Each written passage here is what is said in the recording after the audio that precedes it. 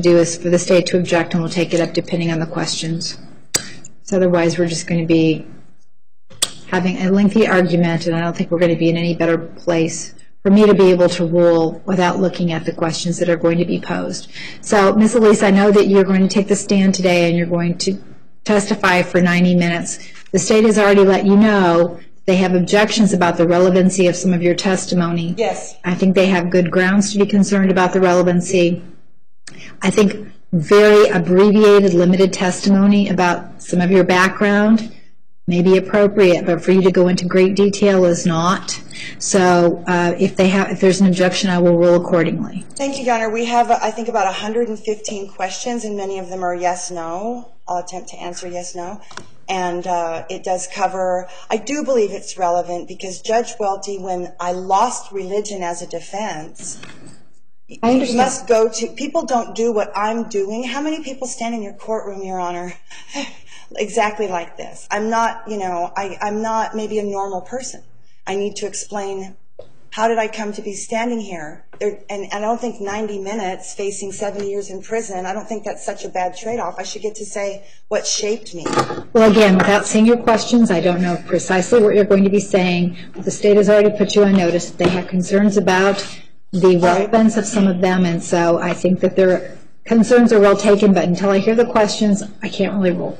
Okay. Mr. Sammons. Just real quick, I just want to be really clear. Ms. Elise has mentioned multiple times that she's facing 70 years in prison. That's not to be communicated to the jury in any way. That's absolutely correct. I have never, Your Honor, but I am going on record with the pressure that I'm under. Okay. Well, but it is not an issue for the jury. The jurors are not to consider punishment. Yes, Your Honor, that was made very clear to me, and I understand that that could cause a mistrial. I will not do it. Okay. Yeah. All right. Let's bring in the jury. And we would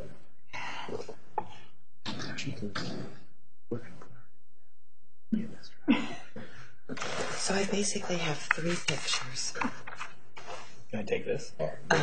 Yes, I'm sorry. That's yours. Yes. I was trying to be helpful. They're the ones that are trying to It's going execute. to get better. I just...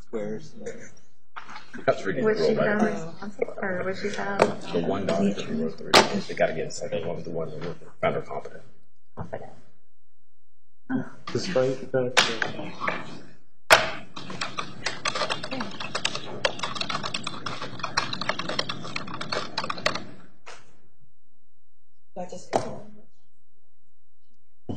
Gunnar, do you want her up there now?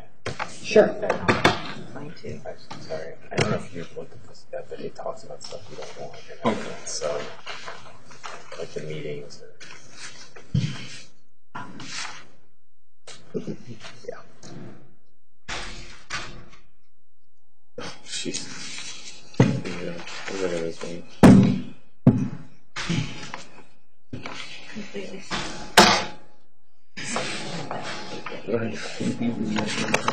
Was there any authority part of the task force? Actually, I should just... You just put this one on Yeah. Yeah. at the beginning. Let's do the very beginning. Just put that one down.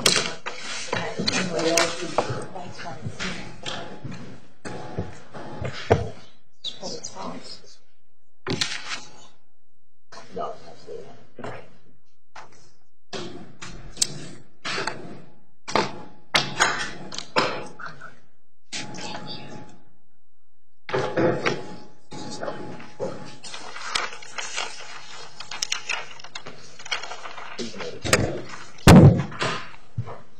Please be seated. The record will show the presence of the jury, the defendant, and counsel. Good morning, ladies and gentlemen. All right, Ms. Elise, you are still under oath. Do you understand? Yes, Your Honor. Mr. Green, you may continue. And may I approach the witness? You may. Please, I'm showing you what's been marked as Exhibit 239. You recognize that document? I do. How do you recognize it? Well, it's a photograph of myself with my father in Alaska. Okay. And did you print out those pictures? I did. I just put 3 pictures of my life because I had an unusual upbringing. And the defense will move to admit Exhibit 239. Is there any objection? No, Your Honor. 239 is admitted. Mr. Publisher. Okay.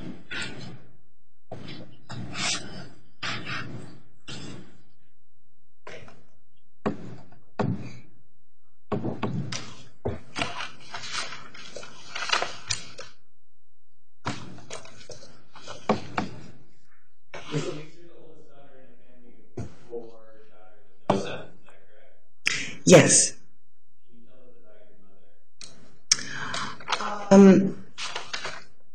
She graduated from high school valedictorian of her high school. She became pregnant with me. My parents, I think, my mother was pregnant when my father and she married.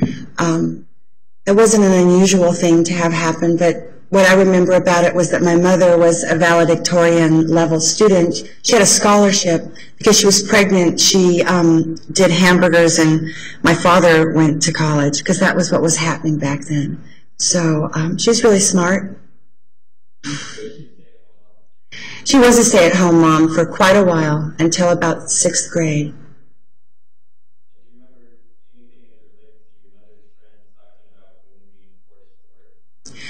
Yes, because my mother came from a poor family. The idea of your husband paying the bills and you get to be a full-time mom and there's food and everything, she really liked the idea of, she thought that was luxurious and good, and it made her all that time to give to her children. And she thought that was how it should be, instead of the parents having to work and be gone. And that's how I lived until 6th grade.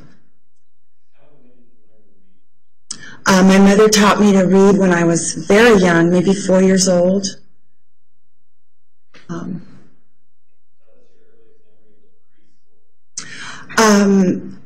Because when I went to preschool, I already knew how to read. I started getting a relationship with the teacher to be like the teacher's assistant, because I already knew how to do what the other kids were learning. And that was a pattern that continued for a long time in my life. They didn't know what to do with me, so they would make me like a teacher's assistant. That happened in preschool.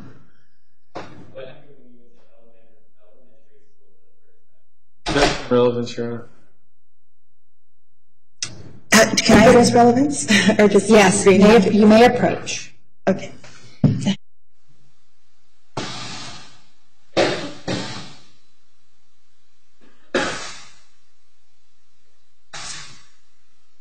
So what's the response? In preschool, I first found out about Abraham Lincoln, and honestly, I can skip it. I can skip the question. It was a real thing for me. Okay, I'm going to sustain the objection. Hold on. Next question is the fact question. No, just skip. Get it to preschool, but not elementary. Right. I think the question he asked was the elementary school question. Right. They objected to question 8. Yeah, let's show this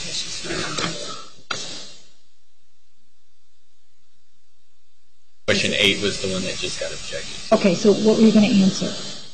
What happened in elementary school?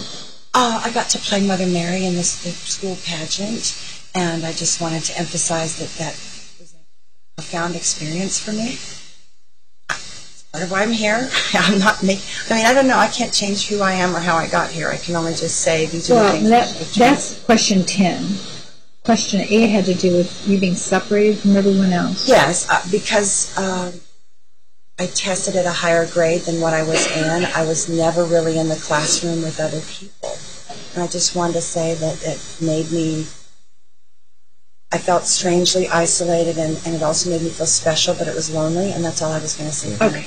The state's position, look, this is all improper character evidence that has no relevance to, again, the charged indictment, and that's why we're here. Thank you. Okay, I'm going to sustain the question 8 and 9, but you may ask question 10. Thank you.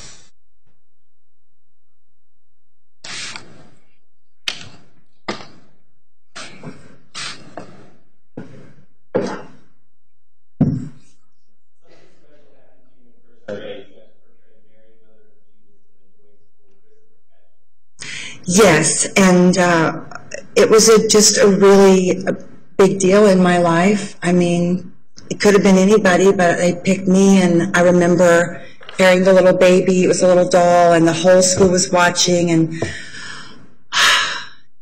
the reason it was important was because I was beginning to study a Bible that my mother had given me, and so I felt, I don't know, it's just a very special memory from my childhood. I felt that God was smiling on me that I got to do that. I felt that God was smiling on me. I liked learning, and I read constantly, and we had this thing where you could get a circle for a book, and my bookworm went around the room. I just love books. I lived in a very cold place. It was hard to play outside. So I've always been a lifelong lover of books and learning, and I pretty much live in books for much of my life.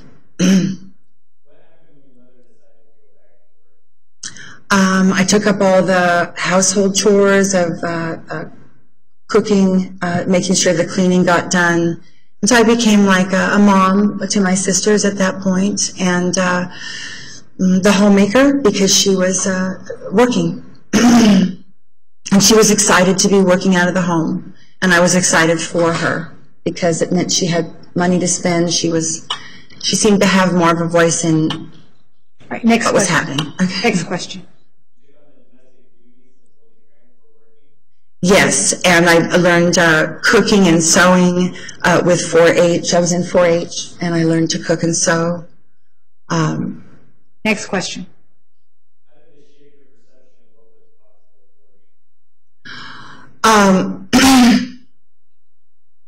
I was just excited that I got to do the feminine arts. I felt like I was turning into a woman because I learned how to cook, I learned how to sew, I learned how to keep a house. It actually excited me. It was a lot of work, but I liked it. My father, at the time, he was diagnosed with multiple sclerosis, and what's important about that and how it shapes me is that our family prayed that he wouldn't be in a wheelchair, and he was only in a wheelchair a few months for 35 years of having the disease. So we felt that prayer was answered. We also were part of a program that put us on a plant-based diet and a low animal, anyway, it's a special diet. So even though it was like the early 70s and the mid 70s, my family was doing kind of a health food diet because he had multiple sclerosis. Yes, my father was gone a lot because he worked for the Forest Service and the Bureau of Land Management. And I grew up with my father going out into the villages of Alaska, and he would come back with gifts from the elders. So my living room had in it an oilskin lamp and a bear on the bear skin. And his job was to tell the Native American elders what was about to happen to their land. He was the federal representative. Okay, and I just speak to this as relevant to my relationship with the Native American Church. Next question. Next question.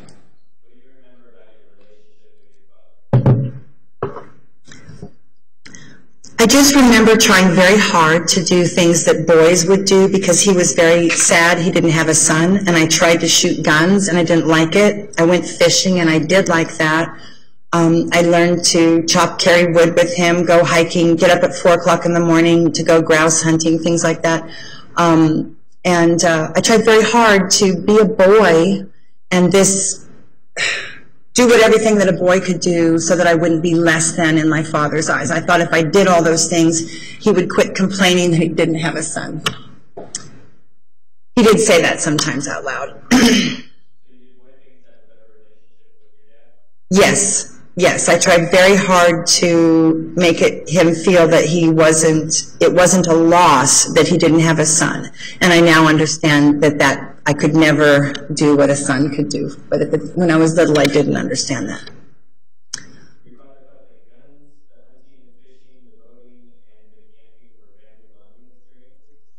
Yes, it was very difficult for my father to realize after 4 children he wasn't going to have a son, and so he just said, to heck with it, I'm going to take all these women out into the wilds of Alaska. So my entire growing up was spent, like a lot of weekends, we would be heading to the wild, to camp, to boat, to hike, because my father said, if you want to know the Creator, get out in creation. And he learned that from his father, who was a rancher in eastern Washington, and who used to hang out with the Native Americans on their campfires. And so my father actually had a kind of Native American lineage for his spirituality. He felt that nature is God.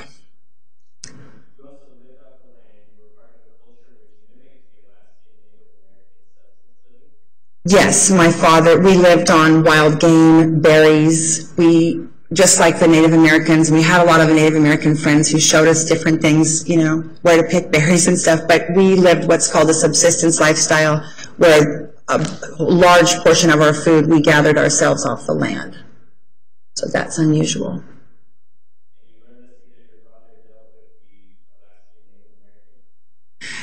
That was a big part of it, but he worked at the Bureau of Land Management, and everybody that were his friends, they all did the hunting, berry picking, all that stuff. Yes, I believe that some of the strongest experiences we ever had to know anything was when we were out in nature together.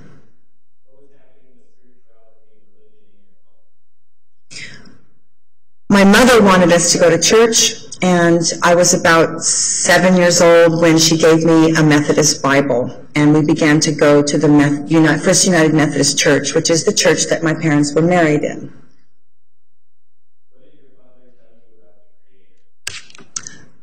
If you want to know God, get out in the Christian. Thank you. Asked and answered. Yeah. Sustained.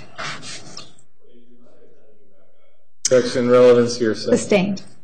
Your Honor, I have to answer this question about what my mother told me about God. It is directly relevant to why I'm here today. Come around. Let's talk about it.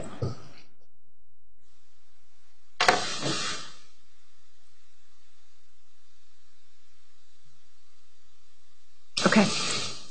Your Honor, when I was like 7 years old, and I asked who is God? God runs everything, and my mother said it was a male. And there's just a few questions about this.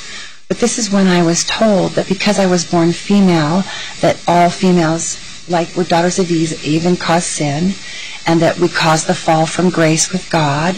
And this perplexed me and shamed me and for many years. And it's actually how I'm in a priestess and a goddess temple. This is actually, like if this was a story, you have to get to the place. That was the exact moment. Because my mother told me that the Creator was not female. And that I was female. And my dad was like God and we weren't like God. I have to be able to say that somehow, somewhere. Because that's why I'm standing here, as a priestess of the Mother, to prove that God is female too. And I know that's not why you're here, Mr. Leiter. That's definitely what got me in this building. Whatever she's asking for is hearsay, and again, the state does not see the relevance whatsoever of any of this. Okay. She certainly is going to be able to talk about all of these other points in her life that I think are at least more relevant. I don't think there's any relevance, but in the spectrum of relevance, more relevant than what she was told as a 7-year-old. But okay. State's made a suggestion. All right, so the question as posed is hearsay. You need to rephrase the question. Yes, and Your Honor, we are not, it's given for the effect on the listener so that they understand my motives. Well, the question is whether you learned something that changed your life when you were 7. If that's yes, what that is asked, that is okay, right. Then you can ask that question.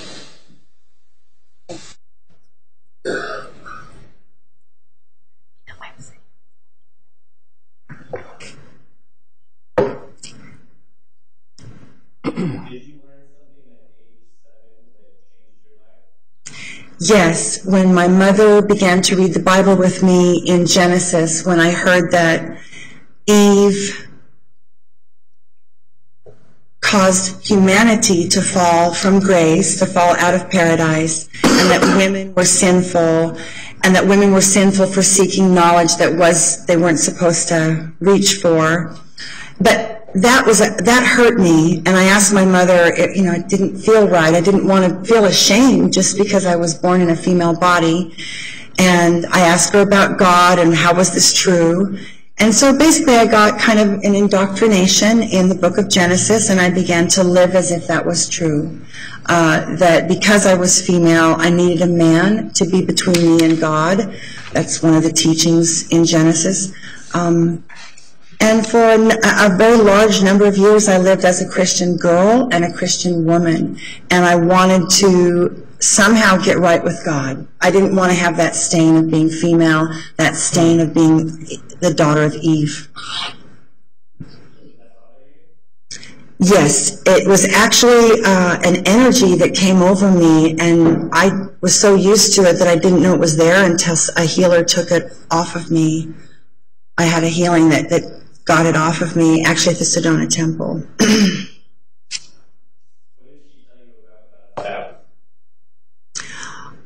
I just remember being very impressed with God's house because there was fresh flowers and beautiful stained glass, and this was Alaska, so it was dead of winter, and all I can say is I thought God must be very, very powerful to have a house like that and to have a book like that with the shiny gold edges. Everything they told me about God in the Methodist Church and the Bible, I actually took it in and said, this is true. That's what happened. Yes, and my mother said that, I asked her if anyone, what God looked like, and she said, we don't really know, and then I said, well, how do we know he's there? Who's talked to him? And then she said, special people have talked to God, but not everyone hears from God, but some people do, and you can always tell God things, but God doesn't always show up and talk to you back. And then I remember thinking I'd like to be one of those people that God talks to. Because I wanted to understand how the universe works and my place in it. It was a red leather Bible with the onion skin, very thin parchment, and the words of Jesus were in red letters. And I remember just reading the red letter part over and over and over again. And it had beautiful gilded edges. So even though I was a lover of books, this book was very special. It didn't look like any of the other books.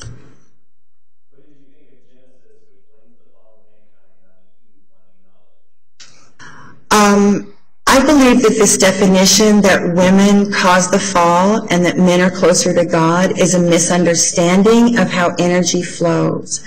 And when I discovered the Tantra, the chakras, the chakra system, I began to understand that yes, men are closer to God than women in the way energy flows, but women are closer to the goddess. And it became very simple.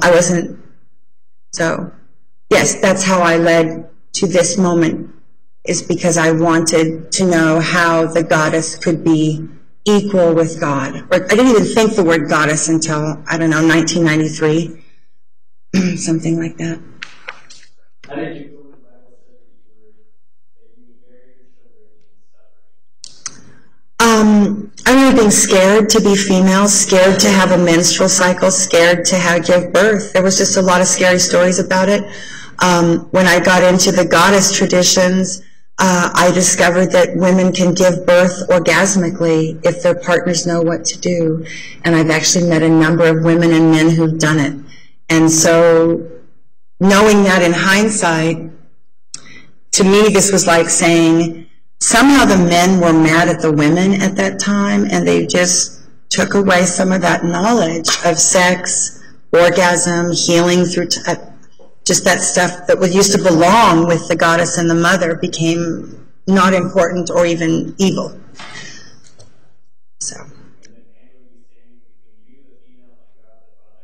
Yes, in the Abrahamic religions, which pray to God the Father, it's seen that children are the lowest, and then the wife or the woman, and then the men, and then the priests of the temple, and then there's God. There's a definite hierarchy.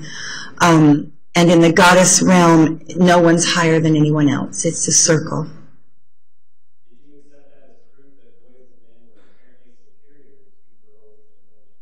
Yes, it set me on a lifelong journey where I was constantly comparing if a boy could do that and would I be allowed to do it, even if it wasn't something I wanted to do. Like I didn't want to run for president, but it was clear to me that the United States had never had a female president.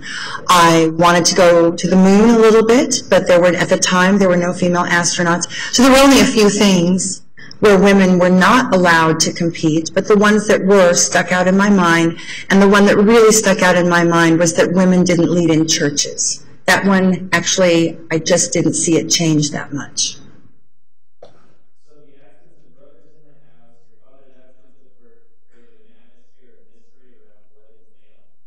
Yes, because I didn't have brothers and my father was gone, I had a huge curiosity about the male of the species. They were just mysterious to me, and that also, I think, was kind of a setup for me to do this type of work.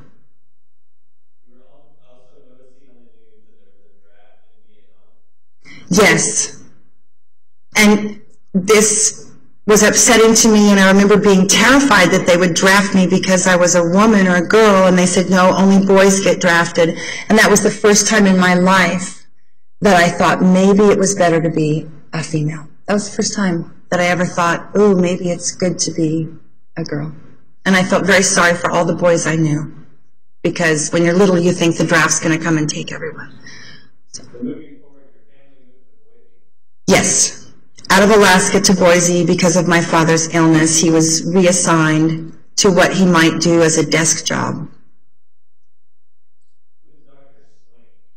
We've covered this. This is about this special diet, and so my family got on a health diet, a health food diet in the 70s before it became more popular, which did in fact keep my father out of a wheelchair. Thank you, Dr. Swank. It did. He only had a few episodes of what they call episodes where he was in a wheelchair. Mostly he was very healthy.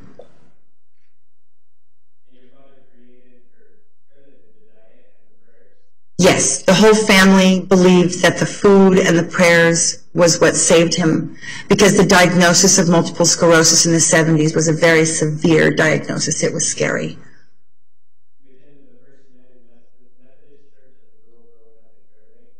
Yes, I did, and we attended the Cathedral of the Rockies in Boise, which was a huge, majestic Methodist cathedral. It had like 18 choirs. It was huge. Yes, I did, in Alaska, in Fairbanks. Yes, Bible camp, and I led the youth choir. I was very involved.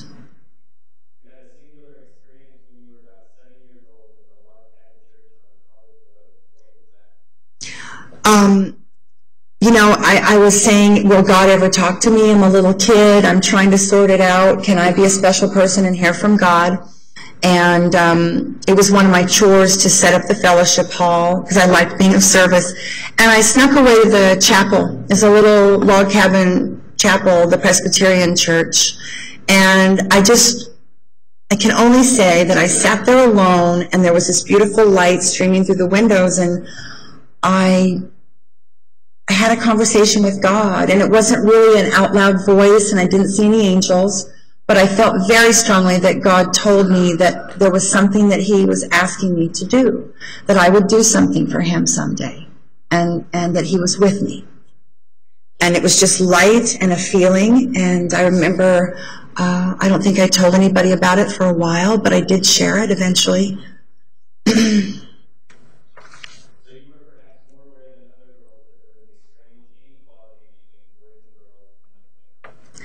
Yes, I think throughout my life I've kept score about what men get to do that women don't, and then I watch the feminist movement box men in, and I see things happening to men now that's like a backlash. So yes, because I'm an energy teacher and priestess, it's all energy. So it's not even gender. At this point in my life, I know it's not gender, it's how energy flows.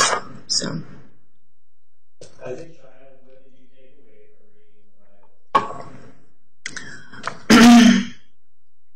That God was really mad at us and that we were messing things up. And then I had an experience where I went to a youth ministry. I was 12. It was the summer of between 5th and 6th grade. So I might have been 11. And I answered a call to accept Jesus as my Savior. And I felt elated. I felt that thing that I wanted to be recognized by God, I felt that it happened in the person of Jesus and through people talking to me about his ministry and his life. And so I got very, very excited about Jesus, 5th or 6th grade.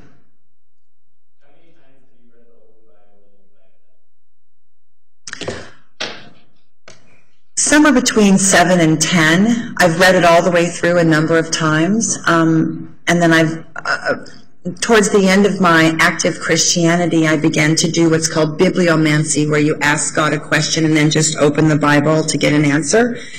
And And I also began to talk to my guardian angels because I believed that I had a guardian angel. So those are two things where I was being a traditional Christian, but doing some maybe untraditional Christian things, like bibliomancy, which is ask God a question, look in the book. I haven't referenced the Holy Bible on a daily basis since 1993.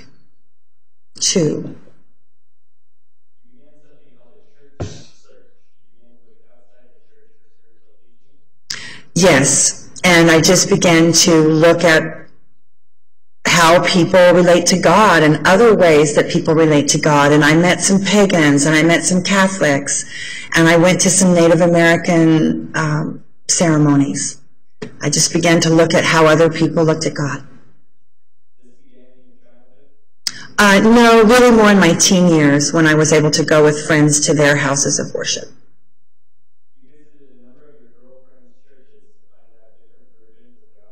Yes, and sorry, that's asked and answered. Yes, yes.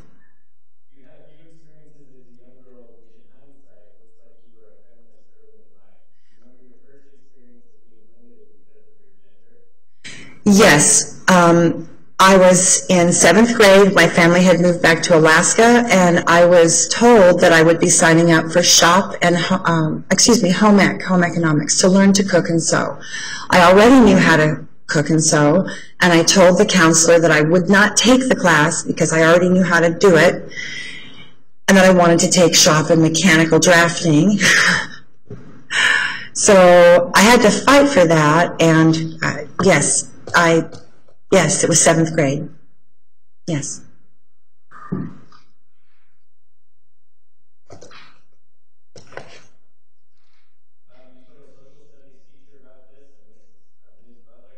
Yes, it was the first time I'd ever heard anyone referred to as Ms., and she explained to me that when you have a Miss and a Mrs., that those two terms mean how the woman relates to men. If she's Miss, she's single. If she's Mrs., she's taken. And so this was the 70s, I think 72 or something, and she said, Ms. means that you don't define yourself by your relationships with men. She was a true feminist. And then I believe it was Title IX or Title 19, there was a federal law that had just been passed that was ensuring gender equality, and she told me she would go with me to the school board and threaten them that they would lose their federal funding if they discriminated against me and wouldn't let me take shop class. And we succeeded. I took mechanical drafting and shop that year.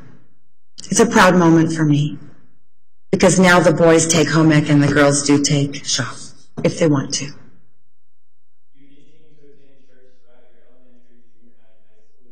I did, and I also belong to a spiritual group called Rainbow Girls, which is part of the Masonic Brotherhood.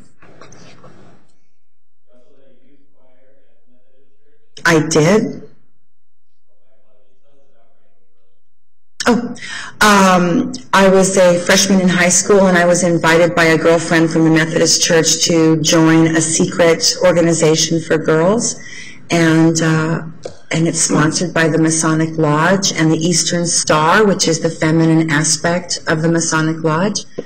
And it was the most amazing initiation into ceremony. They used beautiful colors and ribbon, and everybody wore gowns, and the men wore tuxedos, and they had swords with gloves. And I don't know, as a young girl, it was absolutely magical to go into this place and do ceremony with these people.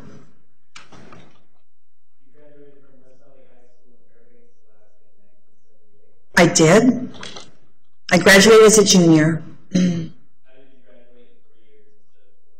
I was on the debate team, and the credits for the debate team and some VOTEC classes that I was taking gave me enough credits to get out a year early.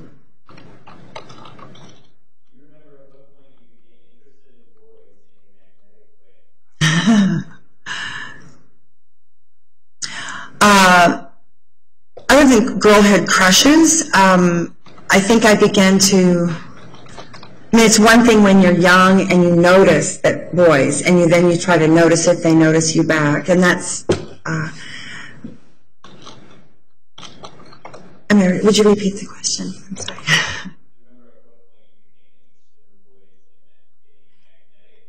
Yeah, it was about 6th grade. A guy named Phil and another guy named David, and it was crushes. And then I have to just say that I was when I was growing up, I was very, very thin and the tallest girl in class. Sustained. Sorry. Question. Next question. Question I do. relevance. Sustained. Objection, hearsay, relevance. Sustained is phrased.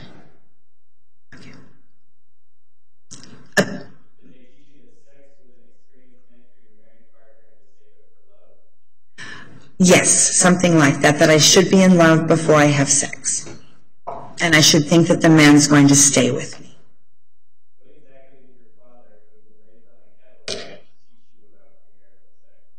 Objection, relevance. His exact words were, Hold on. Overruled. Give me an answer. thank you, Your Honor. His exact words were, I was about 15, and he said, and please forgive him, he grew up on a ranch. He said, you won't buy the cow if you can get the milk for free. What my father said. So I was kind of told to withhold anything like that until a man invested financially in me. That was what I think the teaching was. Yes. I was 16 years old, and it was with a young man who was a year older than me. And the reason it was significant is because I had been told not to do it in class, not to do it in church, not to do it by my parents.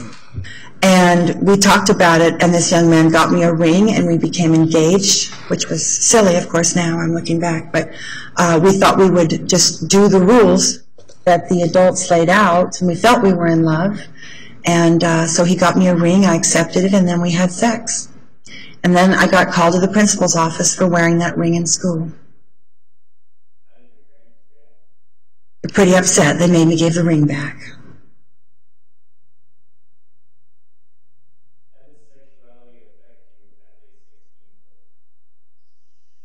At the time, girls were not supposed to have sex if you're a nice girl. If you did, you should be with one boy. You shouldn't talk about it. The boys, there were girls that had a lot of sex, and they were always talked about in degrading terms, called names. Yet I noticed that when the boys scored or had sex, there was this jubilant, I scored, I got some, you know. But with the women, it was, oh my God, did he tell anyone? There was just so much shame for the woman, for the girl, the young woman. Were you called names for being this asexually active girl? Not to my face, but I heard afterwards that I was called names, yes. So your sexuality became important to you when you began to study it on your own? Yes, I felt that what happened between two people was the most amazing thing, and I couldn't understand. I couldn't understand all the bad stuff on it, all the bad talk, all the shame.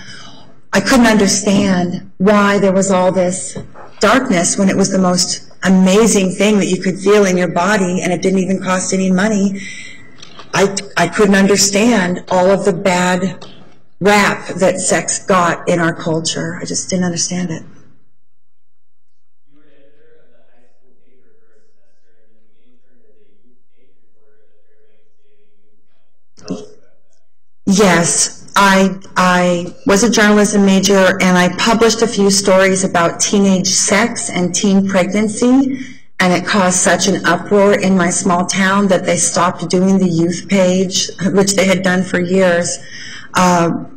It caused my editor to get in trouble because he trusted me to choose stories that were appropriate for the youth page, and I published one about teen sex, teen pregnancy, and then one about teen sex, and it just caused this huge uproar, and I was 17 years old. Objection, relevance, Judge. Sustained. You were also working through some issues regarding your appearance in elementary and your high school. What were the issues with Well, it's relevant to magnetic religion because when I was thin and had braces and wore glasses, and I was very tall, taller than everyone, I actually didn't get much attention from boys at all. And then there was a summer when I got my braces off, I got contacts, and I gained a little weight, summer of my 14th year, and I became suddenly seen by all these men. It felt different to walk down the street. It felt different to meet someone that was male. I noticed that the energy was different when I filled out and became more like a woman. And I noticed that all types of males then treated me differently than when I had braces, glasses, and was skinny. I noticed the energy was different.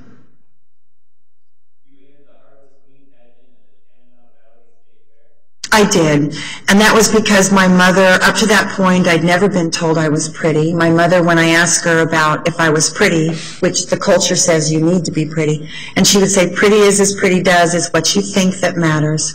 And so I did this because I actually was deep down scared that I wasn't attractive. And so I thought, here's a way to prove I'm attractive. I was 14 years old.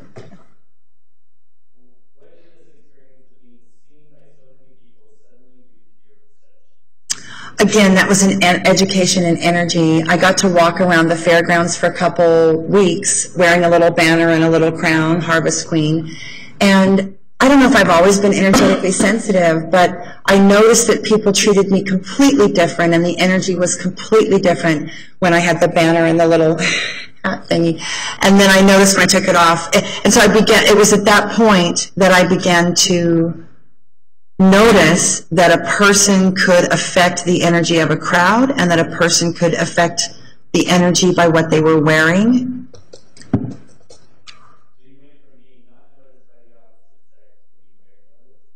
Correct.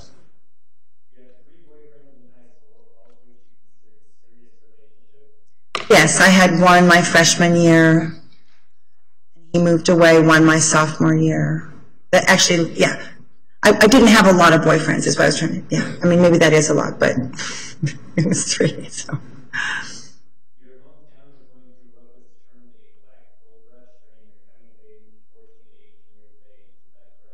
Yes. When I hit puberty and became a woman, no longer a girl, now a young woman, the hometown that I lived in, Fairbanks, Alaska, was inundated by 40,000 oil workers. Pipeline builders and oil rig workers, a town of 17,000 inundated with 40,000 men looking for work.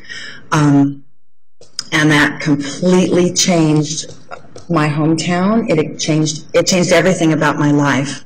And walking down the streets as a young woman in that environment was not normal for anybody.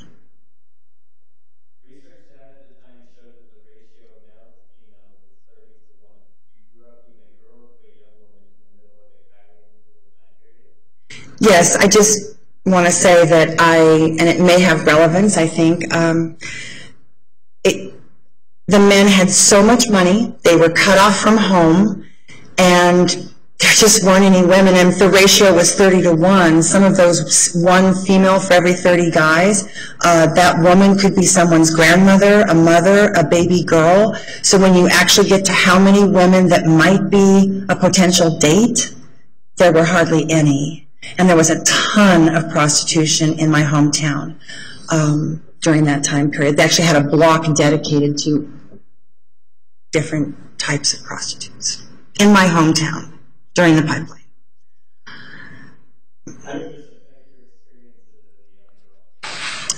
Well, it was just very strange. After I actually got a job working at a high-end department store. So I was able to dress kind of like a young woman, young professional woman. But I would walk down the street and a man would walk up and say, I've got a ticket to Hawaii, let's go. And I'd say, I'm 16, and he would back away. And I had men offer me tickets, cars, jewelry, please let me take you to dinner. That happened a lot. I had a strange, just to go down to the store, go to Woolworths. We had a Woolworths. to be in to meet someone for dinner at a hotel restaurant and wait for them in the lobby was strange. Men propositioned me throughout my, I would say about 16, to 18. They couldn't tell I was underage, and I got propositioned with lots of ideas.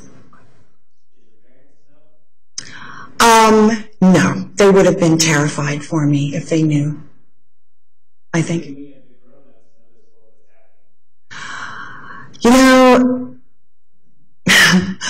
Anybody that was able-bodied was working on the pipeline, and so the adults were rather absent.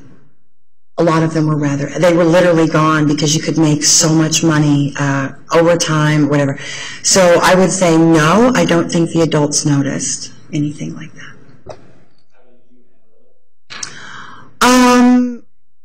I had no desire to have sex with anybody that I didn't know. I had no desire to have those. I was happy in my life. I was a good student. I belonged to a lot of clubs. I was kind of a workaholic teenager who lived at school. So it affected me in that I had to learn to say no graciously without hurting people's feelings. Because I knew that there was a compliment in there somewhere, and I didn't want to hurt someone's feelings. You ever sold sex or even accepted any gifts that were offered to you? I did not. One gentleman gave me a gold chain, and after I had it for like a day, I made him take it back. I just couldn't. It just didn't feel right to me to take any gifts. Why did you do that? Pardon me? Why did you do that? Well, I always felt that if they were offering something to me, that there would be then something that I was supposed to sort of give back in some way. I didn't feel comfortable necessarily just receiving. I just felt that it was like this, and that if I took something, that it was opening the door for more things to happen. And so I just didn't open those doors. You were attending the University of Alaska Fairbanks when you met your husband? Yes. He was Catholic and a high school teacher? Yes, we met in the choir, and we began to date after a few months after meeting each other. Yeah. Yes. What happened in his family when you came out and he was not marrying a Catholic? Objection, relevance, Judge. Sustained. You and your husband planned your wedding and his parents attended? Yes, and there was a crisis the night before the wedding. You had planned to marry in a field with the girl, instead you chose to marry in a Catholic church. Why? Correct, to please my husband and his family. They actually said, well, our religion's very established. We actually have to do this. The Methodists are free-flowing. You don't have as many rules. Can you just please get married in the Catholic Church? Because in our family, it means a lot. And in your family, it's just another church. So something like that. You were required to take marriage lessons with a priest at the church to be allowed to marry in the church. Is that true? Yes, and that was one of my first experiences as an adult, writing a check to pay for counseling with a minister, with a priest. And we were asked to pay a certain amount for a series of marriage lessons that we had to complete before we could marry in the church, and that's pretty common. But I do very specifically remember that it was a donation. Objection, Your Honor, not responsive. Sustained. Next question. You did not really afford the requested offering. What did the priest say? Objection, relevance. I believe it's relevant to how Objection, relevance. Also calls for hearsay. Then come around and let's make a record.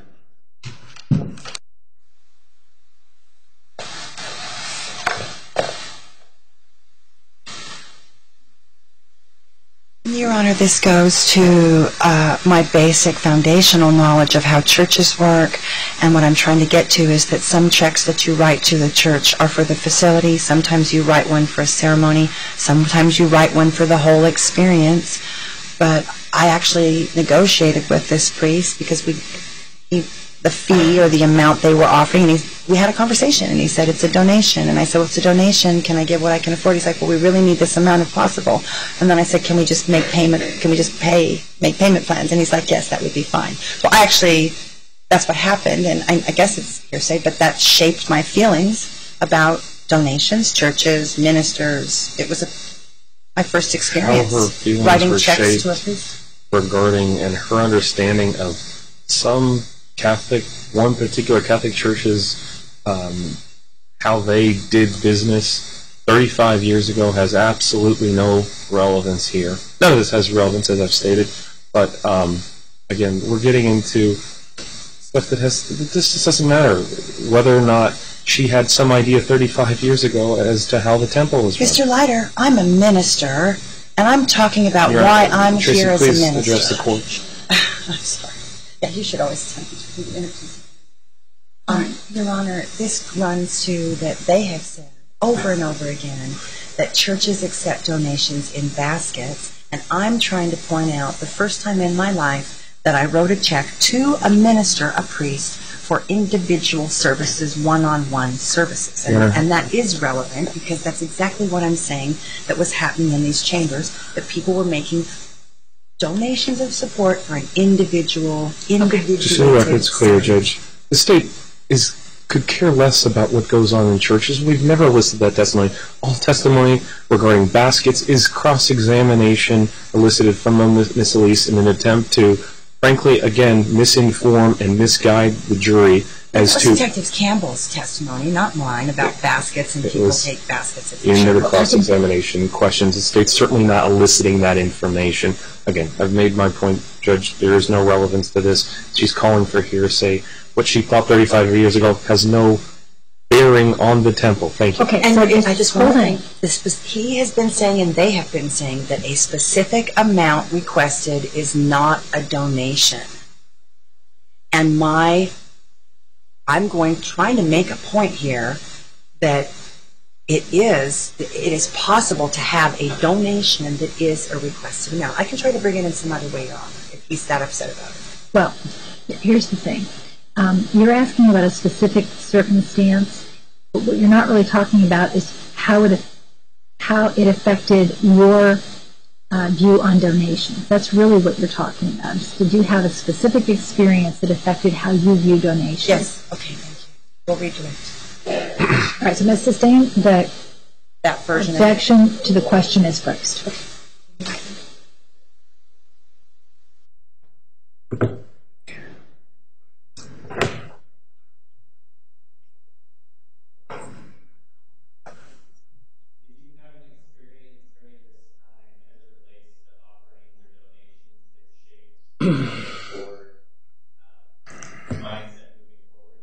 Yes, it was, my family had always given in the basket at church, and in a number of the churches my parents actually signed up to tithe, which is give 10% of your income. And that was done through automated paycheck withdrawals, or they would leave checks. So I was aware of tithing at church. I was aware that we had never tithed or given any money to this church. So when the priest began to say, here's the expenses related to having a wedding, that we would need this much for the facility, this much for the minister, this much for the marriage classes. And all I wanted to say about that is that I just didn't realize until that minute, it hadn't clicked with me, that churches do things for individuals that have an additional cost over what the Sunday service is. I became aware that ministers and priests do other things other than a Sunday service. And I was aware that ministers get paid to counsel. And so that was the first time I'd ever seen that. What happened on the night before your wedding when you first heard that out? Section relevance. Sustained.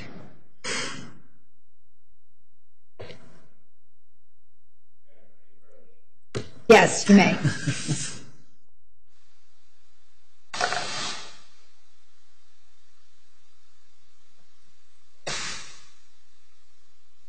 So based on that objection being sustained, All those questions go. yeah. We would like to look at them. objection was to 104, Your Honor.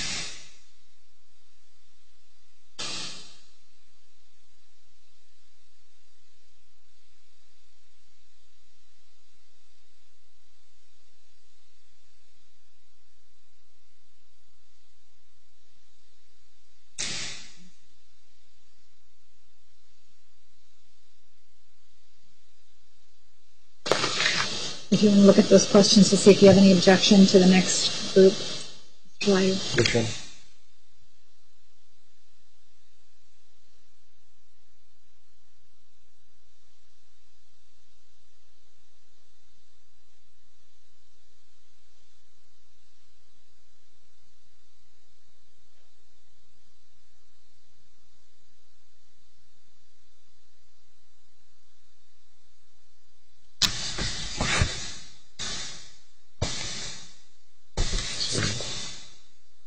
It's not.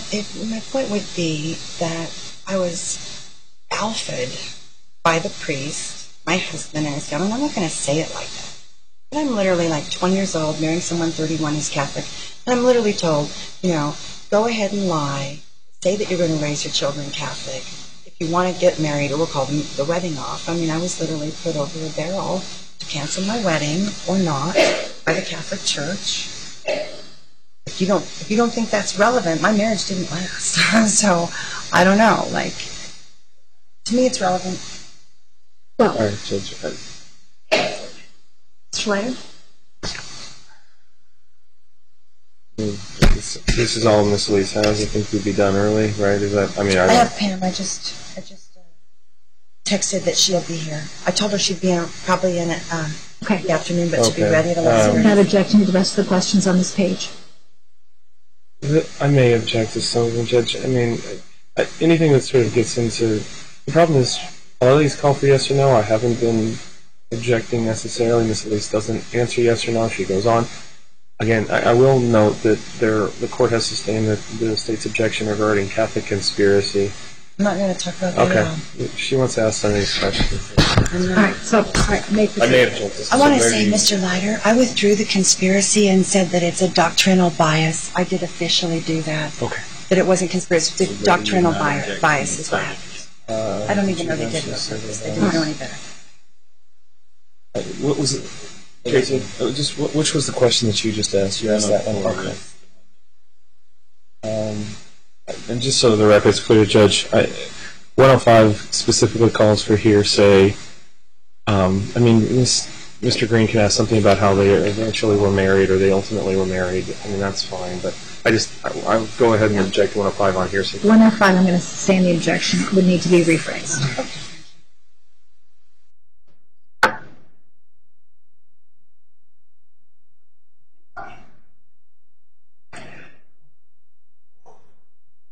Were you eventually married to this man? I was, yes.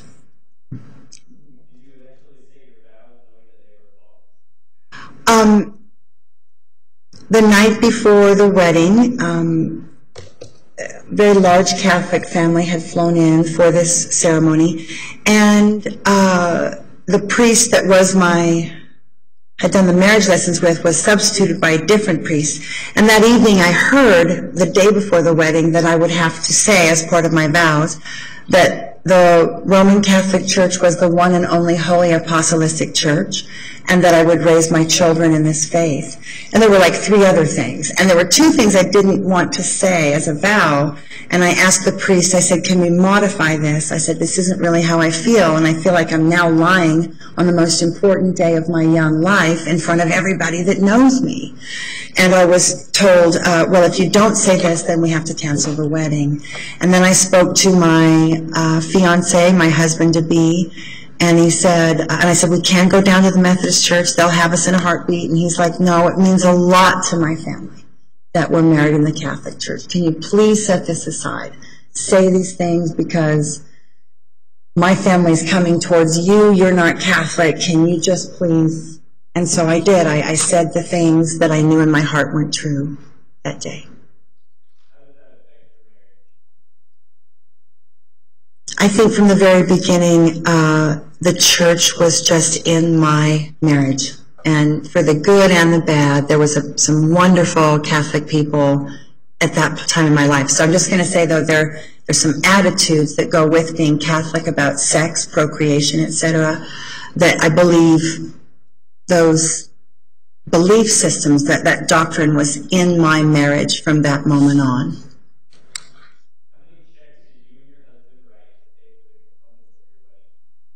I would say 6 or 7.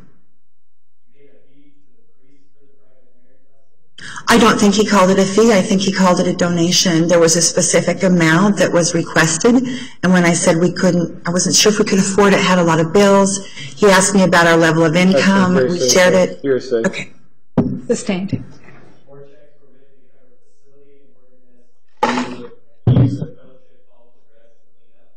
Yes, a number of checks. I apologize. Yes, a number of checks were written for the wedding and pre-wedding, yes, for use of the facility and to give people helping money for their time. The organist, there was a singer provided by the church, the 2 priests involved.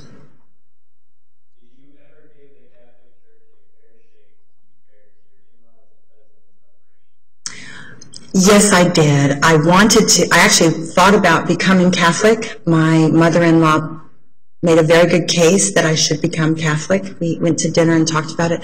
My husband he was disillusioned, deeply disillusioned. And what he wanted to do to express his Catholic faith was go to the Latin Mass kind of by himself and be caught up in that experience of the Latin Mass. And he wasn't really interested in like the go to church as a family experience necessarily. He supported me sometimes, but he did it to make me happy more than anything.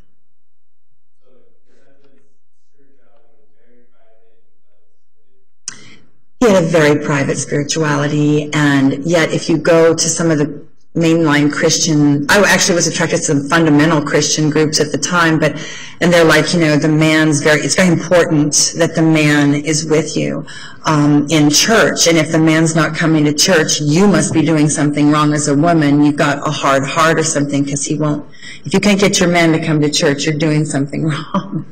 So that was a teaching that I was hearing in some of the churches, and it was uncomfortable because I felt that his spirituality was intact and beautiful, and it was just different than mine.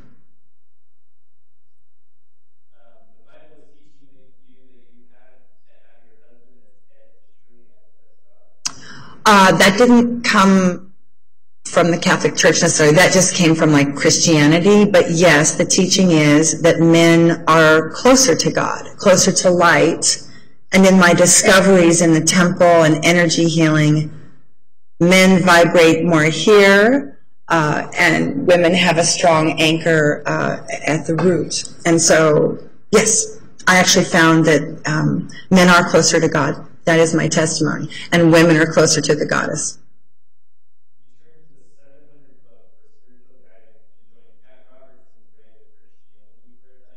Yes, I did, and I campaigned for Pat Robertson when he ran for president in the 80s. Yes. Yes, for a time I was very in a fundamental Christian mode for, I think, 2 or 3 years, married with small children. My children went to a private Christian school where I volunteered. And the National Federation for Decency, what we were asked to do was watch television programming and actually write down how many times the kids asked their parents, how many times there was cursing, how many times there were the 10 Commandments were broken, and then we would get together and not buy those products of the sponsors of those shows. That was about 82, 83, in that range, 84.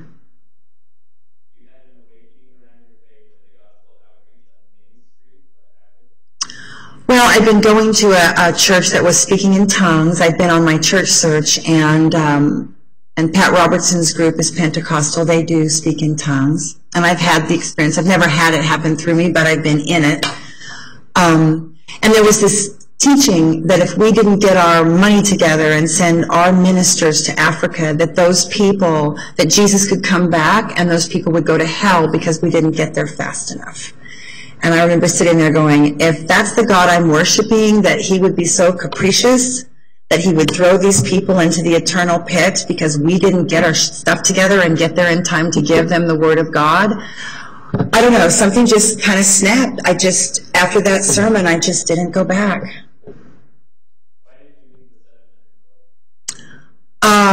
It happened around the same time. Mr. Robertson had a co-anchor by the name of Danuta. It was apparent that something happened. She wasn't on the show, then she was, and she was outed as having an affair. And he visited her at her home like she was the Scarlet Woman, and there was all kinds of embarrassment for her and for him. But I remember watching it and going, who's the guy? Who's the guy? Who'd she have the affair with? The guy's not getting punished. What happened? I just remember sitting there in my living room thinking, who'd she have the affair with? She's getting walked in front of everybody as the shameful woman who had an affair, and yet they never revealed who the man was. And that struck me as just not fair.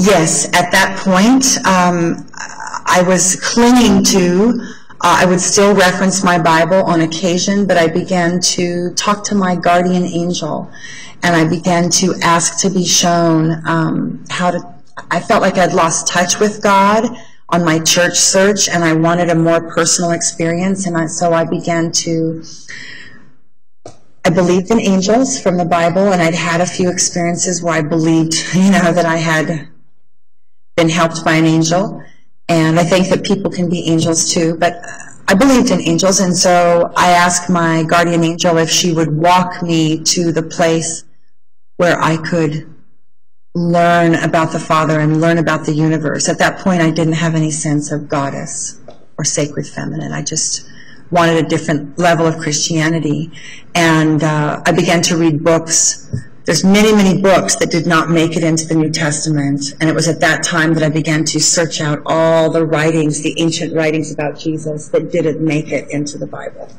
All right. Yes, I have a witness. Let me see if she's... She may step down. Thank you.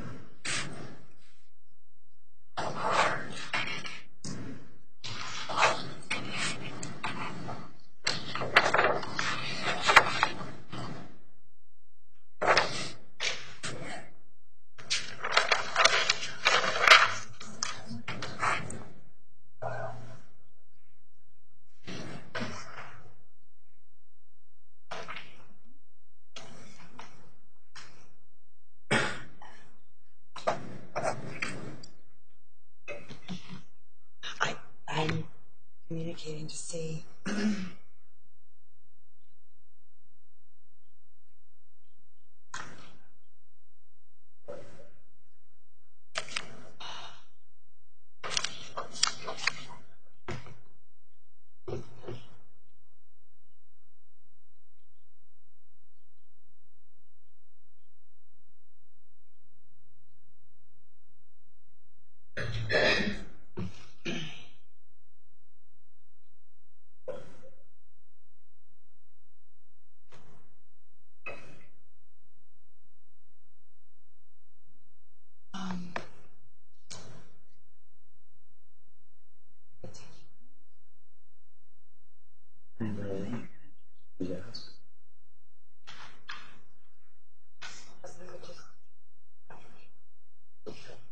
May we approach him? Yes. Honor, I can't explain. Okay, go ahead.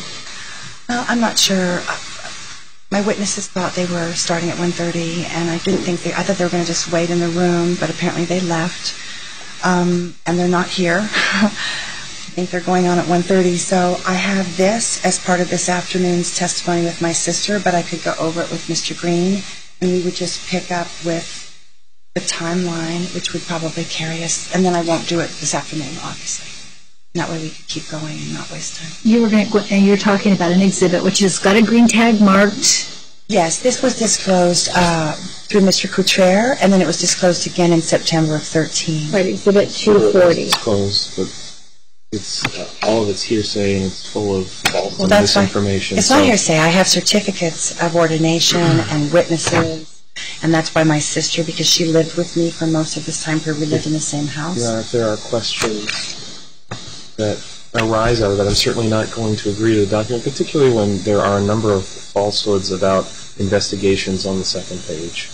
Okay. Falsehoods about what investigation? The document itself may not come in, but you certainly may have Mr. Green ask you questions from that And document. let me be clear, Judge, any questions revolving, Ms. Elise makes some statements on the second page about FBI investigations showing the temple was cleared, things that happened at the meeting, all of which is hearsay, all of which is courts previously precluded, which certainly that she thinks that things were said which we know are false, but nevertheless. We do not know they were false. It's your word against mine, and I've not been able to. Here's what we're going to do. Here's what we're going to do. We're going to take an early lunch, and then we're going to start up early, so if you can contact your witnesses and have them here at 1:15. Yes, that's easy. Thank you. All right, ladies and gentlemen, we're going to take an early lunch, but please return. We're going to start at 1:15. 1:15, so you'll still have an hour and a half. Come back at 1:15. All right, please remember the admonition. You are excused. All rise for the prayers.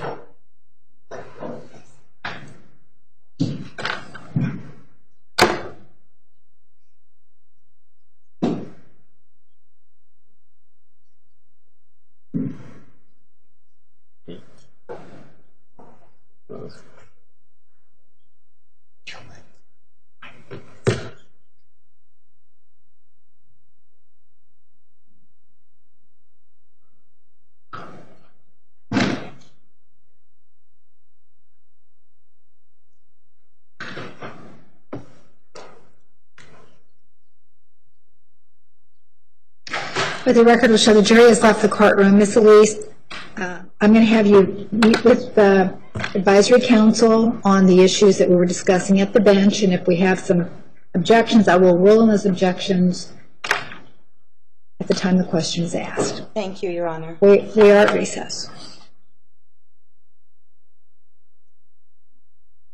Review.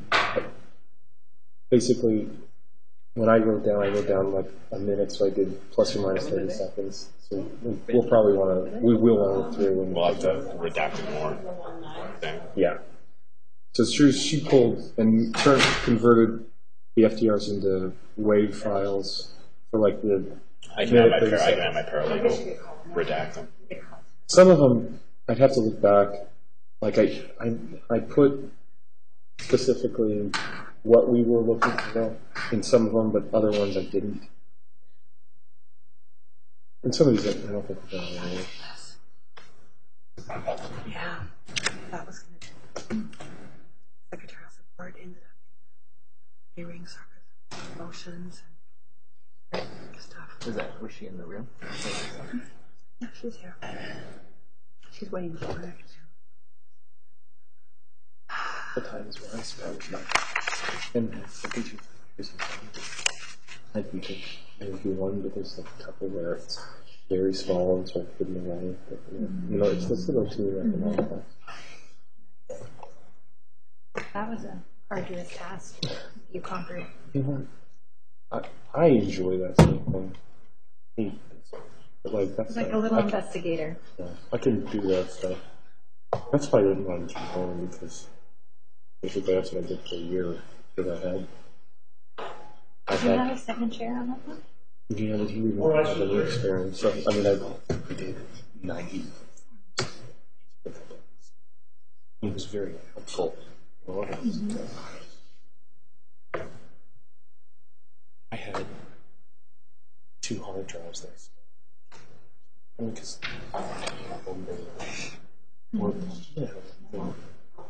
like frankly, this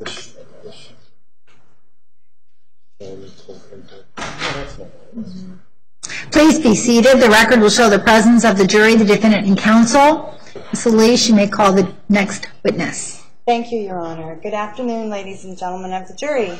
The defense calls Pamela Sue Ash. Please come forward right up here to be sworn.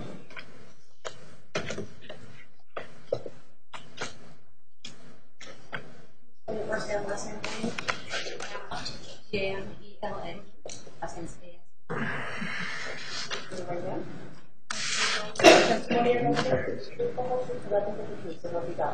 I do, so help me God and God. Please walk right around here and have a seat. Okay.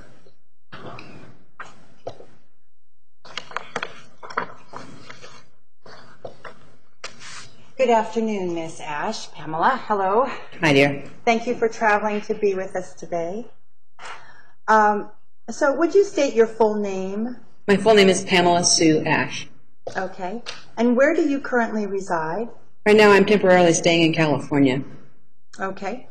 And what is your occupation or trade? I'm actually a reader, an online advisor, and astrologer. And you have a background in, you also worked for a cancer research doctor for a number of years? Yes, ma'am. I worked for Fred Hutchinson Research Cancer Center and then was a publications coordinator for a number of research documents and books. So you've had real world jobs and you now do Yes. a sort of unusual job of doing psychic. My life calling is being a mystic, and as you've done for many years, I've always been able to, like you, perceive the higher realms more than just the physical 3 dimensions, and finally have found my way to serve others as you have with this. Yes, thank you. So, and would you share with us how old you are, Pamela, or how I shall be, of course, I shall be 54 in February. Okay. And when did you and I first meet? We've known each other quite a long time. Yes, it was 1980, I believe. We were in the Miss Alaska pageant together. And we were assigned to be roommates, is that correct? Yeah, we were assigned to the same team of some kind, and I remember we found out by meeting that my father was dating your aunt. It was really funny. Yes, that's right. And so we had a connection, and then I didn't see you for a very long time. And then you came back into my life. How did you come back into my life? Because we just had that one meeting, and then I didn't. I had been friends with your sister Abby, who I had independently met from you while I was competing in acting competitions in high school, and then in college when I went up to Fairbanks where she was at. We also acted together there, and then we found out that you were doing summer theater, and we wanted to be involved. My boyfriend at the time and I. So you met my sister Abby at University of Washington in Bellingham. I actually had met her before that. I met her in Alaska, and we went and came down to go to school together in Bellingham. Okay. Yeah. And then, so the next time that I met you, you returned to Fairbanks. You had a project this summer of '84. Yeah, we were working on Mary Moose together at the Mary Moose Productions Boom and Bust, which was great fun. So you came to work on a summer stock project with myself and my sister. Yes, and that's when I re-met you. Yes, we sort of reestablished connection. Okay, and then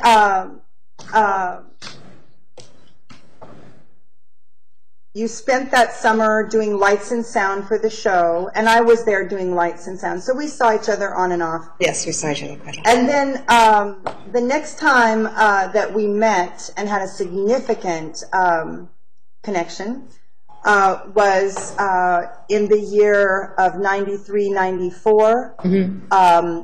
I was married with children, visiting you with my sister.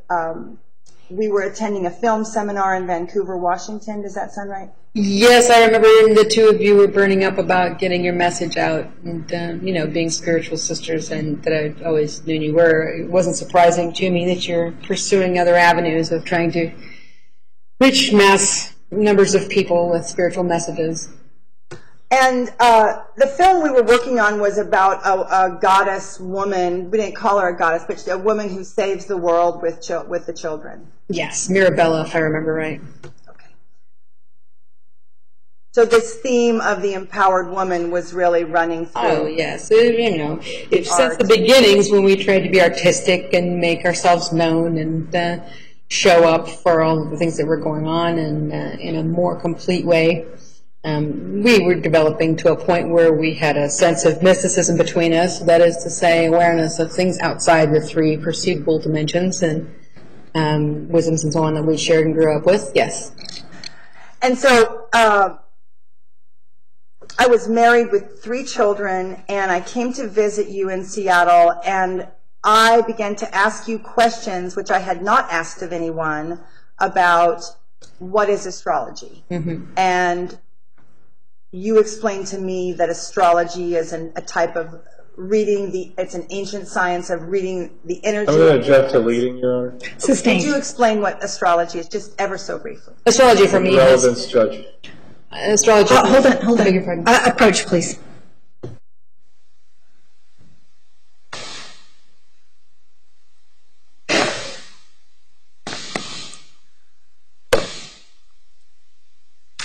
Well, Your Honor, my religion is based on energy, and an orgasm is energy, and I'm trying to connect. The state wants to disconnect the sex act and have it be over here, and everything in my life is that the energy of orgasm and the magnetics between people is a cosmic event, it's a local event, and astrology is the science of energy. So it was an initiative. We're just going to briefly, I don't even have to define them, fine. I just want to talk about that she introduced me to some concepts, because she was the one who introduced me. Well, these concepts. I mean, I was not a priestess of anything until we talked about what that was. If I understand the question is, she wanted her to talk a little bit about astrology. I don't see the relevance of that, Judge. I mean, if we're going to, Miss Elise is using a very expansive explanation of her spiritual. I mean, we could get into the minutia of however many different things went into what she believes. I mean, it could be limitless. So I agree that it should be limited. All I wanted to do was to say astrology is an energy of a language of energy, pretty much, and move on. So you can ask that question. Thank you.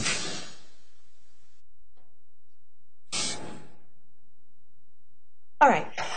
Miss Ash, would you agree that astrology is the study of the energy, how energy moves in the cosmos, and its effect on people, yes, those who are curious about energetic flow?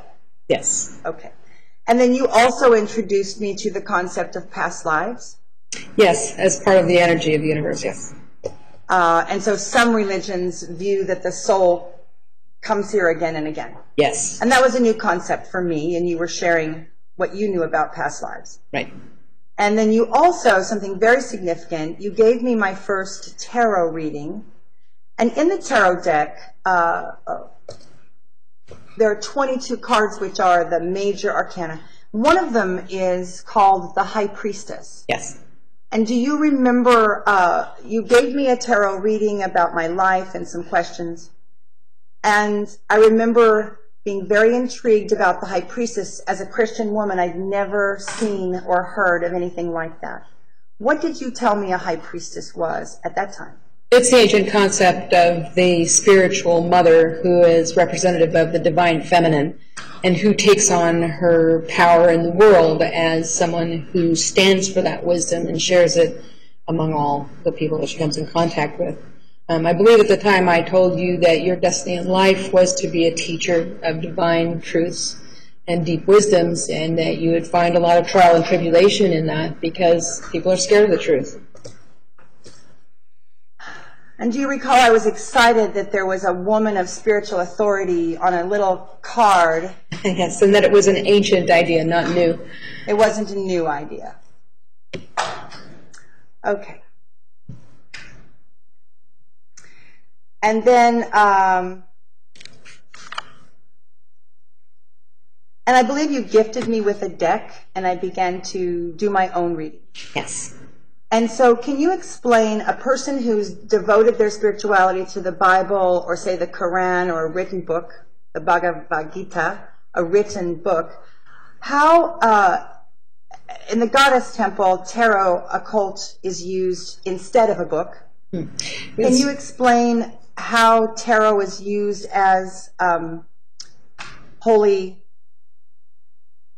how to access the wisdom of the Creator? How is the cards used to access the wisdom of the Creator? Basically, the box set religions had given us a beginning place, and when we truly found the source of that love, whether it be Christ, Buddha, or however you want to see the source of the universe, we had given that as our center of being, and now the book was being written through us, through this portal that is our inner being.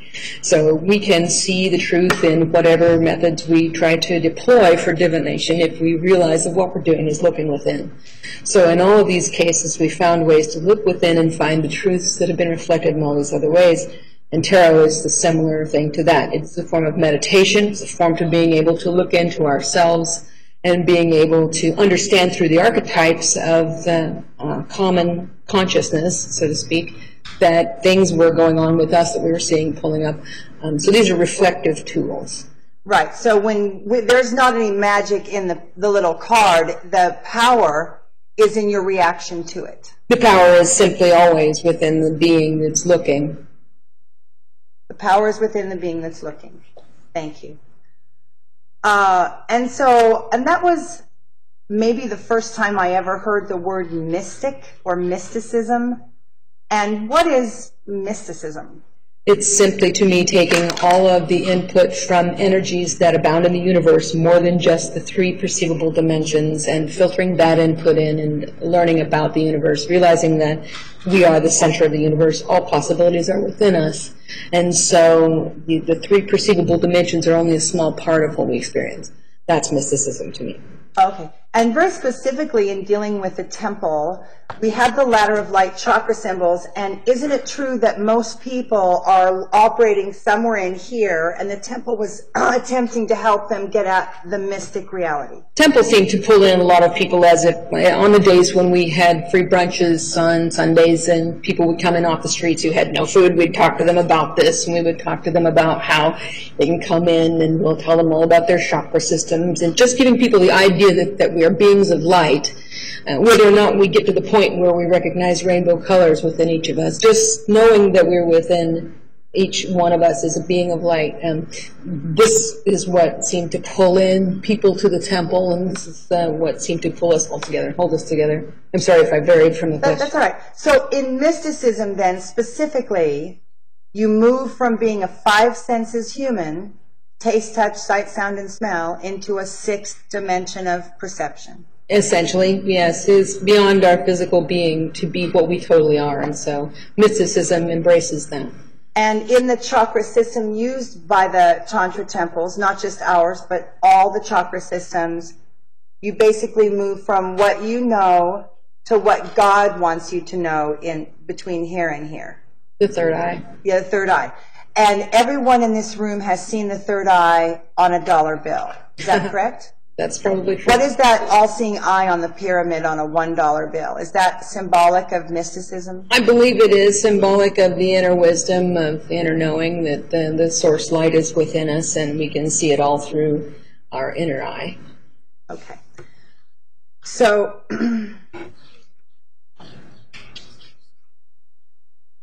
so we began to have a relationship and maybe attend seminars in Seattle. I moved to Seattle. And you did a little bit of volunteer work with the Mystic Sisters in Seattle, helping with web, attended some moon circles in the Seattle temple. Yes. And then let's fast forward to Phoenix. You contacted me in the fall of 2010 and expressed an interest in doing a residency at the temple. Why did you want to come spend time at the temple? Because we hadn't talked for quite a long time. Multiple reasons. First of all, I believed in your mission and wanted to help you ground and stabilize your practice of reaching people about the light body. And I also wanted to, I had just found out my mother passed away. I wanted to create distance between myself and my severing marriage.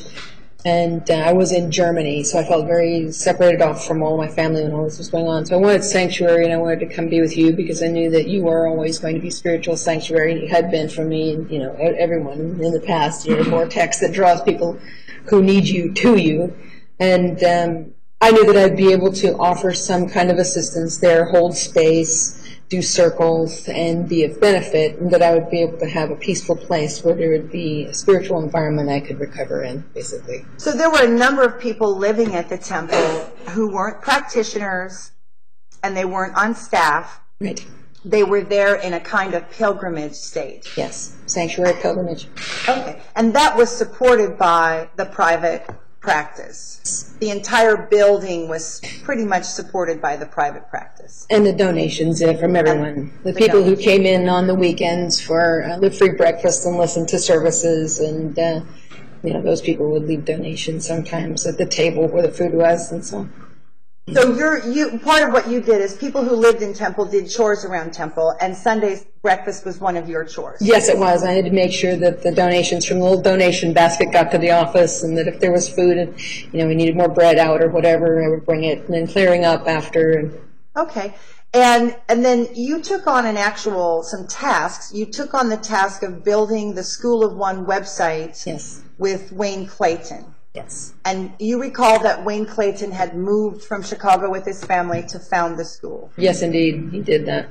And so you worked for about, 4 months on it, 3-4 months on the website? Something like that. We didn't launch it until mid-January, and we had started working on it in November. So it was 2.5 months or so that we worked on it. And then we still, of course, continued to work on it after it was able to be launched. But we had a lot of workshops and curricula and stuff he wanted to incorporate into it. We wanted it to all look good before we actually hit launch. So sure.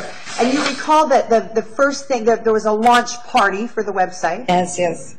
And it had a theme, and everybody showed up. It was the beach theme, back to school. Mm-hmm. And you recall that the Phoenix New Times reporter was at the website launch.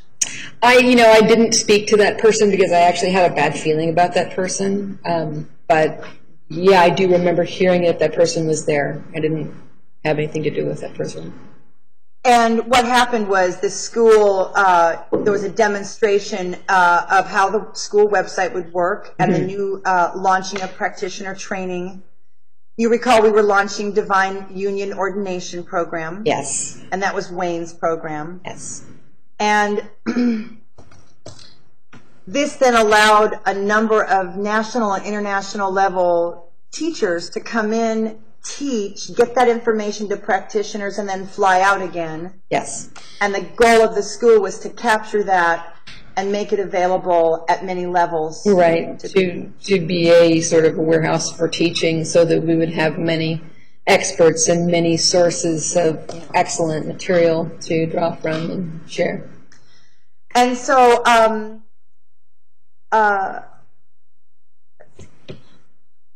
did you ever practice as a Tantra practitioner at the temple? No, I did not. So you were there primarily as a mystic and in sisterhood with female practitioners? Yes, I attended the 9 a.m. goddess circles most mornings because they're held every morning, and I felt as though I was helping hold space in the temple. I was helping keep all of the goddesses and people in ministry on path together. It was a large group effort, and so to be a member of the tribe was to be inputting my gifts and my stability to the situation the best I could. Yes, thank you. Yes. And so you did do a number of tarot readings and astrology readings as gifts to people around you. Yes, that's correct. And so you were helping them understand their energy signature. Yes. And so did you ever receive any offerings of support for any of your readings? There was one person who came in and donated for a reading for me, and I donated all of it to the temple rather than keeping anything for myself because I was in residence. So that was your choice. We didn't. That was my choice. Yeah, I just gave in to the temple because there I was. So there was some expectation around this Phoenix New Times article that was going to be published for Valentine's Day. You recall it was going to be issued right before Valentine's weekend. Yes, I recall the idea had been to invite lovers to come to the workshops and to make it a place where you could enhance your relationship with someone by taking courses or showing up for sessions and practice. And so, but when the article didn't appear as expected in the Valentine's issue, there was a kind of a glitch at the temple. There was a feeling of concern. Yes. Because we had done a photo shoot with red and white and costumes, to look like we were Valentine's themes. We were wearing red, pink, and white. And very happy photos. We did that. We did the interviews. And then we didn't hear from the writer for a while. Does that sound right? Yes, that sounds like what I remember. And then we were surprised that it hadn't shown up, and we were kind of like, what's going on? This all of a sudden seemed like there was we went from thinking we're the cover story to they didn't run it at all. Yeah. And then when the story did come out, which was maybe a week later, and the temple was accused of being New Age prostitutes. Yeah. And can you tell me what you observed about how that affected? I mean, we all, I think, felt that we'd been lied to, that we'd been, come in on by somebody who probably had an intention to undermine us in the beginning and just sort of sidled their way in. And, we made all these happy noises, and yes, here we are. We'd love to have lovers show up for Valentine's Day, and they just gutted us while we were trusting them. That's what it felt like. They said a lot of things that were, completely out of sync with what they had projected being there. And I felt like we'd been tricked. There was a lot of things that were presented out of context. Completely out of context and with full knowledge that it wasn't that way. Well, the temple was accused of doing sex therapy in that article. Do you remember? Objection. Doing illegal? Say, Judge. Okay. Sustained.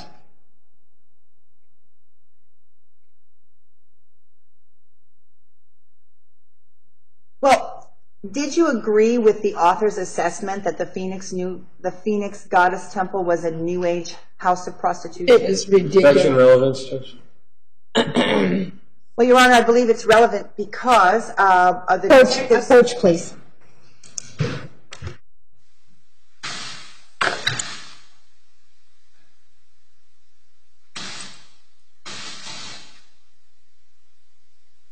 Okay, I'm going to sustain the objection. Whether she agreed with it or not isn't relevant. You can ask her questions that establish whether or not her observations were consistent with what was reported. Okay. But you can't ask her opinion. Okay.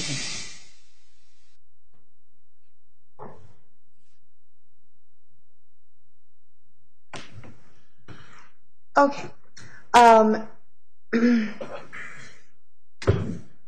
So the article was not what anyone was expecting. Correct. And then there began to be a massive kind of fallout that you could physically see in the temple. Yes, people started to become very afraid that they had been intentionally misread and were now being targeted. And the temple family community began to speak of how can we correct this? Damage control, yeah. And do you recall attending any of the group meetings where we talked about what we might do? Yes, I do. I remember one large meeting. What do you remember about that meeting, Temple's discussion of how do we correct this very bad article? What I remember primarily from it, my large takeaway was that we are who we are. We're doing things by our proper guidelines and our right livelihood. We know we're operating within guidelines that we're supposed to be operating within. We're fine. Like, people saying evil stuff doesn't make it true. And we don't have any reason to be afraid. And that was. Do you recall a discussion that if we were guys, we'd probably fight back, but as women, we would just keep being who we are and let that. I do remember something like that. We did talk about trying to fight back, and then we decided that wasn't. Yes. In the nature of the feminine to go head to head. And we did look into lawyers. Do you remember there was discussion of... Objection, relevance, Judge. Sustained. Next question. And the fallout in the temple was that a number of practitioners quit. Yes. A number of seekers no longer felt comfortable coming to the temple. Objection, foundation, Judge. Sustained.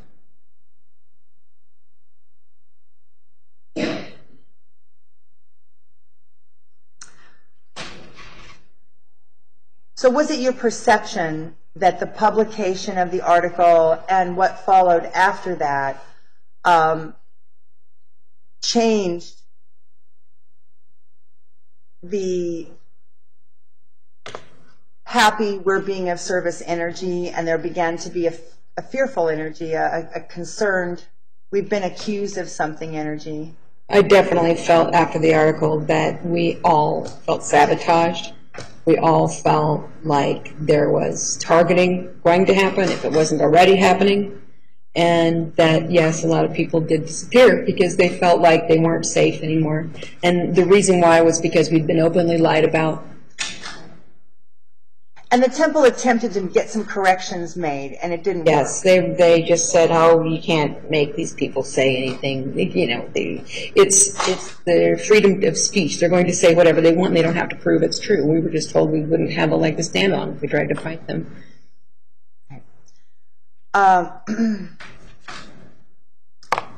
And so shortly after that, you left the temple. You went back to your marriage and family and my son. Yes. Your son. Yes. And did you have any psychic impressions about what was going to happen to the temple before you left? Objection, relevant. Sustained. Okay. And so, since the years, since the article, the fallout, the raids, the case, do you still volunteer to help restore the goddess in modern times? Objection, relevant. Sustained. Have you ever experienced any oppression or bias against you for your beliefs in the goddess? Objection, relevant. Sustained.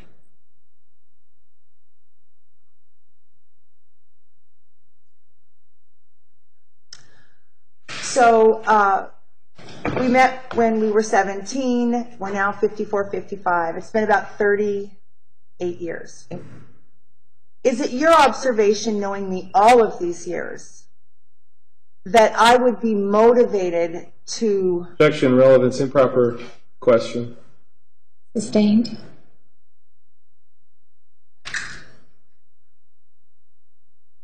Do you believe that I am running a criminal enterprise? Objection, relevance, improper character. Sustained. Sustained.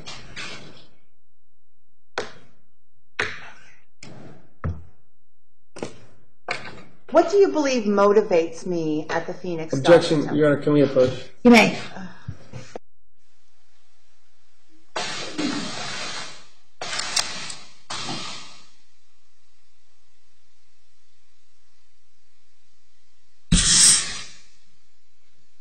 Yeah, this whole line of questioning is improper character evidence and irrelevant. What Miss Ash believes is in Miss Elise's mind is not relevant to whether or not these crimes were committed. Your Honor, Judge Welty, I'm not a lawyer, obviously, but I have searched through this. There's 3 levels of knowingly, and I'm attempting to, with this witness, show lack of criminal mindset and that I was being spiritually led to do these things. And with my next witness, I will speak to how I was, interacting with government agencies the entire time, including Seattle.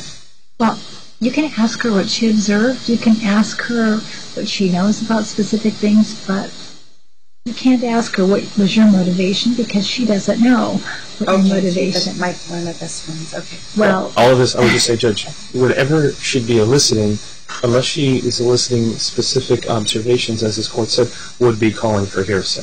Okay. Would be calling for Tracy told her about what her motivations are. Gotcha. I accept that. Okay. All right.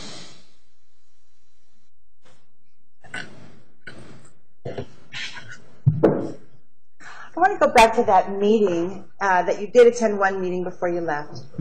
And there was talk of picketing, talk of suing for libel.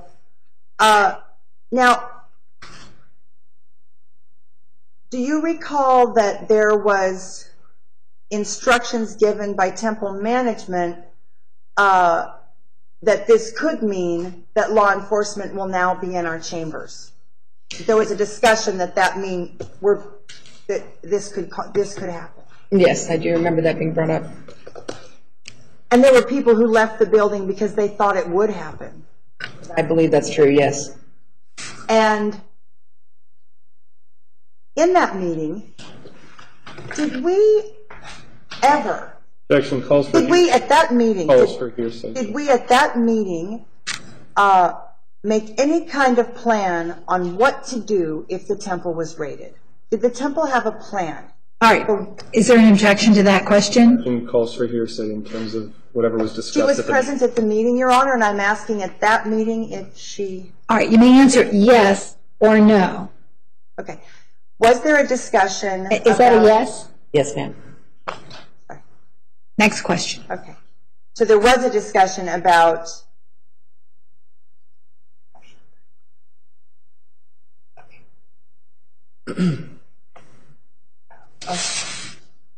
So to your knowledge, during the time that you were there, including after the article came out, to your knowledge, did the temple have any kind of plan on what to do if the government raided the temple? I don't know of one. If there was one, I don't know of it. Okay. We did have a fire drill plan, though. Yes. Okay.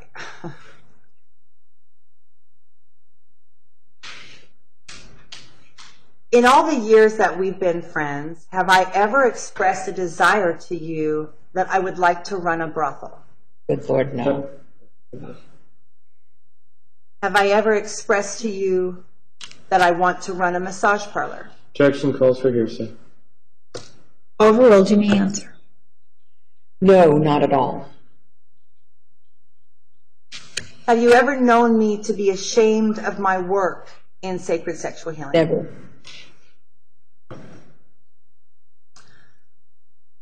I'm facing, this is a very serious matter here in this criminal enterprise trial.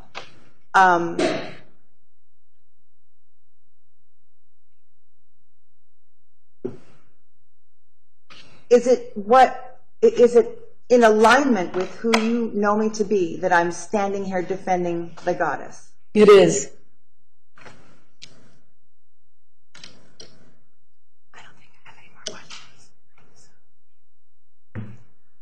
That's all my questions. Thank you, Ms. Ash. Thank you. No questions. All right, any questions from the jury for this witness? All right, thank you. You may step down. Ms. Elish, you may call the next witness. Thank you.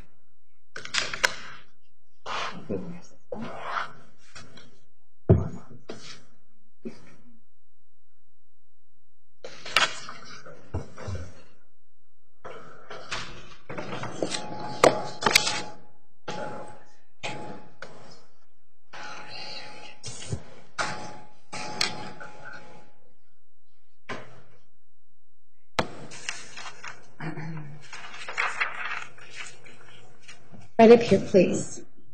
And Abby. Spell that, please. A-B-B-I-E. And spell the last name. John. Raise the right hand. Do you solemnly swear the testimony you're about to give will be the truth, the whole truth, and nothing but the truth, so help you God? Please walk right around here and have a seat. Here.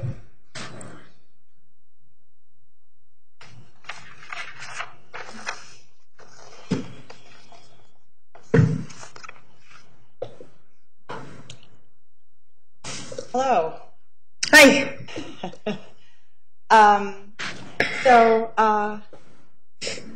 Would you again state your name for the court? My name is Abby Johnson. And you currently reside in what state? I reside in the state of Colorado.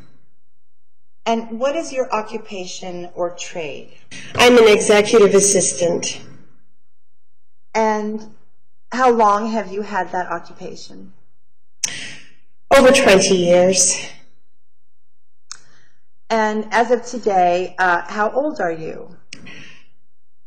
Or young are you? How many years? I'm 52. I had to think about that for a minute. I'm losing track already. How did we come to know each other? I was born into this life next to you as the second born of 4 children. So you're my sister. I am. My biological sister. I am. Okay. And we've talked about that we have 3 siblings. We have one sister who practices the Jehovah's Witness faith. That is correct. Our sister Carla baptized into the Jehovah's Witness Church at the age of 20. And then our other sister is United Church of Christ. That is correct. Our sister Shelley is convicted in her faith, Church of Christ, Boston movement, to be accurate. So the religious zealousy, there you've got 3 sisters that are a little bit on fire about their religions.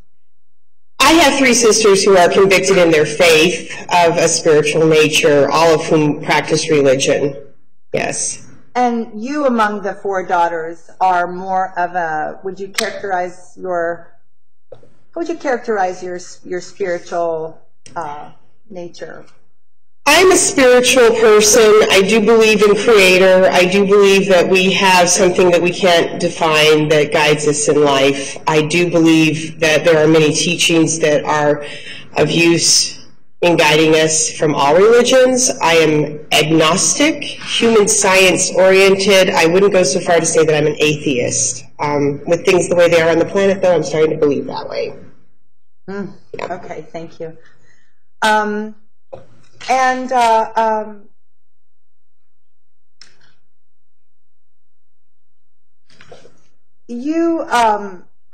You agree that there was both a Methodist and a Native American influence in our home growing up? I do agree with that, yes. We were heavily influenced by both Christianity in the Methodist form, as well as what I would consider First Nations people practices. Our father very much identified nature as God and talked to us about those practices quite a bit, actually. Okay. And so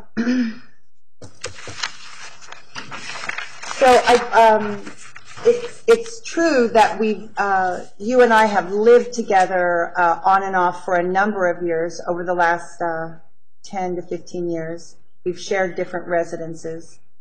That is correct. I have lived next to you more than any other person that I've known in my history on the planet. Mm-hmm. And so as such, since you were, let's see, do you recall that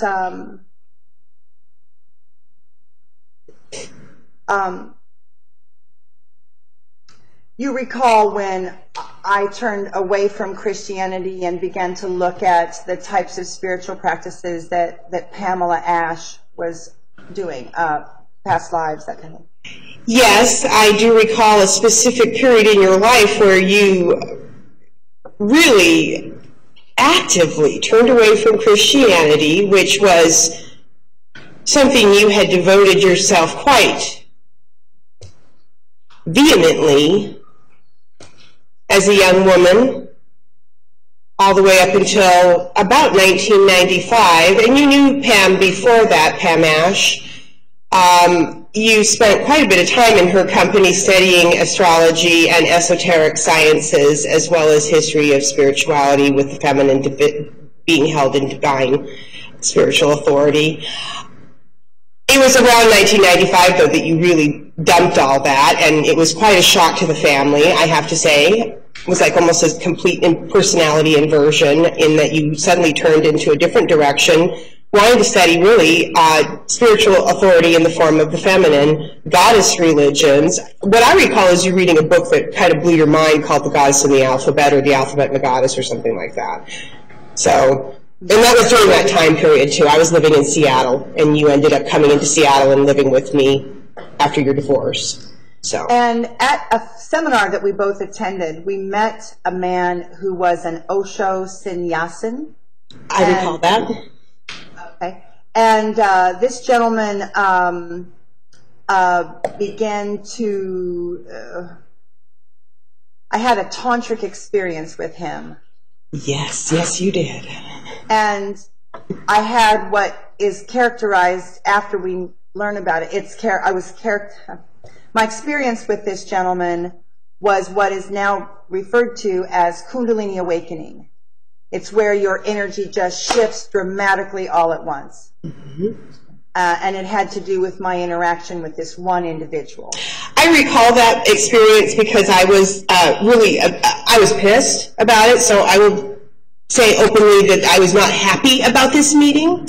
You and I had a history of working together in the entertainment industry, writing screenplays, and you suddenly met this person and had this awakening, which I did not understand. I get it now, in retrospect.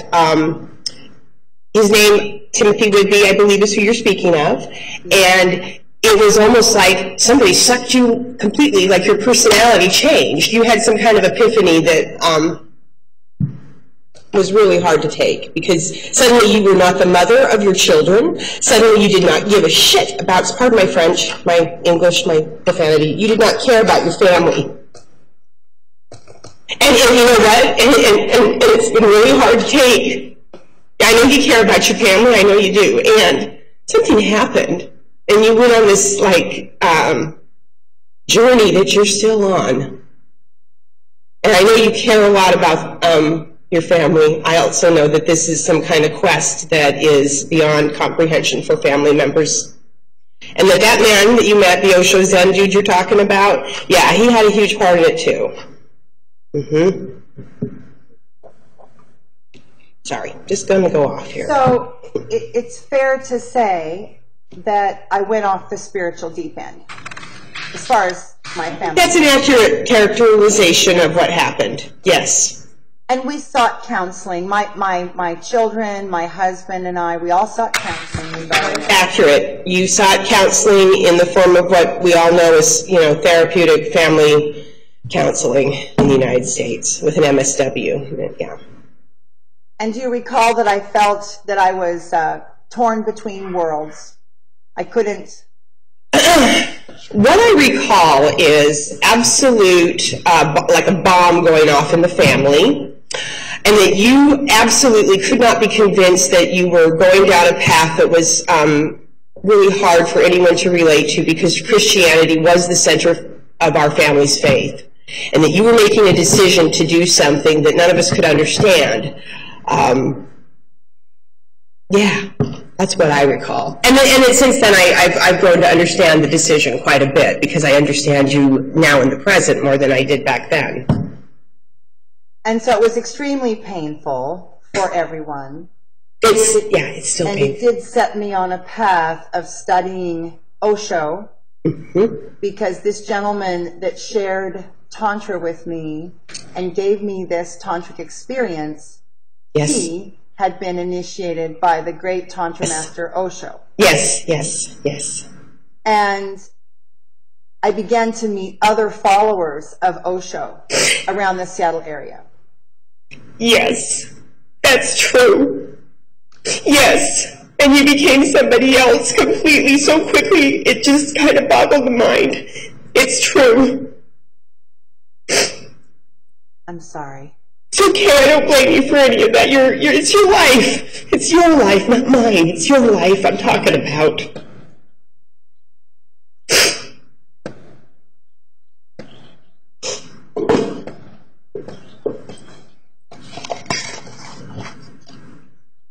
So, ultimately, I'm sorry, I'm going to wait. I'm sorry, Tracy. I'm not judging you.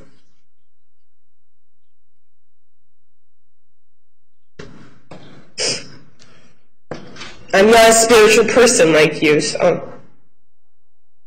You're spiritual in your own way. Right. Everyone is. Don't get it, though. So, this experience, this spiritual experience that was facilitated by a masculine person, a man, Yep. Actually then I ended up without that person, and I couldn't go back to the life I'd had before. That is true. And I actually tried to go back to the life that I had before. That is also true. You made a valiant effort to try to do a 180 or 360, however you want to look at it. Yeah, and you can't put the genie back in the bottle, I think is what you told me. So ultimately I lost the man that I loved, the father of my children, and I lost this other gentleman. He left. Yes, that is true. And then I was on my own with my own decision, my own spiritual quest. That is also true. And it was shortly, there was a brief period where you and I worked together on something called Adult Dictionary. Do you recall that? I do recall that, yes. That would have been about 1999 or 2000 to 2001. Mm-hmm. And this was during the dot-com boom in Seattle. This is true. And I entered into that enterprise with you after much careful consideration because it was a sexuality project, and I have a very open mind about sexuality and education. And I thought, you know, what a great offering on the internet as an alternative to pornography. Mm-hmm. I like the idea a lot. And so for a few years, you and I and a partner built a site called Adult Dictionary, which basically was my own attempt from being a sheltered, married mom of 3 to suddenly looking at what's online with adult sex. Like I had not. You recall that you had seen more of this than I had because you had a college life where you had friends that looked at porn. Right. Do you have a question about that, though? Like, Yes. Yeah. Tell me. I'm sorry. So, in that time period, I came and lived with you, and your partner at the time had a porn addiction.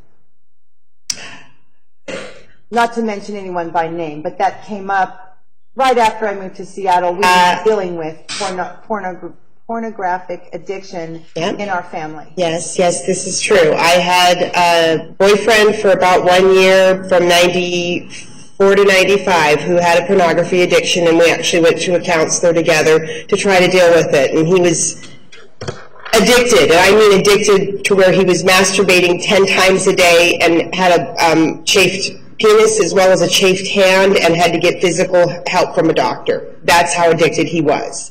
And stealing videos from the adult video rental arcade in our neighborhood. I mean, it was really hard to comprehend what was going on there. Because I'd never seen anything like an addiction to a behavior like that.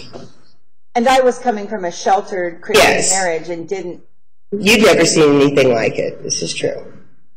Mm-hmm. It caused me a lot of pain in my relationship with that person, too. So then we read up on things. We began to read about, we were always reading books about sexuality and healing and that type of thing. That's true. I was really deeply troubled by having a relationship with someone who there was no intimacy and there was that going on, and you were coming out of a marriage where, as I recall, there was also a lack of intimacy that brought you two apart. Yes. And so as women and sisters, we were doing a lot of talking about how does love work and how do we do it better. Correct. That kind of thing. And so just quickly with the Adult Dictionary, we built that over a period of years. It was educational. It had a lot of free content. Yes. It had very little paid content, actually. That is correct. And the site actually, once it launched, received an award from the Adult Video News, which is kind of the What is the adult video? The adult video news is the harbinger of, they're the arbiter of taste, as well as, I shouldn't say the harbinger, they came around about the time that everything went really big with the internet, but they are who gives out awards for content, whether it's video, internet, or print material, and they also, or not print material, a video or internet, because it's adult video news. And they gave us the award for Best New Site for content. And what we learned then is that sex, adult entertainment is a huge, profitable industry. Yes. And we attended some of the adult video news conventions. Yes. Dressed up and went there with our sex ed website. Yes. Go be with the porn stars. Correct. We were laughed at and yet also treated like, you know. Like, how did you get in here? Aren't they cute? They're so adorable. Yeah, because we were kind of squeaky clean compared to everybody around us. Yeah, absolutely. And isn't it cute that we wanted to present sexuality as an educational information site rather than just, well, porn? Yes. Yeah. Novel idea. And just briefly, during the time we were building the site, we had a difficult time. We had decided that the site was going to be for couples to use. That's true. We wanted to have we wanted it to be friendly for women to visit with their partners, because women are so frequently, one, portrayed horribly in a base fashion in pornography. They are not given any kind of a role other than as a piece of meat, in my mind. And then on top of that, there's no relationship. There's no relationship within the context of that type of entertainment. It's just about an act. And we wanted very much to present something that would educate females and men together, and that they'd have a safe place to roll around and explore their sexuality without that kind of, base environment where a female is not going to feel safe. Right? Yes. That's what you and I agreed on. I do recall that. We actually had a little button where you could cover everything. Yes, there was a safe mode where you could view it and not see what's known as the pink, which would be genitalia in the pornography industry. It had a modest mode. A modest mode. Keep it covered. Okay. Yep. So, and then during this time that we were working on the adult website together, which was a for-profit project, we invested money and time into it, hoping to make money. That's true. Okay. And ultimately, that, just ever so briefly, that company and partnership came apart because, in a large way, our third partner had been traumatized. Our business partner in that venture had been raped by a medical provider, and he was not able to get justice or seek, I don't know what happened with that, but that actually blew his mind, and he fell apart as a result of post-traumatic stress disorder after having been raped. Yeah, it was awful. And so that's how we lost the company, basically.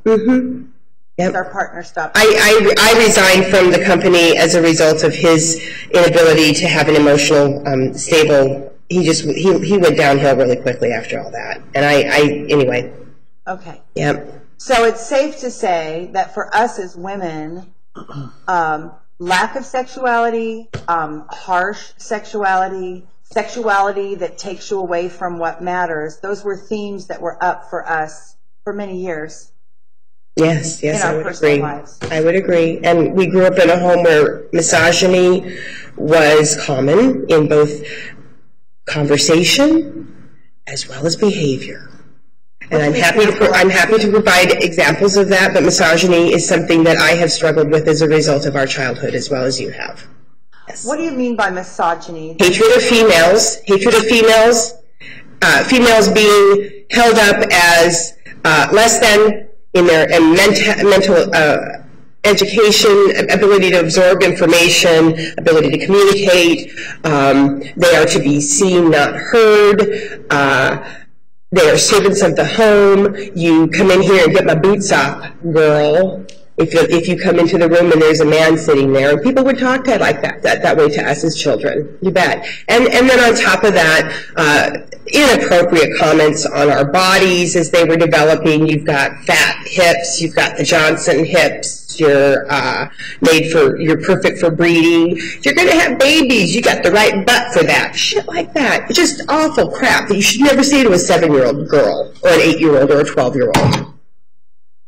Yeah. That leaves a mark if you let it in, and I did, and I've been working against it ever since. In retrospect, though, we understand that our father grew up on a cattle ranch, and so animals having sex, animals giving birth was just... Women were referred to as split-tailed bitches, is what I recall. And that is the fact. Our grandfather said that in front of us, as father did as well. Yes. Well, not as a normal course of events, if he was upset. No. But breeding was pretty much what you were expected to think of. And I don't have children. I decided long when I started hearing that in the home, I ain't having any kids. Oh, hell no, is how I responded to that. And I don't have children. So we actually then, as sisters and friends, began to pursue alternative ways of thinking to kind of get away from these feelings of judgment. And we went to something, you took me to something called the Seattle Women of Wisdom Conference. That's true. And it was the exact same time that I began to work in sensual body work, which was 2001. That's also true. And right as I was doing this sensual body work, do you recall, let's see here. Oh, I left out one part.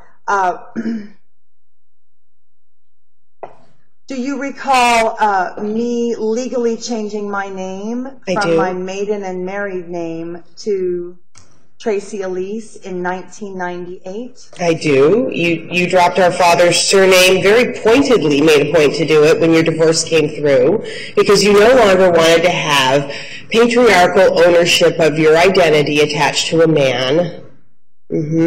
Well, specifically, we talked about that the historic reason that women take a man's name is because they used to be property. Yeah, right. And that I didn't want to participate in that. That's right. Yep. And do you recall me talking to my husband about that at the time? Yes, I do. It was painful for him, too. Do you recall me asking him to change his last name and my last name, and we would make a new last name out of the letters of our names? Objection, relevance. Sustained. Okay.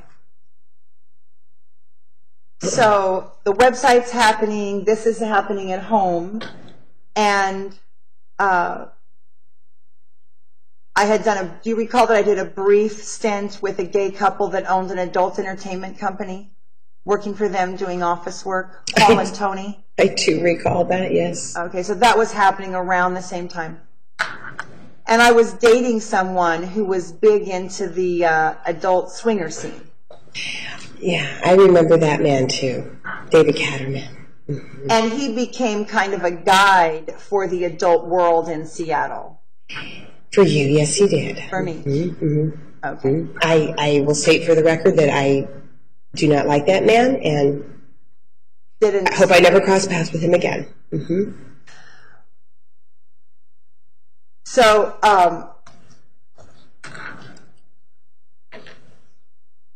it was right around this time that I answered an ad for female sensual body worker wanted. Do you recall me calling and saying, I've got a job interview, this is this little ad? I do recall that, yes I do.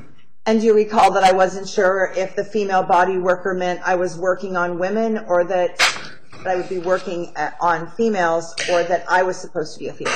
I recall you thinking that it was a great opportunity for you because you enjoy sensual touch, and that you weren't sure if it was for men or women, but that you were really excited to do something that would be involved in that because you wanted to be involved with healing. That's what I recall.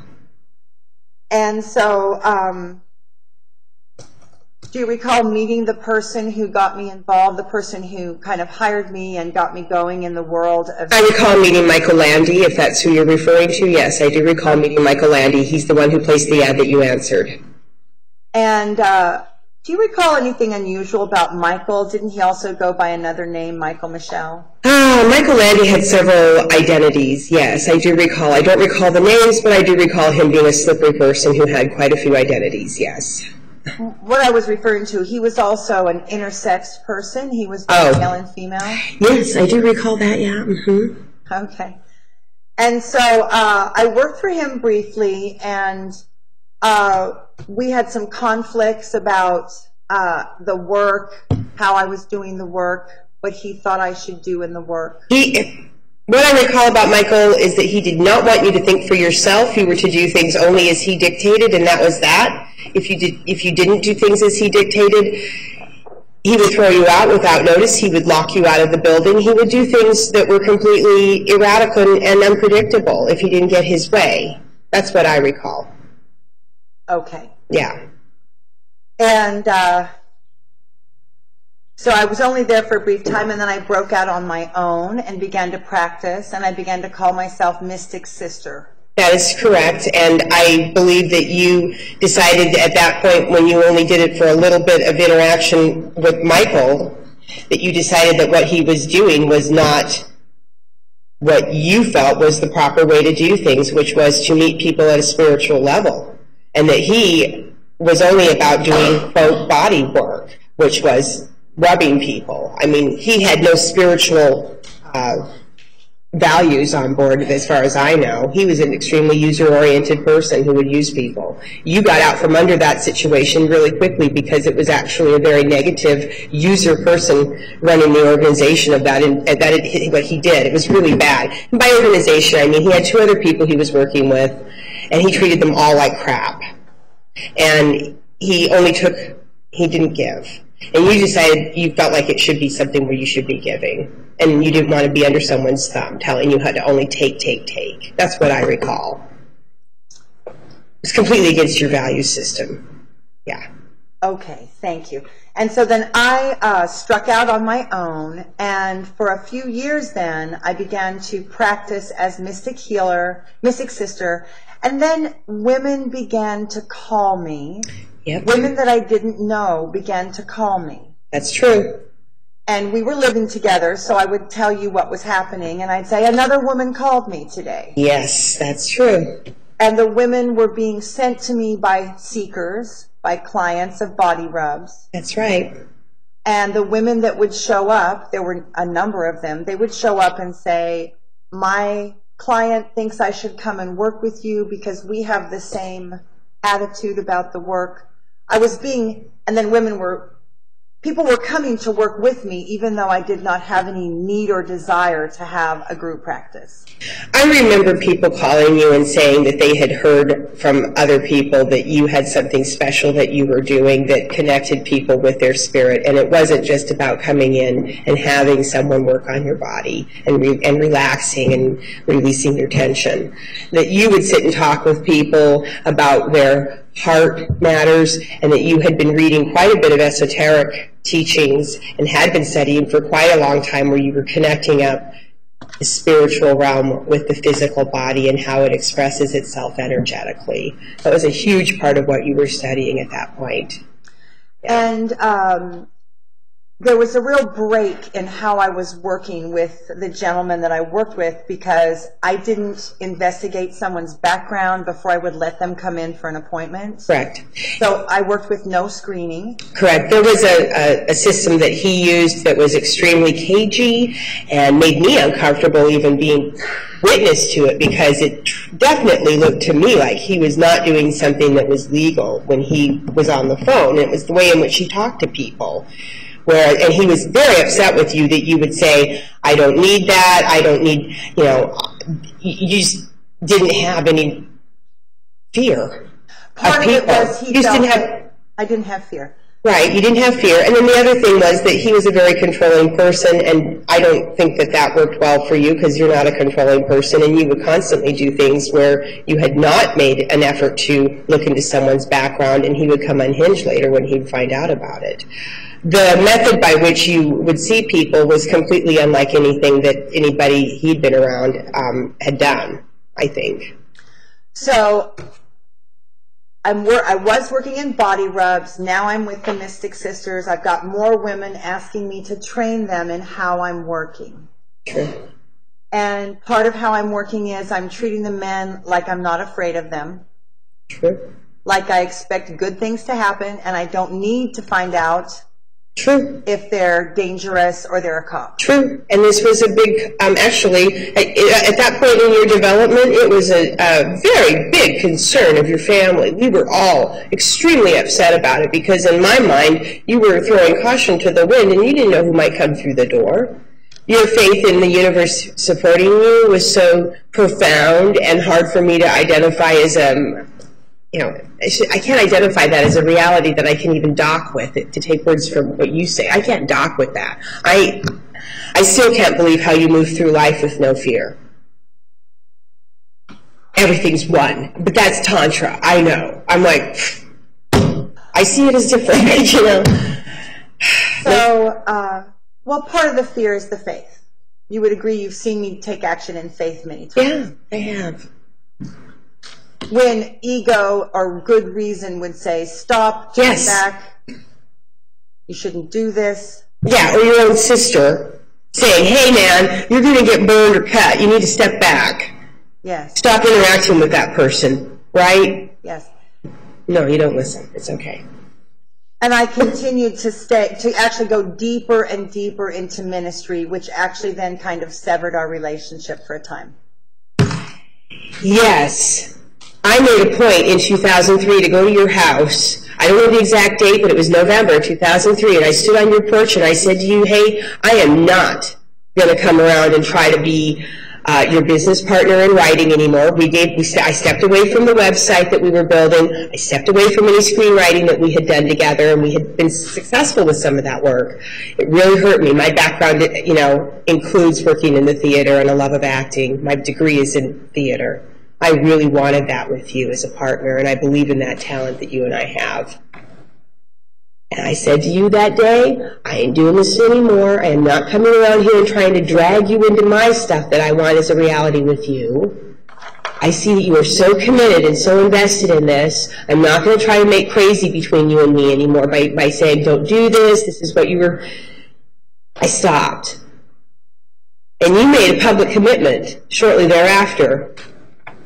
Yes. You did. You had a ceremony. You made a vow of poverty. You said, I'm taking all my tithes and donations and pouring them right back into the ministry to try to help other females who are coming through the door, some of them with their children in tow. You did everything you could to try to take whatever you got from that ministry and put it back into everybody around you. So much so that you had to come asking for money from your family members sometime because you were so generous with what you gave to everybody around you. You never gave to yourself.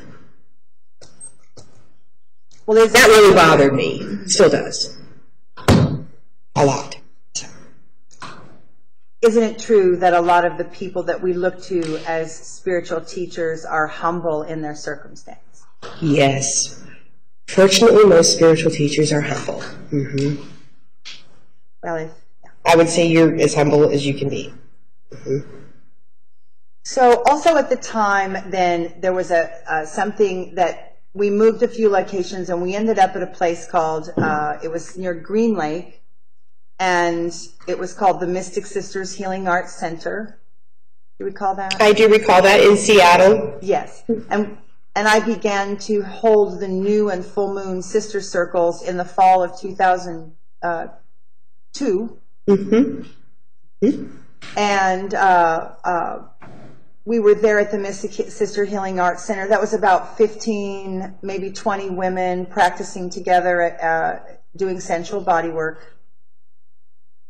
Yes, I recall that.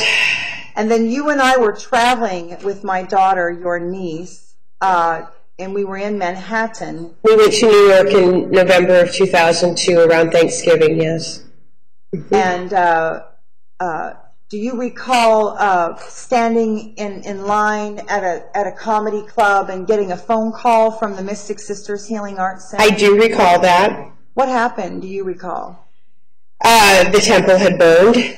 No, this was the first visit. The visit from Christina Paul was on the phone and said that the government was in the temple looking looking for our business license, and that there were cops at the place looking for a business license. Do you recall that? I don't recall that. Okay. I recall a phone call. I don't recall Christina talking about that, though, no. But I wasn't the one who received the call.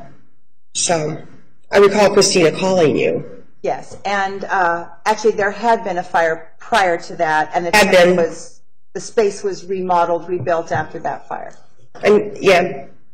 And so, do you recall me saying the Seattle Police Department just told Christina Paul to close this location and not to reopen in this location again? Do you remember anything like that? I do recall that, yes.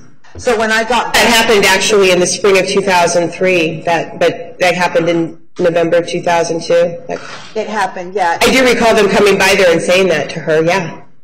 And so when I returned from that trip, I had Elise, some people, and we were told we cannot be at that location.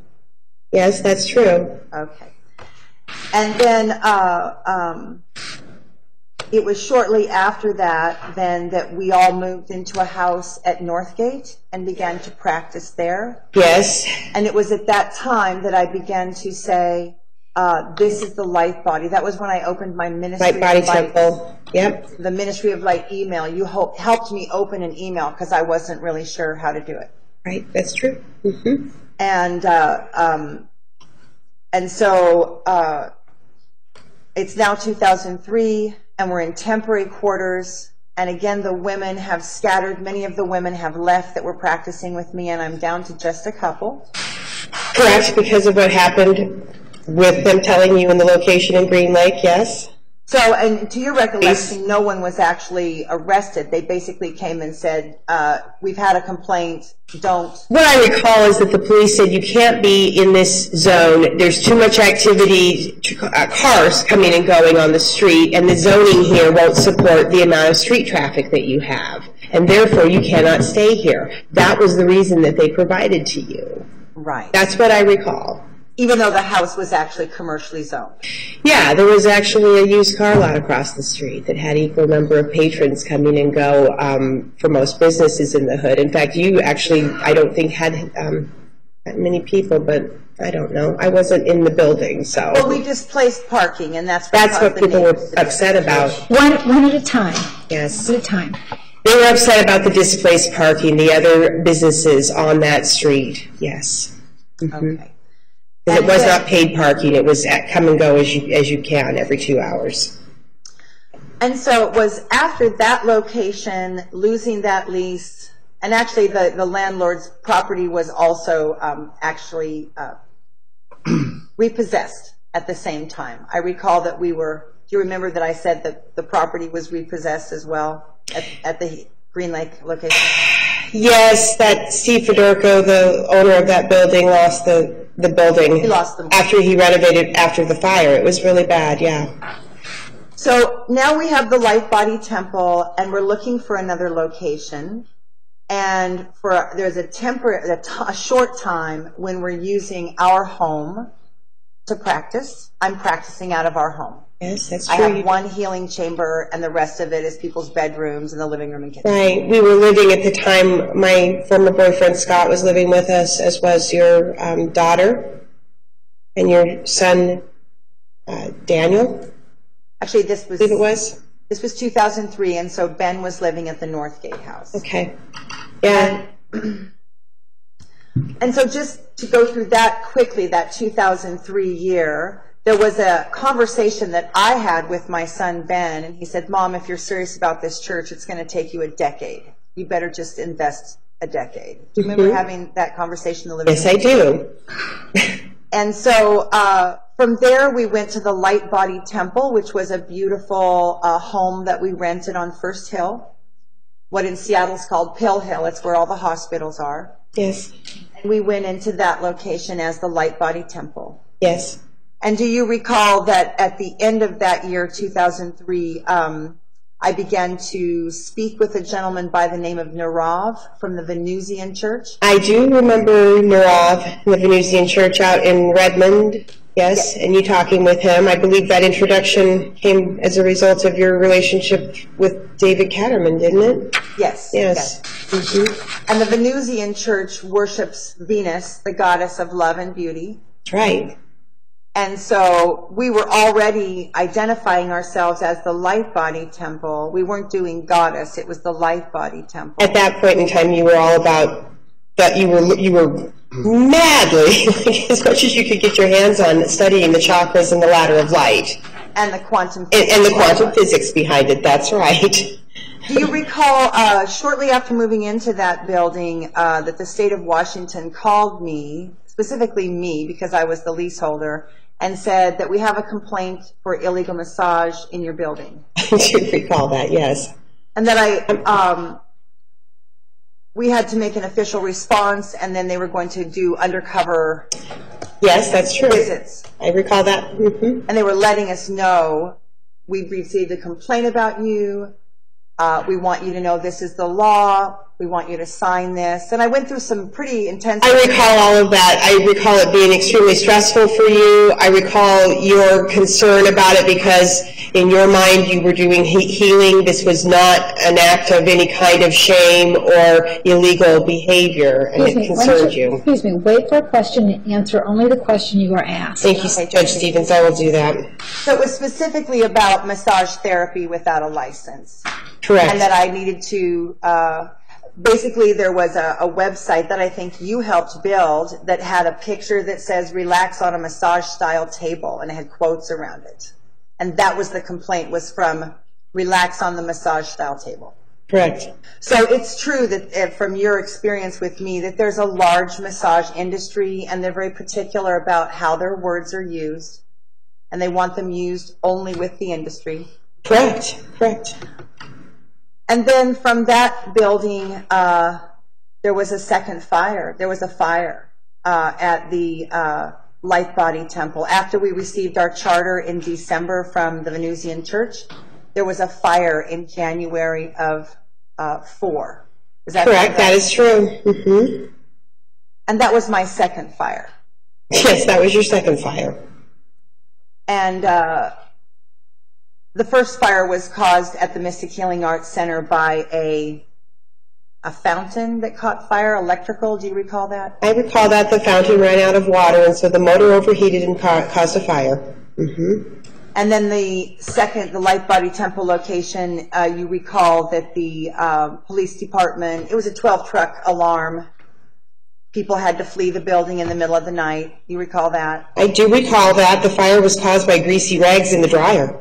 Just the laundry. Yep. There was and that we found out that's the #1 cause of insurance claims for massage therapists is your laundry spontaneously combusting.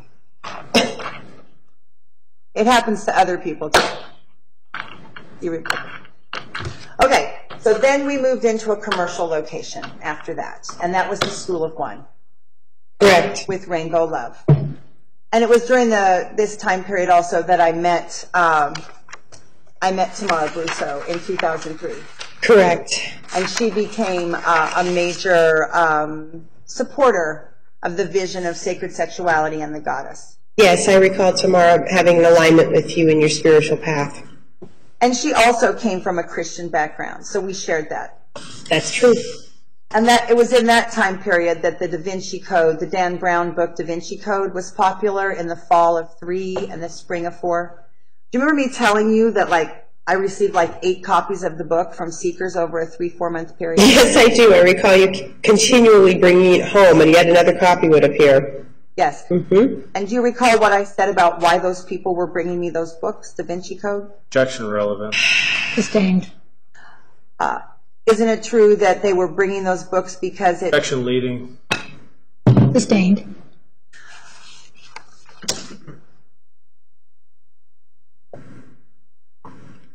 So I began to take classes in how to have a church from Nirav. Does that sound right? Yes.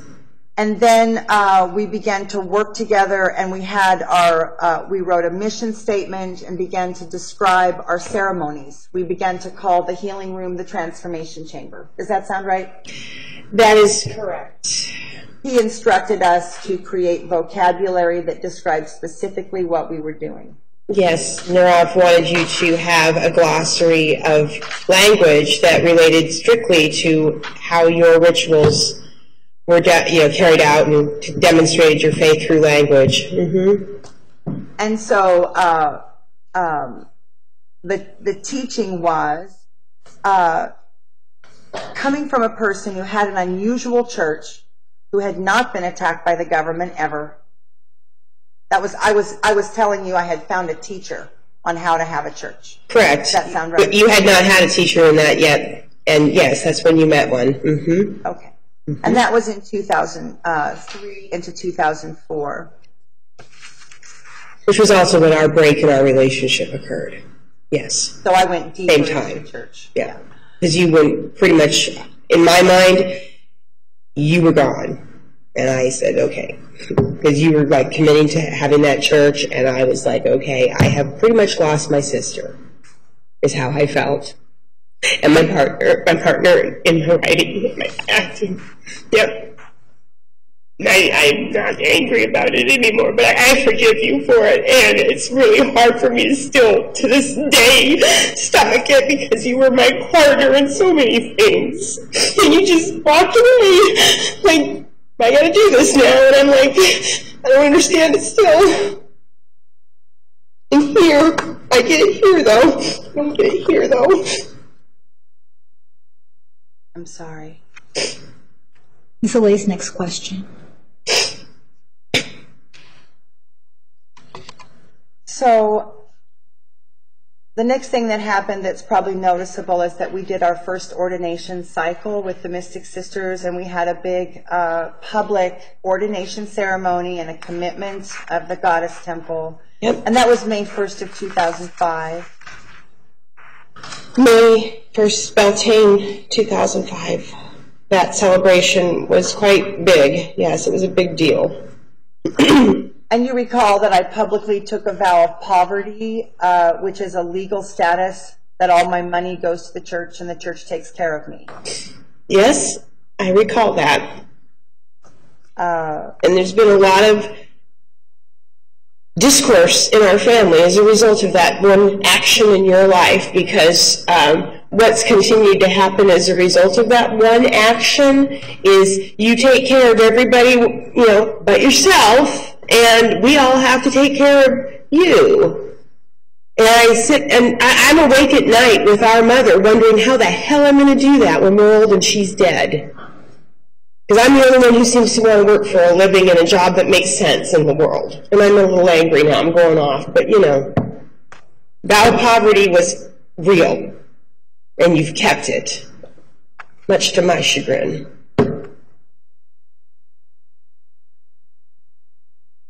And basically that's just, it doesn't mean I don't have money. It means the money I make belongs to the church. Yeah, you are one with your church. Yeah, all one. And so there was another ceremony in 2005, and that was the invocation of the goddess at the Stonehenge replica. I recall that trip you guys took out to the Stonehenge replica on the Columbia River. Mm-hmm. And that was a ceremony to spread the word of the goddess throughout the world with the winds of the Columbia Gorge. Yes, I recall that was your intention, was to release your wishes into the air and have the wind carry it around the planet. And yeah, I recall that. Mm-hmm. And then it was also in 2005 that a gentleman by the name of Babadez Nichols came to Seattle and gave a talk about Tantra. Yes, I remember Babadez coming to Seattle for the first time. Mm-hmm. And I decided to, do you recall that I had expressed to you that I wanted to find someone who does what I do for a living and experience it as a seeker? I'm laughing because, yes, we talked a lot about trying to find someone who does what you do, and we couldn't find anyone except for Babadez at that point in time. And to have a guy come in and do it was also like, no, I want to find a woman, not a guy.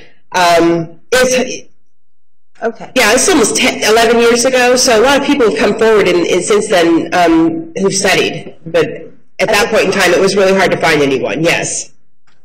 And so I saw him give a talk in Seattle, and then I planned a trip to visit the Sedona Transformation Retreat Center it wasn't a temple at the time, it was Sedona Retreat. Yep. And I went there with my daughter in the fall of 5. Yeah, you sure did. Yeah. And then that impacted me to where I wanted to be deeper and deeper into a church and school status, and I wasn't happy with any of the women that just wanted to do body rubs. What I recall is that it was really painful because, as far as I could tell, you were just going to continue going and trying to build a church, and it just looked like it was an impossible dream. And then you were trying to bring your daughter into it as well because she felt aligned with you and her spirit, and it was extremely difficult. There was no structure or something that had gone before it, and you're breaking new ground. And it's also controversial and scary. That's what I recall, and just being terrified for you because your conviction and your faith was so great, and what you were attempting to do to create healing and people's sexuality in a spiritual-driven way is not something we do in our culture. We don't do that here. And it's dangerous, and you could get into trouble, which, here we are. So I do believe that you were really trying hard to find the right way to do it. You were searching hard, even 10 years ago, trying to find the right way to do it. That's what I recall. And then after that, after making a number of trips to Sedona where I received healings at Baba Dez's Transformation Center, then I returned from it was the spring of 6, and I returned from a trip to Sedona and came back and said, we absolutely have to start the church right now. And I announced to everyone, I'm the leaseholder, we're going to start a church.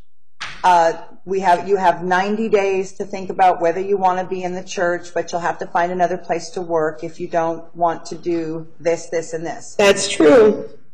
And then, do you recall what happened when I made that announcement? Because we were living together again. I do recall it being like another bomb going off because there were a number of people who wanted to align with you and were afraid because they, were afraid to change the way they were doing things in the form of an organization, a group. Like, that people just couldn't agree on how things should be done. And then there was also this aspect of, I'm not a religious person, why would I want to do that? Yes. With many people. There's such a leap between having, in many people's minds, a religious life and a spiritual life and their sexuality. They are absolutely divided. And that was just not a leap that most of those folks could do who were not in alignment with you.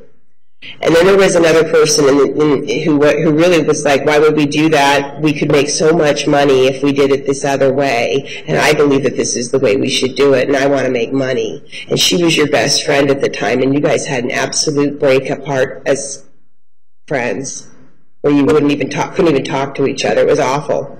Yes, but and this I remember. was characterized by people. One woman, Eris, said, this is a schism in the church. We don't believe the same thing anymore. That is true. I remember that. And so I left. I had spent a number of years building the School of One, and it had a number, I think it had 9 or 10 transformation chambers, each one with the color of a chakra. That sounds right? Yes. And each one had a theme, a religious lineage that was in that room. Correct. And but there became almost like it was like an uprising. Like I said, we're going to do this, and all of the people but 3 said, we don't want to take classes, we don't want to do ordination, we don't want to have to go to Mystic Sisters circles. That is correct. It was a bomb going off. Mm-hmm. Yes, and the women said, we only want to do it when we feel like it. That's right. And we want to be able to go work in a nice place and go home to our families at night. Do you remember anyone saying, I just want I recall people did not want to take part in pujas and ordination classes and did not want to explore the spiritual divination path that you were proposing. There were a number of people who just thought, why would I want to do that? I am already, practicing this or that. You had women of many different faiths who were there. I recall there being Christians, Jews, and Muslims who were part of it. Women who'd left Eritrea. Like we had, there were people there who I recall who were refugees too. Like, you had anybody in there. All the people who were in there were folks that you were trying to be good to and give them an opportunity to have a good life, is what I recall. You recall some of the women had drug problems. I do recall that, yes. You recall some of the women had violent boyfriends and they'd Yes. show up at work with bruises and cuts. Yes, there were women who had domestic violence all around them. Not just the men in their lives. They had family members, brothers, and mothers who would come at them physically. And the woman from Africa, the woman from Eritrea, she was actually being controlled on all levels because Yes. she was female. Yes. So now we're in the spring of 6. Now the state has characterized that I left the temple, that was my temple that was raided, that the sacred temple was my temple, my people, my methods. Do you agree that the temple that was raided, Rainbow Love's temple, would have been my methods? No. It was the schism that occurred that she didn't want to do my methods. That is correct. And Rainbow Love, I recall, wanting to make money, as much money as she could. And I don't say that lightly. Well, she actually had a different model. She believed that she should be for-profit and pay taxes. Isn't that part of our schism? Yes, and I'm absolutely for paying taxes. And it's also true that many nonprofits and churches don't pay taxes because they do good works in the world. Jackson Foundation. Okay. Sustained. Okay. All right, we're going to take the afternoon recess. Ladies and gentlemen, 15 minutes. 15 minutes. Please remember the admonition.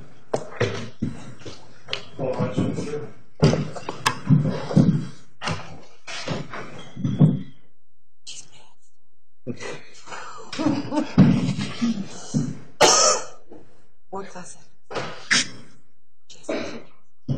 Jonathan, you may step down.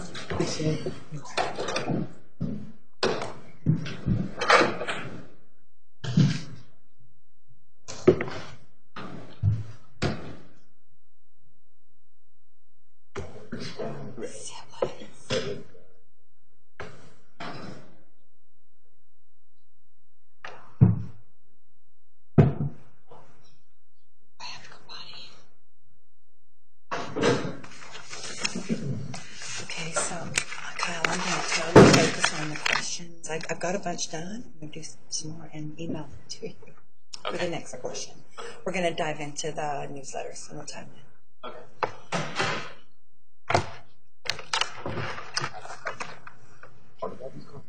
Oh, Always here's.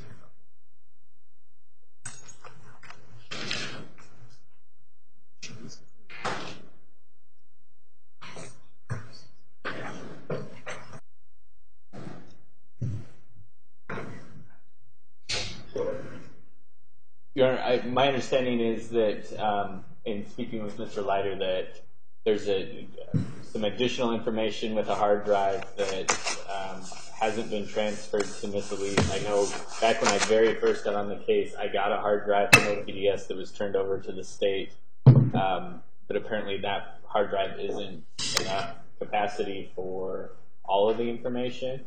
And so what we would request is just a court order indicating that Ms. Elise should have another hard drive. I think OPS is going to require that in order for them to turn over another hard drive so that we can get the rest of the materials copied. that's correct, Judge. Okay, so you're asking for an order in the midden entry that OPDS provide a hard drive for the defendant And any specifications in terms of the size of the hard drive or anything else?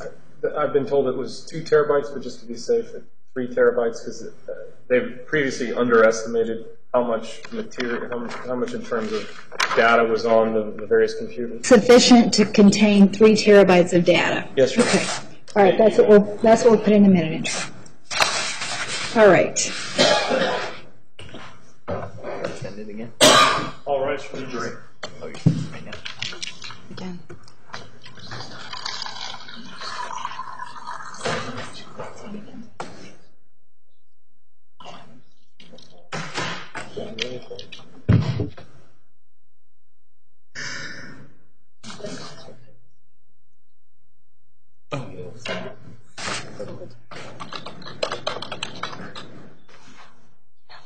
Those are the questions first. No, I know. I'm listening. I've been having person that I it was very nice. I was up till 2 o'clock in the morning. Oh my God, yeah, I'm doing some stuff on the phone. We've been getting them in their order, the ones that are about to go on. Everybody had little pre-trial stuff, but we're almost starting from scratch because it's been so long they don't remember anything. I don't. Wayne Clayton is saying no. No, he's not coming. He doesn't want to come. It could be the one that have kept everywhere. I told him not to be here. So what are the court orders? What are they? I told them to write them and then just approve this, and then it becomes a different level. It's court ordered. Yeah, it just means they can't. They can't ignore it. All right. Is that better? A couple people. 8 questions. No, we still have the questions for the community outreach. It's a different set of questions. No, I already sent them. I did send them yesterday. Remember when we were where I said you did things about community outreach, and then it was supposed to lead into.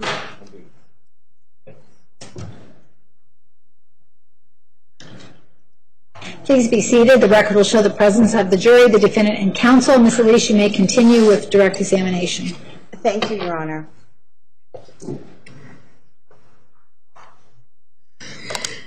Okay.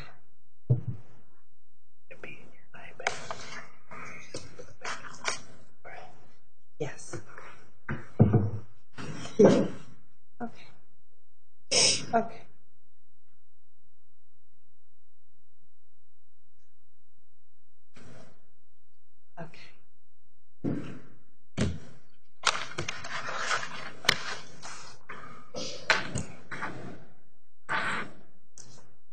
So we left off with a schism in the School of One, and that some of the majority of the practitioners did not want to do more than the occasional training. They didn't want to commit to the church. That is true. And that meant that I didn't have a place to work. I had to withdraw. What I recall is that you decided to back away from the temple that was there on East Lake and to start over rather than take apart something that would remove livelihood for the people who were there.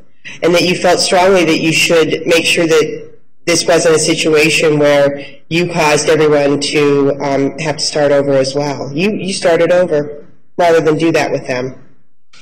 Yeah. And I worked with Ms. Rainbow Love to transfer the lease and have everything be smooth.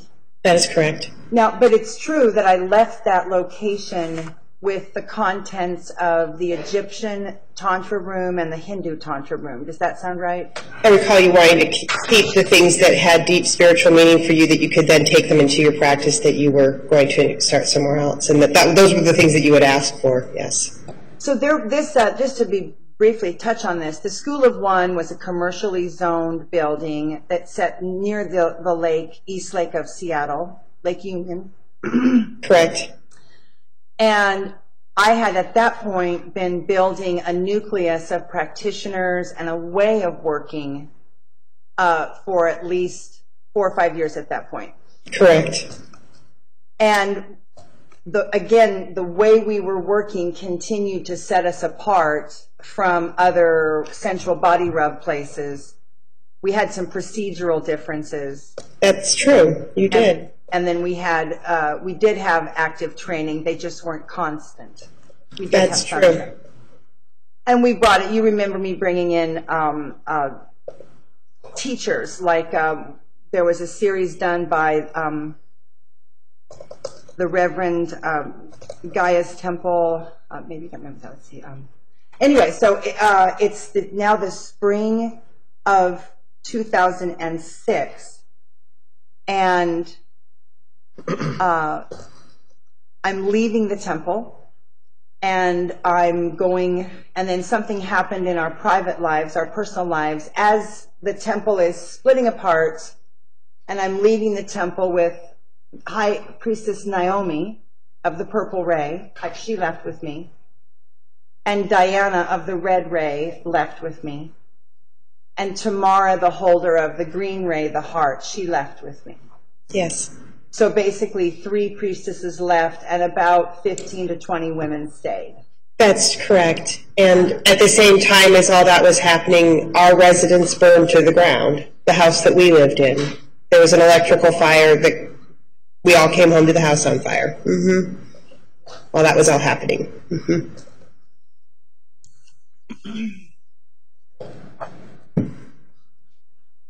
Pardon me.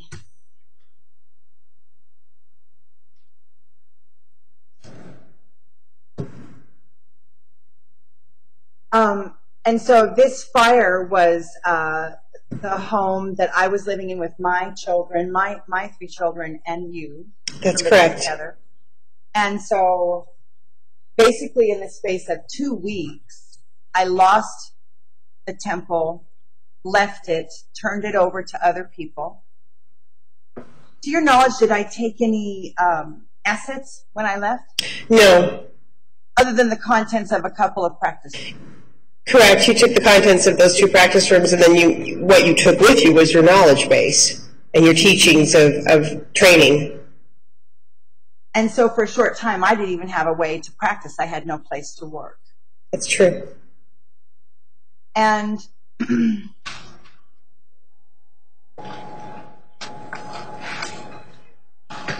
universe blessed us with another place to live and another place to work. And you recall that Michael Michelle came back into my life at this time. Yes. The person who had got me started in sensual body work came back into my life as the fire occurred. That's right. And I didn't like it. Okay. But the family was pretty devastated. We were devastated, we were desperate, and you needed some place to start over, so yeah. And so he came into the picture and offered you that. Ms. Yes. Johnson, if you would just wait for a question and answer only the question you are asked. Thank you, Ms. Judge Elise? Stevens. I will do that.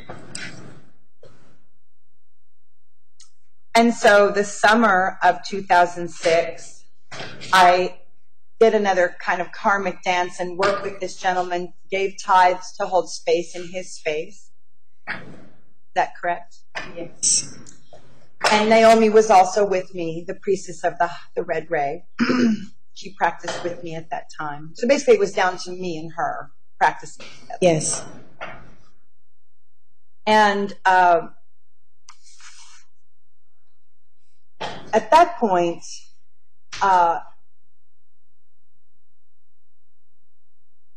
did you see or hear me speak of that Rainbow Love wanted to do a business model, a for-profit business model, and that I just couldn't do that in good content? I just couldn't do that model. Yes.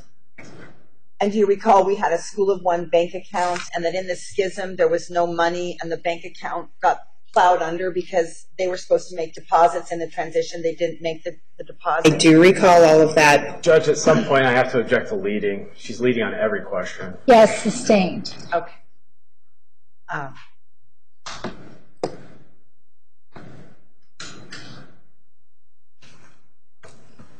So do you recall then we moved into the house at Magnolia? There was a Magnolia place that was rented that we lived in together. Yes. And my adult children were there. Yes. And Mystic Sister Tamara Brusso was living with us. Yes. And Diana of the Red Ray began to live with us. Yes. And did you see a continuation of temple activities in our home at that time? Yes. And that was the appointments with seekers were happening on occasion. We had a separate wing of the house for that. Yes.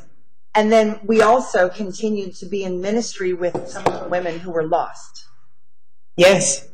And so even though I really didn't even have space, I began to train some women that came to me. You witnessed me bringing women in for training and... Objection leading. Sustained. I'm sorry. Okay.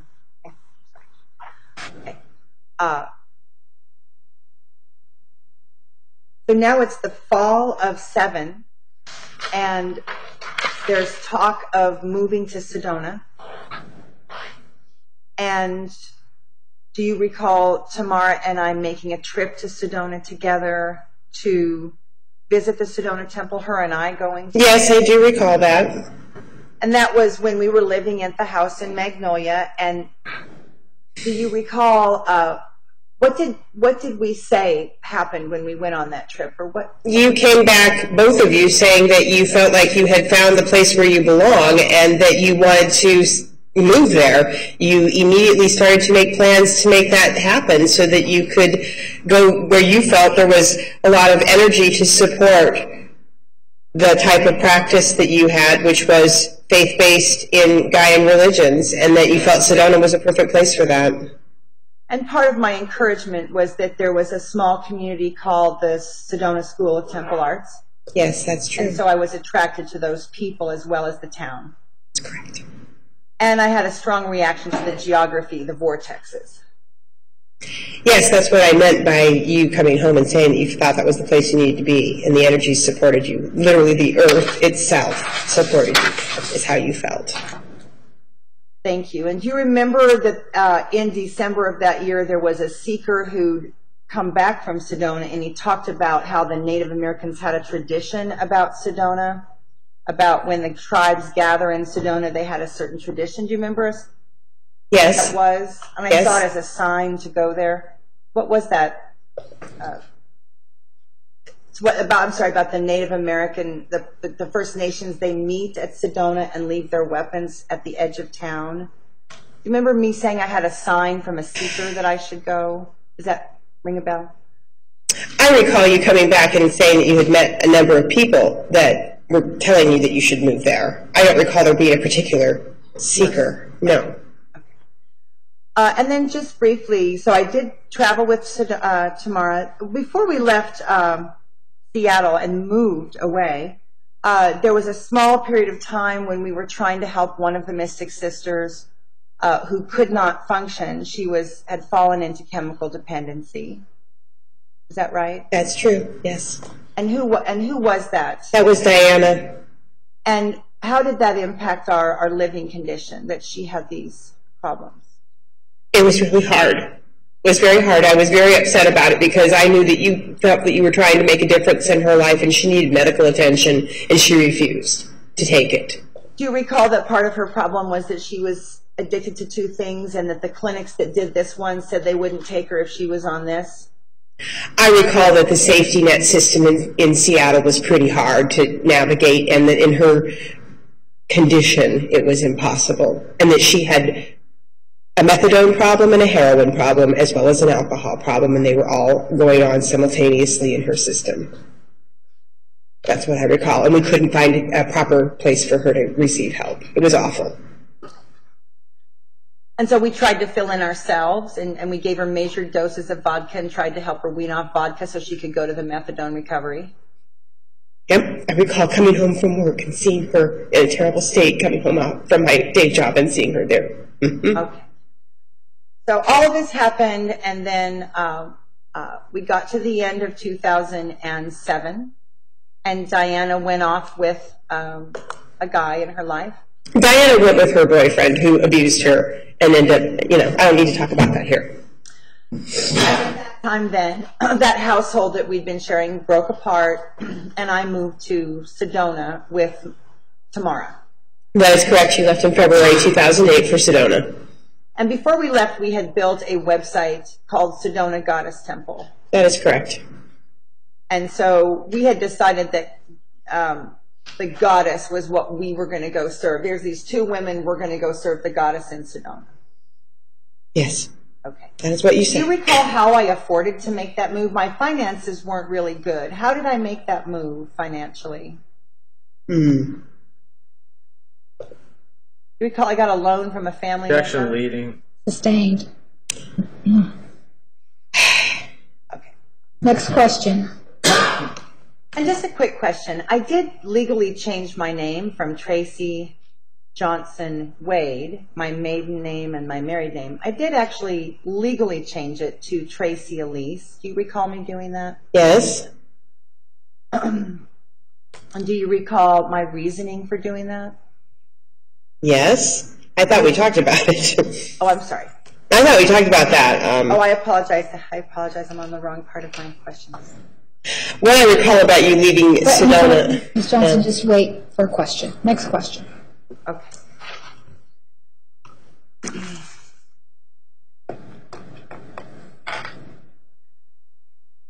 Before I move into just a little bit more about the Phoenix period, because you weren't that involved in the Phoenix aspect.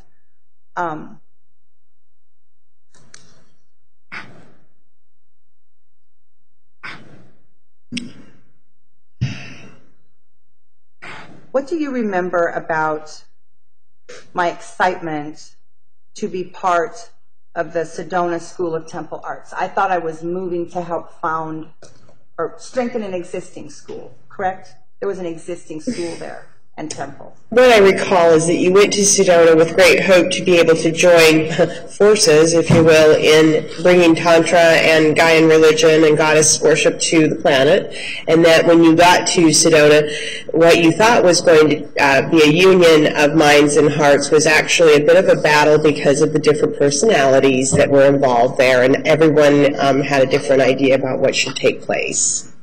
And that in particular, Baba Des was really more about himself than anybody else. That's what I remember. He built a large group of tantric communities. He did. Okay. So, and so then eventually I reacted to this with that we weren't really gelling with everyone in Sedona, but I still wanted to live in Sedona. And so then I began to focus on the temple in Phoenix. And do you recall that I was doing so? Where was my daughter living at this time? Well, she was enrolled in college pursuing her degree, and I believe she was in Tucson most of the time. And then so she was in Tucson and I was living in Sedona. And do you recall us talking about how we could meet in the middle? Yes, I do. And you discussed putting starting a temple in the valley so that you would have also a place for her to come and visit you as well, and not have to go all the way out to Sedona to join you.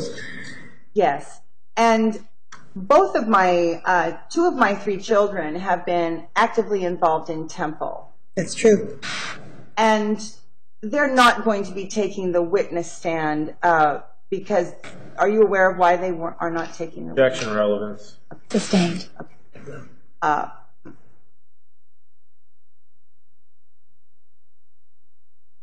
So my son is an active practitioner in the temple. He has given and received appointments, and he trains people, and he works with couples, women and men. In your observation, in a limited way, you've seen this. I have. it's true that the men are not as popular as that it's difficult for the men to find work with women. An objective foundation, Judge, as to how she knows any of that. Sustained. And so, through the years that we lived together, you watched my oldest son come in and out of Temple. He would be attracted to it and would leave. Correct, that's true. And over the years, have you seen him, what have you seen his reaction to Temple? Prior to the raids, he was, what did you...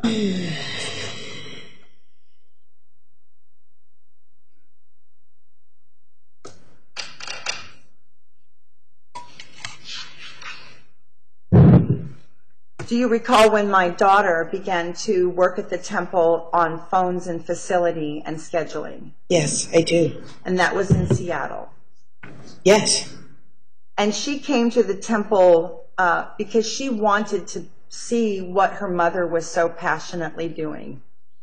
Yes, she did. She wanted to see what you were up to and wanted to know more about it as well, because there were a lot of conversations in the home about what you believed in, and she wanted to see firsthand what was it about.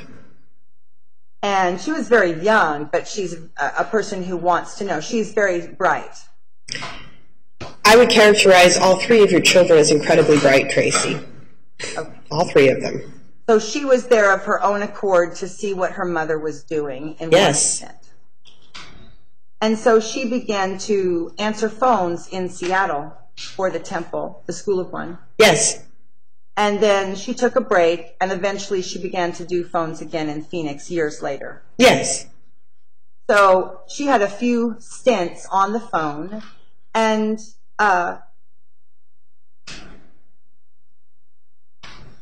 do you recall having any conversations about our concern as a family for Sylvia's safety?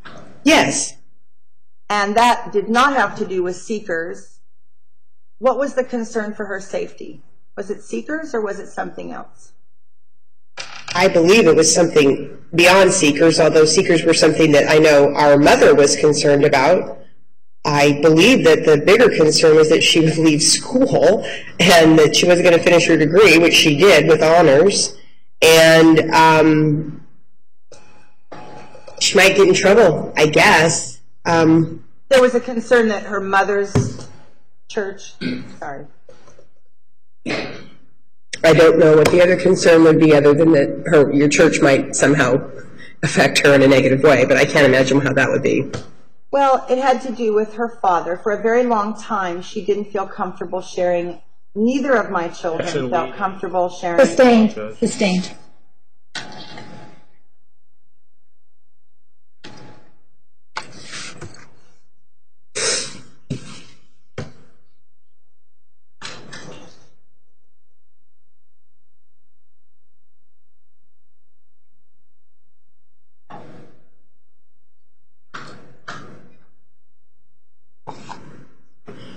So I'm just going to ask briefly, do you recall the Phoenix period we were not living together, but we were talking frequently on the phone as best friends and confidants? Yes, you and I speak almost twice a week on average and have our entire lives.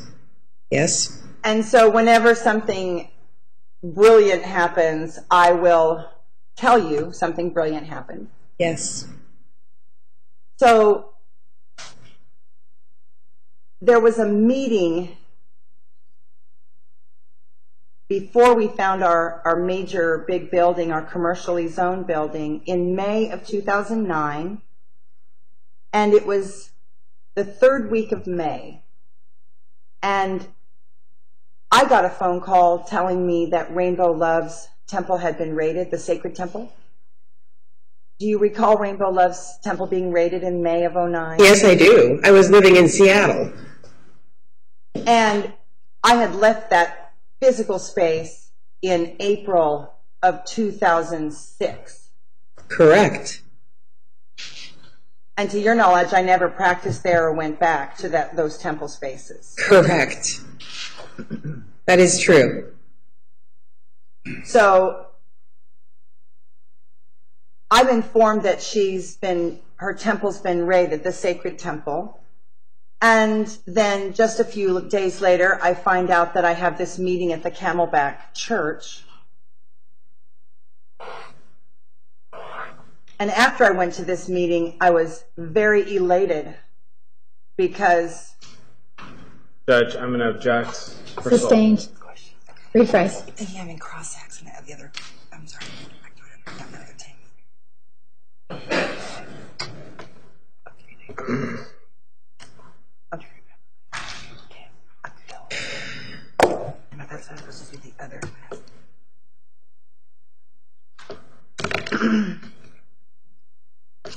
Just a few things that happened along the way that I'd like to confirm that we talked about.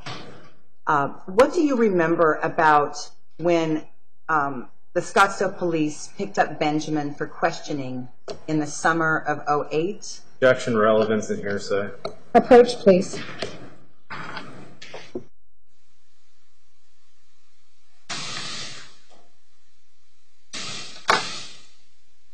I'm sorry, Your Honor. I clearly don't get hearsay. I don't get what's happening. Okay, so where are you going with this question?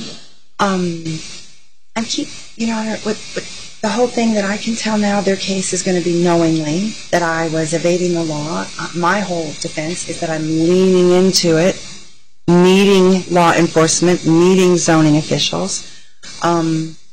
Whenever I had a scary or uplifting experience, I would tend to tell my sister because she sees me in danger, and I'd be like, oh my gosh, this good thing happened, or oh my gosh, this bad thing happened.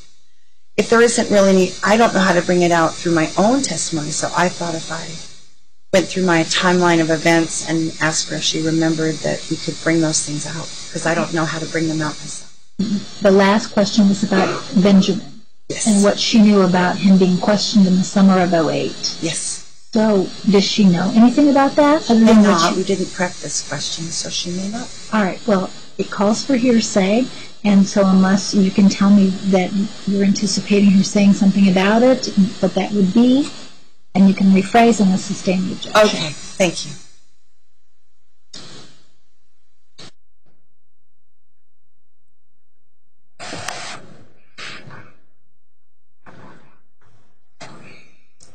So, in the 15 years that I've been doing this work, have you ever feared for my safety for any reason? Yes. And sometimes it had to do with, why? What were you afraid for my safety? Primarily rape and murder.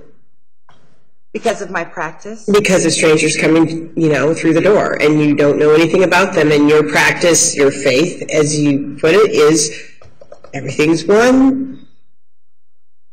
What's there to fear? I mean, I can't relate. I don't know. I worry about people coming into my home that I've not met before and whether they're cool or not. Shit goes down, pardon my French again, but you can't just let strangers come into your home and think things are cool. That's not the way I live anyway. And you were having people coming through, that you'd never met as a way of life. I worry about you all the time, honey. I do. Yeah. I don't have the faith you do, though. Okay. Have you observed me pick up and move the goddess temple to another location?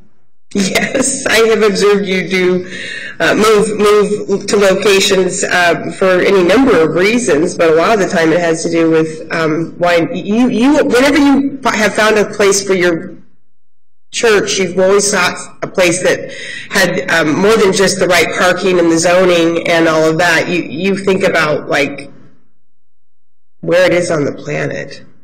Where it is, you look up geographic points and things like that. You think of astral cartography and how the place on the planet is being influenced by the stars and stuff like that. All of it. Getting to the moving of the temples and the centers. Did you ever get a call from me saying, planning and zoning says we have to... Objection, hearsay. Sustained. Did you see me rebuild temple space numerous times in numerous locations? Yes. And even in numerous cities? Yes. Were any of my temple spaces ever attacked by the government to where shutdown don't exist? No. Did you ever see that happen before? No. So this was the first time? Yes. And so I operated a space in Seattle and was not attacked by that government. No. I operated a space in Kirkland, Washington, and was not attacked by that No. government. I operated a space in Scottsdale after moving to this valley, and no one in Scottsdale attacked us at a few locations. No. They visited us with clipboards. What I recall is that you did have someone in Sedona want you to come and talk to the city council at one point. I think that's who you went and talked to. You attended a meeting, a planning meeting of some kind, and you presented your temple in that context. I recall that. I've never had heard of anyone ever attacking you, though, or shutting you down. In Arizona? In Arizona or Seattle, either. Okay. Okay. And so, am I a person who follows the law? Objection. Character of it. Sustained.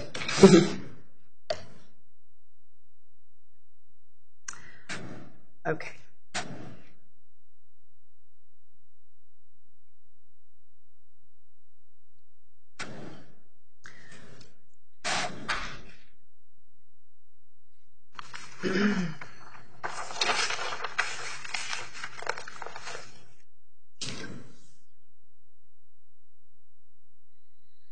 So there were a few times that the temple was in the news, and do you recall how I felt about it each time we were contacted by the press? Tracy, I think that you, when you've had the press in touch with you, you've always been happy about it because you are so eager to get your message, this incredible information that you have to the world. That's what I've known about you, and that you are very happy to tell people about what knowledge you have to offer. And that the press is part of that. You've enjoyed that from what I've always known about you. Thank you. And so you would agree that, but the interaction that I myself and other temple members has had with the press. What is the question? Please repeat the question. Yes. So did you observe in reading any of the articles or seeing any of the television programs about the Phoenix Goddess Temple, did you feel that the representations were accurate to the temple that you knew? Objection. Foundation. Sustained. How do I phrase this? She saw all the media.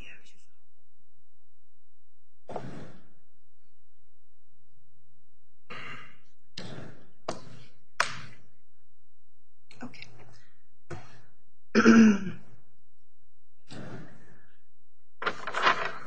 Do you recall me conversing with you when there was a flare of media attention in February of '09? When you were in Scottsdale. I recall you calling me up and being very angry about the article that had been published because there had been some discussions and interviews with the reporter where there were misrepresentations as well as falsehoods in the article. And then that was followed up by some television, and 3 or 4 people. Leila Sullivan did NBC. I mean, do you remember watching these segments? Yes. And so Leila Sullivan did an NBC interview about freedom. Do you remember that? And then Radha spoke of devotional love, and that was on Fox. Radha Bast, yes. I remember that. Actually. Right, okay. I wrote that other gal, okay. Mm-hmm. More than one Radha. And then, and so we did that press, got through it, and then the next big thing that happened was the Phoenix Magazine did an article. I recall that, yes. And that interview began, I met the reporter who wanted to do that at the Camelback Bible Church at that meeting, you remember me calling and saying someone wants to do an in-depth article. Yes, yes, I do. You were very excited about it. Why was I excited about it? Because this is all yours. Approach, please. Approach, please.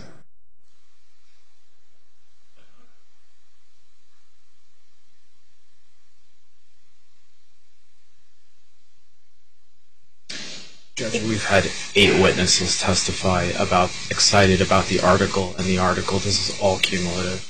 Okay. Well, the article is, there are 2 articles which devastated the Phoenix Goddess Temple. The first one was in Phoenix Magazine, and then the next one was the New Times, which destroyed the temple.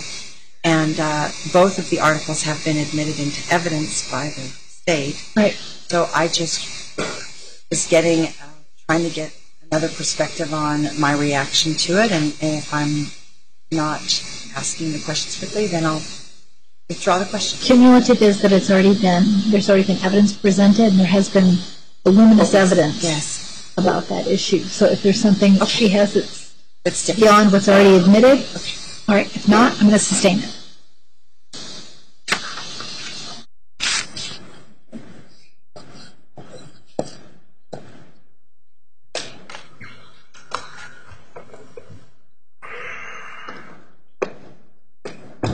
I'd like to speak to the opportunity that the temple and I had to do a reality show or a documentary series. I recall that being an opportunity that you had since you came to Arizona. And it was a follow-through on the Phoenix Magazine article. I recall that. Do you recall the name of the producer? His name is Aaron Kaplan. Do you happen to recall the name of his company? I know that he works with the creator of Sex and the City, Darren Star. I do not recall. I believe he's Kaplan Entertainment. I may not be recalling that correctly. He's very successful as a producer in Hollywood. Mm-hmm. And so because of our background in screenwriting and entertainment, there was a great deal of excitement for me that they wanted to make this program. Yes. There was a producer interested in filming the temple. Yes.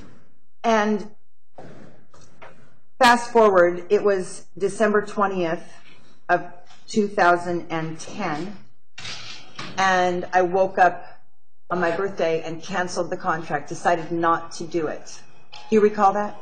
I do. You decided that you gave it a lot of thought, and there was quite a bit of money on the table is what I recall, and that you decided that it was not in the best interests of your church to do a show like that, because you would have no control over how that they would present you. And so many shows on television now center on making things a mockery and try to make a comedy out of something, and that you held this, your church is so, it's a sacred space. How could you do that to people who work there and seekers who come there? I recall very much you being very scared that it would turn into something that could destroy it, and that was the last thing you would want. And as tempting as the money was, you couldn't take the money. It just wasn't right.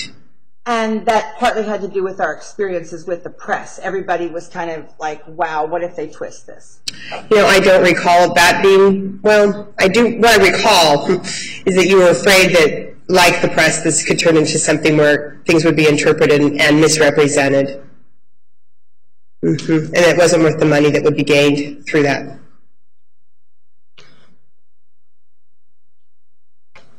I also recall you needed the money. You guys needed the money. That's what I recall too. It was a hard decision. Yes.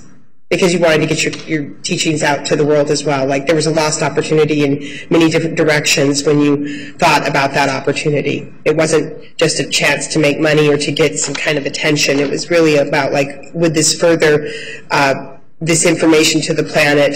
It's a great opportunity to get those teachings out there. And if it's done wrong, they could destroy that opportunity and make it into a situation that was actually a mockery of the very things you hold dearest. That's what I recall. Thank you. Yes. Mm-hmm. And I supported you in that decision too, I recall. Mm-hmm.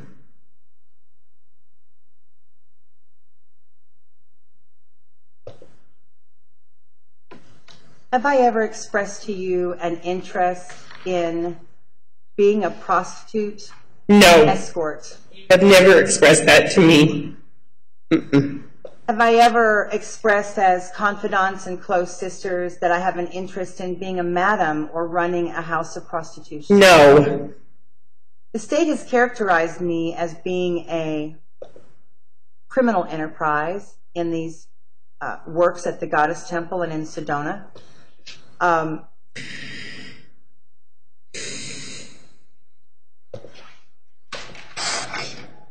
I believe criminal enterprise would involve making a profit and spending it on yourself. Objection, misstates the law. Sustained.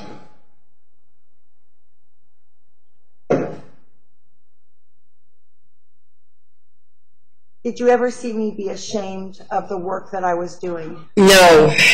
You're proud of your work. Did you ever see me stand up for the work that I'm doing? Yes. Many, many, many, many times in the face of people actually wanting to tear you to pieces, including your family. Have you ever been present when people were laughing at me over my religious beliefs? Yes, yes, I have, many times. Have you ever seen my physical safety directly threatened by someone who was upset about what I was doing? Yes, I have. When did that happen? It's happened more times than I would like to recall. However, I'll give you a couple of specific examples. Michael Landy, the person that we mentioned earlier today, who you initially met in Seattle, he threatened to kill you. And I believe that he's a man who would carry through that threat if he were given the proper opportunity. He held you against the wall and choked you, in front of me. So there's one. Can I stop right there? Sure. Do you recall what he said about how I impacted secular sex work in Seattle? Do you remember what he said at that time? That you were destroying it. Do you recall anything else about how I was destroying sex work in Seattle? He said that you were going to make it harder on the people who were working with people like him, that you were making it harder on the females by giving them notions of this having some kind of meaning and spiritual value, and that he really thought you were a joke, and that he really did not respect you as a human or a female, is what I recall. Well, and it was very specifically about how we took the money. Wasn't it a lot about, excuse me, isn't it true? Did you witness directly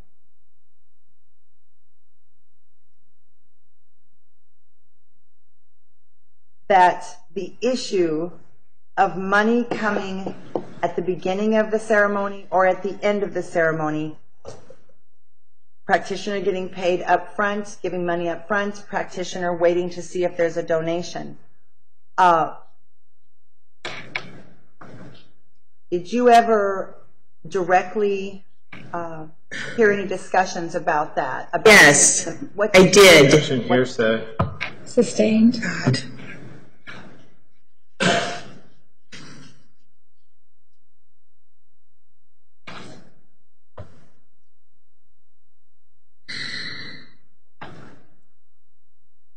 It's true that I have sheltered the women over the years, not only in the temple, but in my own home. Sometimes with their children. Yes, that's true. Give them a spare room because they need to be somewhere. And this was upsetting to my family, that I would bring in needy people constantly to live in the house. Is that a question? Yes. Were my children upset with me for bringing needy people that I might meet to live with us at the house? That's an understatement. They were more than upset with you about that practice, and that you did it a lot. Yeah. And I was as well. And isn't that part of my desire to then have a larger ministry that could stay separate from my family? That is absolutely true. Hmm? So that my big desire to help would have a bigger way to do it. That's what the big buildings were about. I I believe that your motivation to have a bigger ministry, that was a component of your motivation. I don't think that was your sole motivation. Your bigger motivation, I think, is that you just really believe in what you're doing. Yeah. It has been really hard on my children. Yes. You have personally witnessed my children in the presence of someone else calling their mother a whore? Yes. And it's terrible to have your family member treated that way, especially your mom. And yet my children are strong and bright people, and they're actually supporting me in this, as are you. Yes. Would you say why? Objection relevance. I'm sorry, I didn't hear the objection. Objection is relevance, Judge. Sustained.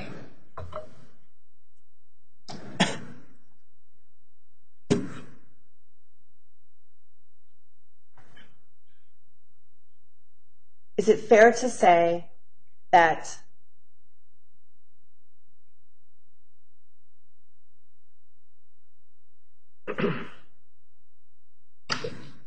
you remember me searching out shapes, legal status for the goddess temple, that I knew that I had to find a status? Yes, I recall you searching the internet, trying to find articles from people who may know more, that you did legal searches, that you tried to find any manner of format to put this church into, because it was such a unique idea, really. These types of churches may have existed thousands of years ago. They don't exist nowadays, as far as you could tell. Yeah, you spent a lot of time trying to find the right way to make it work. And knowing that we're a minority religion in a we do controversial ceremonies with people.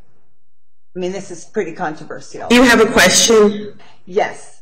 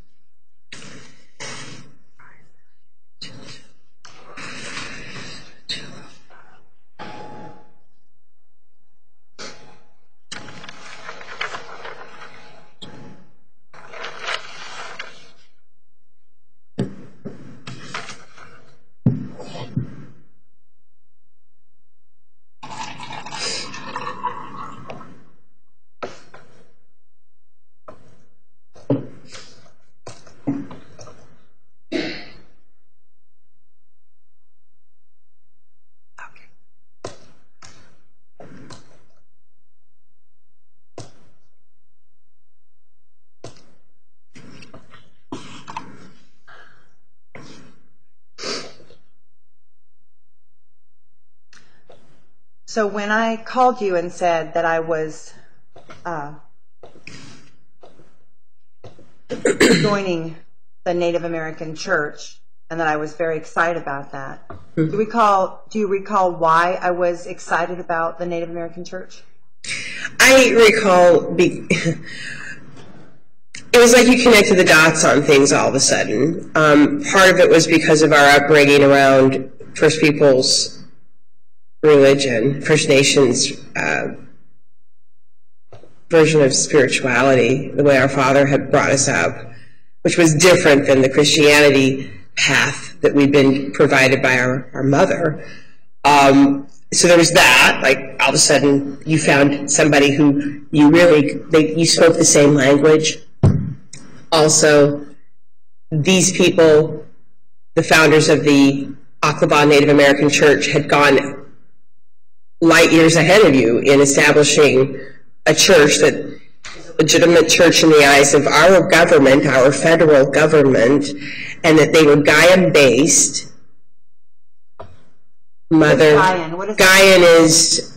Gaia is earth. So earth-based earth worship is part of what you believe in, the divine goddess. The earth is considered the mother. The sky is considered the father in their religion. And this was very akin to what you have always been resonating with. I remember that. Yes, thank you. And then there was a discussion that they were leaders in the nation in bringing sacraments to non-Native Americans. Do you remember this discussion? I do recall that, which was also part of how they had established themselves as a church. And when I say they were light years ahead of you, they had established their doctrine in the eyes of the government as a legal religious institution, and that part of their ritual is sacred sacrament, which they will sit in a circle and pass a pipe that has 7 sacred herbs in it, of which one is marijuana. Marijuana was then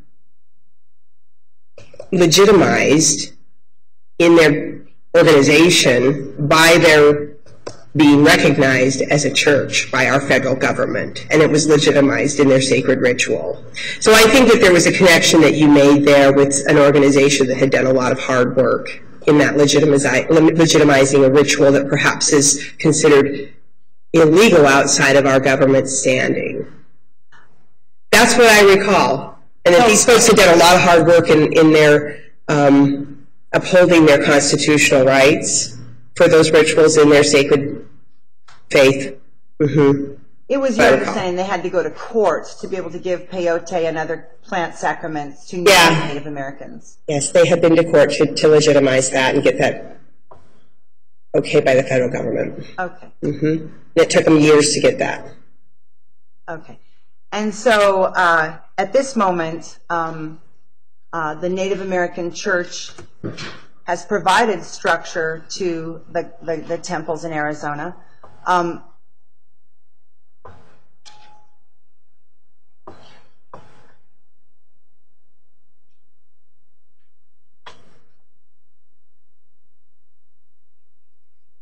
Our father passed away in 2006. Yes. And do you recall when I first began to speak with Mr. Mooney that I felt that I had found a father figure in my life, someone to take our father's place as a wise person to speak to? Yes. And do you recall that we really desired a masculine principle to help with the Goddess Temple? Yes, very important to you because you were missing that actually. Did not have a masculine presence in the circle of leadership. Thank you. I have no further questions. All right, cross-examination.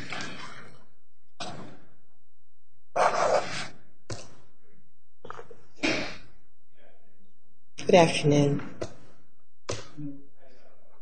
Sure.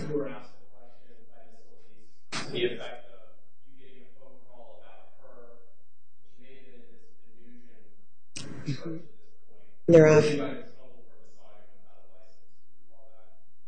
I don't recall her getting in trouble for massaging without a license. What I recall is her being warned that the use of the word massage in her marketing materials for her church could get her into trouble because that's against the law to use that word in advertising. That's what I recall.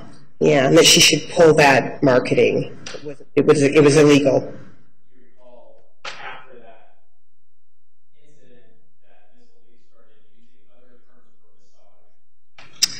What I recall is her using words like holy anointing. Yeah.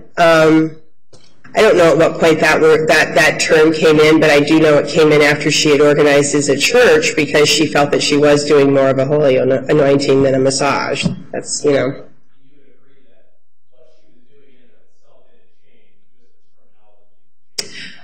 No, I would not agree with that. I do believe that as her faith strengthened, that her practice evolved. Yeah.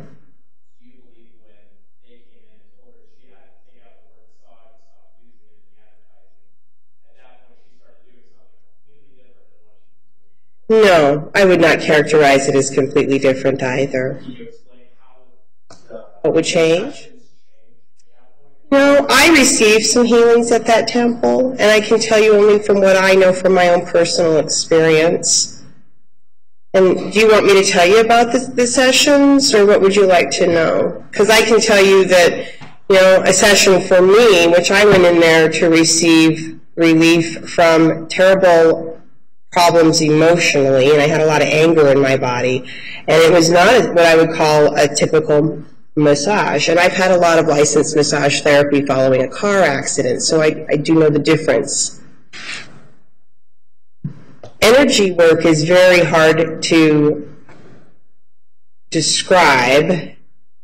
I would call it a shift in my energy, though, and like I completely felt relieved of all the tension that I felt in my body, and they didn't even touch me. The person that was working on me did what I call Reiki. I don't know if you're familiar with that, and essential oils, and moved energy using their hands.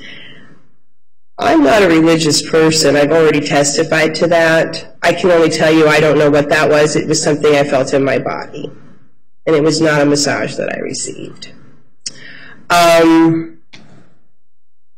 Gosh, as far as how things may have evolved from them pulling that marketing material, I would say that more what I would focus on is how her practice evolved from being mostly about body and into the realm of the energy of the body, not just the physical flesh. We have an electrical current that animates us.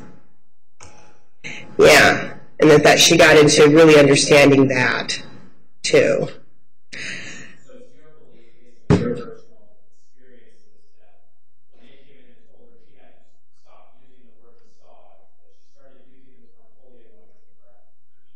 Yes. Mm-hmm.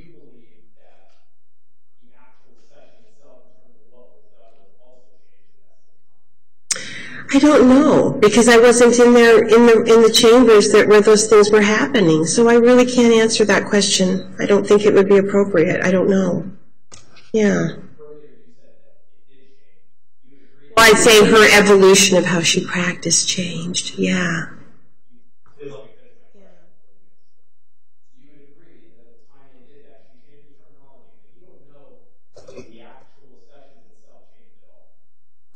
Well, I believe that they probably did change, but I really don't know. Yeah. Because I know I saw her changing.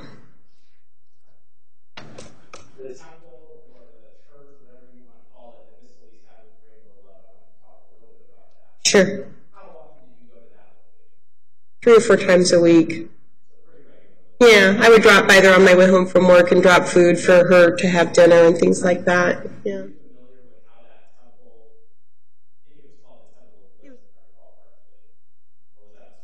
It was the School of One.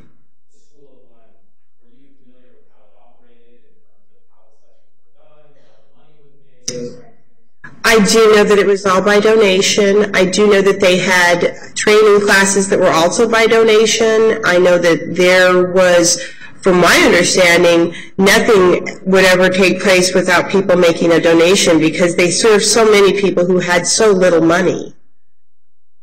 Yeah.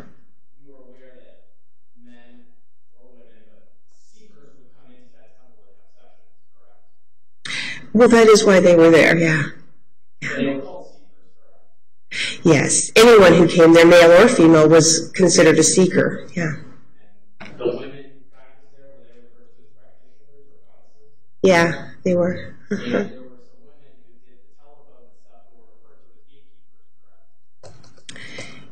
Yeah, I don't know if the term gatekeeper was in use at that point in time. I'm not sure at what point they started calling them gatekeepers.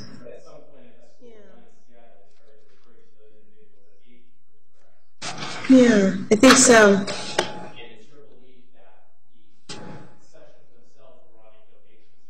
Yes.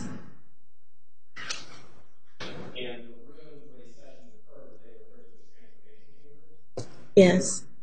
Yes.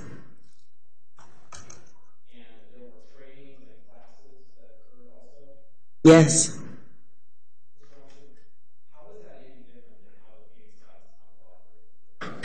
You know, I'm not sure that it was a whole lot different.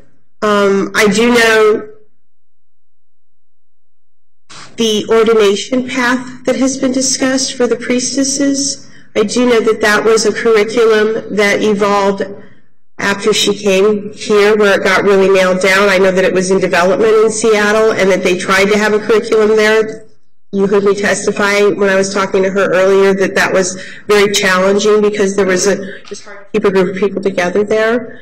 I do think it's been an evolution. I don't think it's an apples and apples comparison. I think that what happened in Seattle was kind of like the genesis of things. So I couldn't say that they were the same thing, and I don't think that would be proper to characterize it that way. It was like an evolution is what I would call it.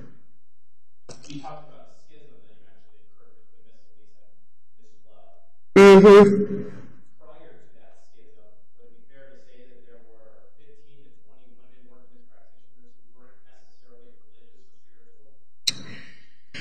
I don't think it's fair for me to characterize anybody who was there because I wasn't really close to a whole bunch of people. I can tell you the handful of people I knew had different religious practices of their own personal belief, and that they all had different religious practices, and many of them were drawn to understanding goddess religion and were really wanting to know more of an alternative to patriarchal religion. Yeah, I do know that, because I'd sit and have conversations with some of the women that were there.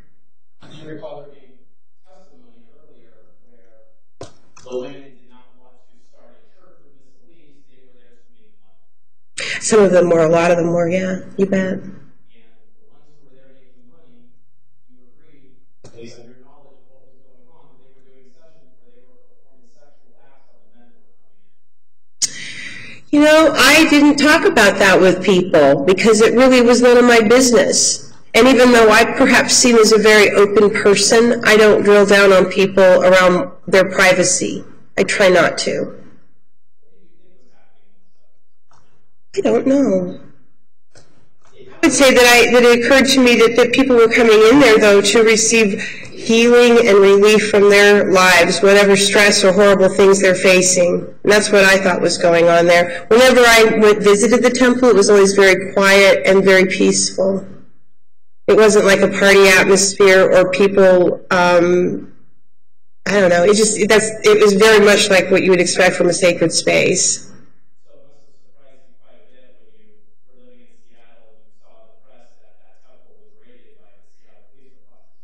No, it did not surprise me.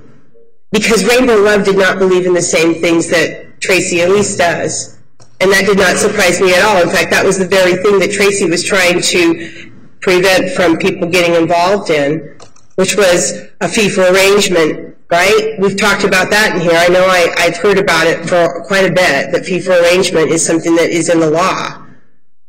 Yeah, anyway, I'm just going to say that was absolutely the opposite. What Rainbow Love did was the opposite of what she wanted to do there. So you had no idea what was going on in the session because that's not your business, you didn't talk about it. But when the police raided it, you were not shocked at all. Was Rainbow in charge of that place? Yeah, I wasn't shocked at all because Rainbow doesn't care about anything but money.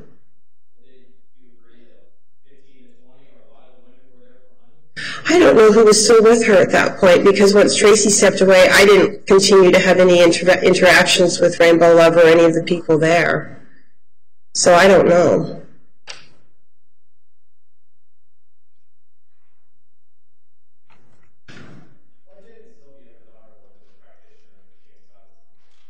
I don't think that Sylvia wants to do any type of healing with people like that. I don't think that it's far too involved. I think that you have to give a lot of yourself in order to be able to continually heal people. I don't think that's her calling.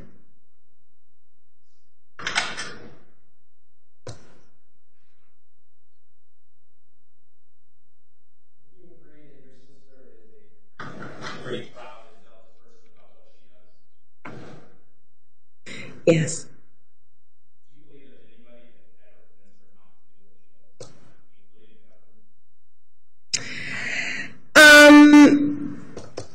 Think about that. I think people can be convinced of just about anything if they're given the right motivation. So I'm going to say, I don't know. Because I'm really gray area on all of that with humanity. Yeah. Okay. Art redirect.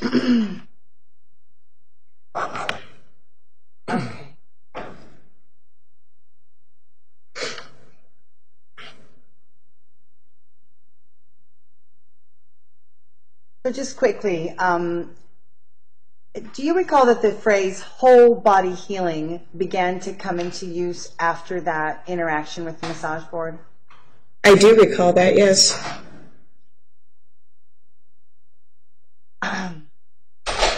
And then the state is characterizing that we just changed the words, and you said, I believe the practice evolved.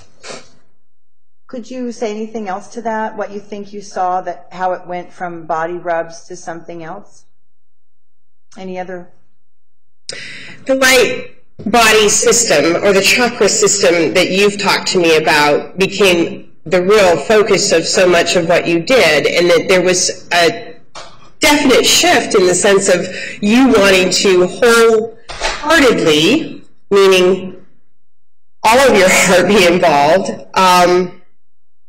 When you say whole body, it didn't make sense to provide healing energy to everywhere except genitals, and that there's truthfully in the chakra system, ignoring everything from the waist down doesn't make that's not the chakra system or the system of Tantra. So why would you? You wouldn't be doing it.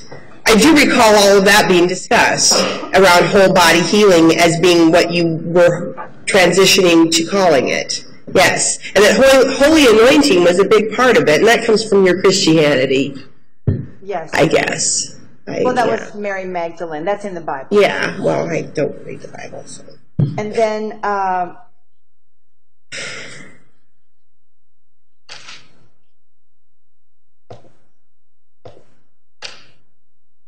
you said, I don't know if the actual sessions changed after the challenge from the massage board, but I saw her change. What did you see change?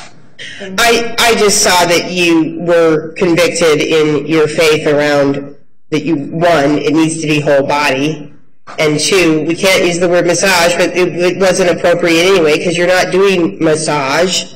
There was healing taking place on an electrical field, not in your body the way massage therapists focus on, and that you were really interested in trying to understand people on their spiritual path at this point in time, what brought them through the doors, and what's on their spirit, and what's blocking their energy around experiencing what I believe you call that oneness, that sexual energy is part of what animates our spirit. It became much bigger than about just the body.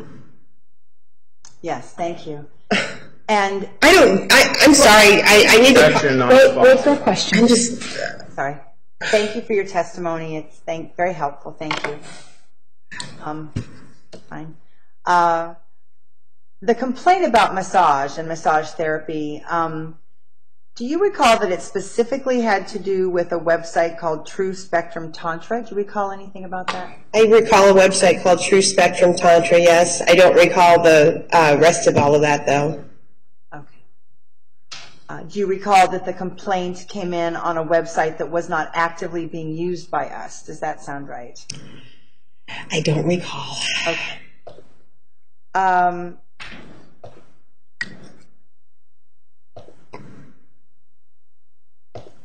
Okay.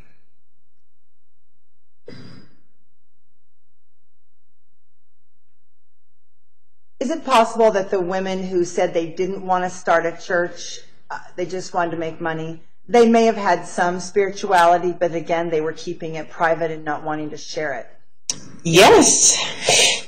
Definitely possible. Did you witness the women? You attended a number of moon circles and sat with the other women who came from moon circles.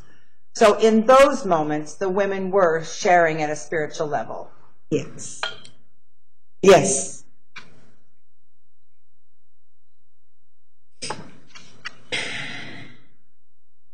The part about my daughter not becoming a practitioner, did you ever witness me encouraging her to be a practitioner? Never. I've never witnessed you encouraging anyone to become a practitioner. Why do you think that is?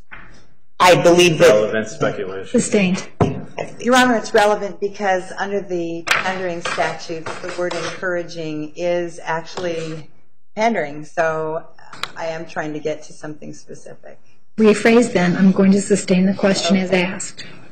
So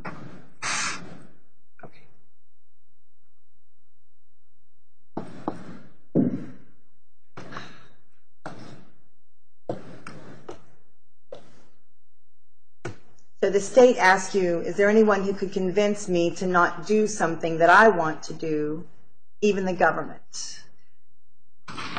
Isn't it true in our life you've seen me go through proper channels to get something different with the government? Yes. I helped my mother and father sort of fight through a bunch of paperwork for 7 years for our father to get a medical retirement. True. And I was able to discover the piece that actually got the log jam unblocked. True.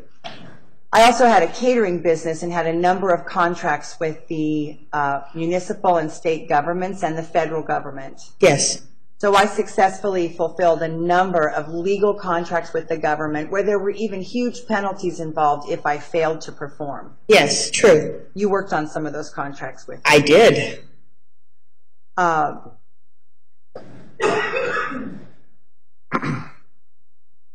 Do you recall me having a crush on Thomas Jefferson in 8th grade? I do recall. Sustained. The state would characterize that I'm saying, to heck with you, government. Is it your observation? Both of our parents were government employees, true? Yes. And most of the people that came over to our house for parties were government employees. Yes, we had double dipper civil servants for parents. So it's fair to say that I was not afraid of the government. No. Because the government was my parents. Yes. And so when I was upset about something with the government, I would just go talk to them. This is true. When I had a contract, a federal contract, and it was awarded to a big company, and it was supposed to be a small business set aside, I fought that, did I not? Yes. And I wasn't even the next in line to get the contract. Someone else received that contract. Yes. But I fought it on principle. Yes.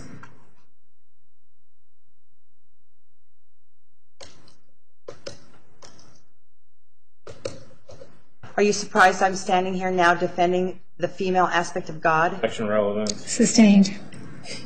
Thank you for your testimony. All right, it looks like we have one question from a juror. Please approach.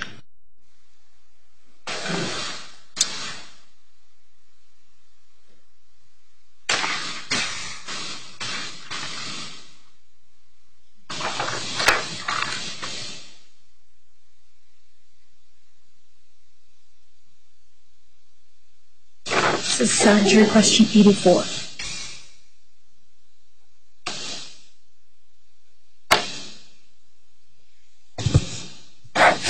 No objection, please. No objection, Your Honor. All right, a juror has a question for you. If you were so against what your sister was doing, why did you get so involved and become so knowledgeable of the practices? Because I want to understand my family members, and I get deeply involved in anything I don't understand in an effort to try to understand it. And the people I love deserve my understanding. Follow up, Ms. Elise? No, I don't have any other questions. Thank you. Mr. Sammons? No, Judge. Any other questions from the jury? All right, we're going to take the evening recess, ladies and gentlemen, tomorrow, 10:30. 10:30 tomorrow. Please remember the admonition. Ms. Johnson, you may step down. Thank you. Yes, we have two pregnant. And Gallagher standing behind her. I will have a pod ready to go. Better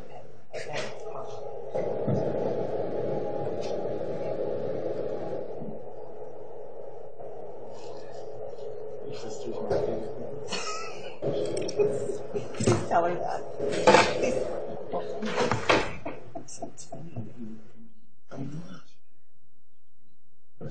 Oh, God. All those people were my dad's friends. Yeah. This is where this weird thing about the cowboy. I was literally like, oh my God, this is my dad's people. And he joked with me and I was like, All right, the record will show the jury has left the courtroom. Ms. Elise, who will be testifying tomorrow? Yes, Your Honor. Tomorrow we have 2 practitioners on deck who did take plea bargains. The first one at 10:30 is Audrey Starr, who in this case was known as Soleil. We will be going over her underwire, not every bit of it, but we're going to discuss her perceptions of what happened with the undercover wire and her time at Temple, why she was there. And then another practitioner, Don Colwell, is standing by for the 1:30 segment. It's my perception, because Audrey Starr has the undercover wire for prostitution deal, that we might take the whole 90 minutes because they will be cross-examining. It's my understanding they will be. So does that sound good, 90 minutes for Audrey Starr tomorrow? Maybe more. Well, we'll work around it. Okay. Those are the Willow in the afternoon, and actually Commander Gallagher is standing by, perhaps for the 3 o'clock if we run out of discussion. Okay. All right. Can we discuss Friday? Yes. First of all, there's been some confusion. What time are we starting on Friday? 9 o'clock, I believe. 9 to 9:15. Okay, that was my understanding too. Miss Elise, in the schedule that she sent us, has 2 witnesses scheduled for that day. In the morning, And who are those again? I'm the sorry. morning is Matt Cooper. We're objecting to his testimony, Judge. Mr. Cooper is a professor of religion at a school here in town. I don't believe he has anything to provide relevance-wise other than about religion in general. I have huge concerns about his testimony and confusing the jury as to how religion plays into this case. And if that's all he has to offer, then I'm going to object to that testimony. I can put that in writing if the court would like. It's already been in writing. Oh, apparently that's part of our motion to preclude that we already filed. Okay. Your Honor, I'd like to address Mr. Cooper's presence. It's not my intention that he would be here more than a half hour. On about, I don't know, maybe 9 or 10 occasions, I have gone from the Phoenix Goddess Temple, or since the raids I've even gone, but I would go with people to the community college and speak with some of my peers about the goddess religion to his religion classes, and the students would then do comparative questions with other religions. So to me, it shows a real effort on our part to, the jury said, well, where else are they advertising except on Backpage? We were going out in other ways. The other thing about Mr. Cooper, there's one specific thing. I'm not asking him about constitutional issues. However, Mr. Montgomery, when he did his press release, his press conference, and Sergeant Martos, who does press, they basically said to the whole world, this is no more religion than Cuba is Fantasy Island, and how despicable it was for us to use religion to cover a crime. And they said that in writing, and they multiplied it through the press. And so my point with this is that Mr. Cooper, Professor Cooper, is largely going to state that, one, you can't say what a religion is not unless you know what religion is. It's a philosophical thing. You can't say that something is not something without having an idea of what it is. And to me, that's relevant because had Mr. Montgomery, Sergeant Martos, Commander Gallagher, or Sergeant Sutherland, or Detective Campbell, or Detective Herman, if any of them had seen it like a church, as other people did, as other city officials did, as other county officials and state officials did, if they had seen it that way, we might have had a conversation. Perhaps I would have been indicted by a grand jury or called in to answer questions, but instead they smashed us. And that brings to the second part, Your Honor. I'm not discussing any kind of Catholic conspiracy, but you did invite me to address bias. And there is an incredible bias against female clergy, which will be addressed by both of these learned men, academic men, on Friday. It's almost if I'm an African-American woman trying to get access to the unsegregated bathroom or something. I mean, they don't understand the level of prejudice and intolerance that patriarchal religions have done to my faith over the last 2,000 years. Violence is why we don't have goddess temples. Male having superior strength is why we don't have goddess temples. So I believe it's relevant, and I'm only asking for about a half hour. Francesca Gentile, a priestess, and she's a center holder in the Priestess Guild in the San Francisco Bay Area. They did not want either of those witnesses. I dropped the leader of that church and brought in the priestess, and she's been a sacred courtesan and priestess for over 20 years. She's never had any legal issues, and she wanted to address that. So we actually have 3 witnesses on Friday, and I'm actually working on getting another 1 or 2. So we do have a full day. It's my intention to come in with 5, and I've got 3 right now. One of them is a heavy hitter, which is Dr. Ted McElvenna from the Institute for the Advanced Study of Human Sexuality. Judge, in terms of Professor Matt Cooper's testimony, these statements from Bill Montgomery in a press conference have not been presented to the jury as evidence, so there's nothing to rebut there. Additionally, unless this jury is going to be asked to make a decision on the verdict form of whether this was a religion or not, that testimony is highly irrelevant and highly prejudicial to the state because it's going to confuse the jury into thinking that they have to make that decision of whether this is a religion or not, which is not true. It's not the law. This witness has no relevance. If Ms. Elise wants to testify that she spoke at his class, that's fine. We're not going to challenge her on that. But other than that, all he's going to do is confuse the issues in this case more so than they already have been. Have you interviewed this professor, Mr. Cooper? I have not interviewed him, Judge. I have a summary of his testimony, which is what we based our motion to preclude on. Okay.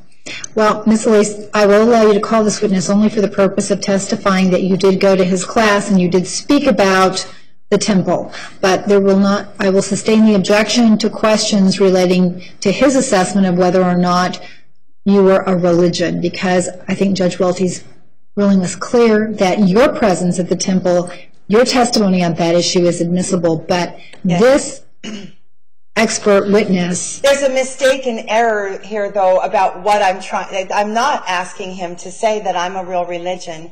My point is that it's a small teaching for the jury to understand as a matter, and he is a professor of philosophy and logical thought as well. And so my whole point that I wanted to make is that you cannot say that something isn't something without knowing what it is. And so it's just like a little bit of information that, you know, there's a reason there's a separation of church and state, because as soon as someone says that's not a religion from the power of office, guess what? That religion no longer has any validity because this person says it doesn't look like mine, and that's what happened here. Your Honor, I would like to enter into evidence the press release, the prejudicial press release issued by the Phoenix Police Department in conjunction with Maricopa County District Attorney William Montgomery, issued on September 8th, in which they called my religion no more a church than Cuba is Fantasy Island, and they accused me of being heinous to how despicable it was that I used religion to cover a crime. I think the jury needs to see that, and then Mr. Cooper's testimony will make sense. Okay. Well, your motion is denied. The jury was asked whether or not they had any prior knowledge about the Phoenix Goddess Temple. You had the opportunity to explore that fact in the jury questionnaires. This jury is not going to hear about any statements that were made to the press by anyone on behalf of the county attorney's office. Again, you may call Mr. Cooper for the purpose of testifying about the fact that you did speak at his class, but I should expect that would take no more than 5 or 10 minutes. The rest of it is the philosophy. Can he address the bias against female clergy, Your Honor? It's a historic fact. The bias against female clergy. I don't hear the state intending to offer any evidence on that issue. Is that correct? That's correct, Judge. Your Honor, that's why we're standing here, because there's an enormous bias against women who want to speak on behalf of God and redefine sexuality as sacred. When men are in charge of sex, they're selling it. They're making money from it. They're getting their wishes and needs met, and the women are not. And that's why I'm standing here. I'm standing here because women actually have a different view of sex. Part of our motion to preclude included Dr. Ted McElvenna. It appears that Ms. Elise, well, if you remember, Judge, from the evidentiary hearing, Mr. McElvenna indicated that he had no specific knowledge, had not previously visited the temple. prior to, or at least during the time period of the indictment, has no specific knowledge about what went on in the chambers, save what he may have heard through Ms. Elise, or which is pure hearsay. I believe, the state believes, frankly, that the reason he's being called is for the same reason Matt Cooper's being called, to go into this idea of female clergy. Everything the court has just said is not relevant. We don't see any relevance to Dr. Ted, and I would refer this court back to the evidentiary hearing where he indicated his specific knowledge about what went on in the sessions, which is why we're here, at least I believe. So anything that he may be elicited by Ms. Elise is not relevant. Your Honor, Dr. Ted Nuckovana is the world's leading expert on human sexuality, not just in this country, but the entire planet. He's also the highest-ranking Methodist elder who has been designated by the Methodist Church to speak on matters of ethics, spiritual, sex, sexuality as prayer, that type of thing. I'm not calling him as a witness who was in the temple. He is actually my only expert witness that wasn't in the temple.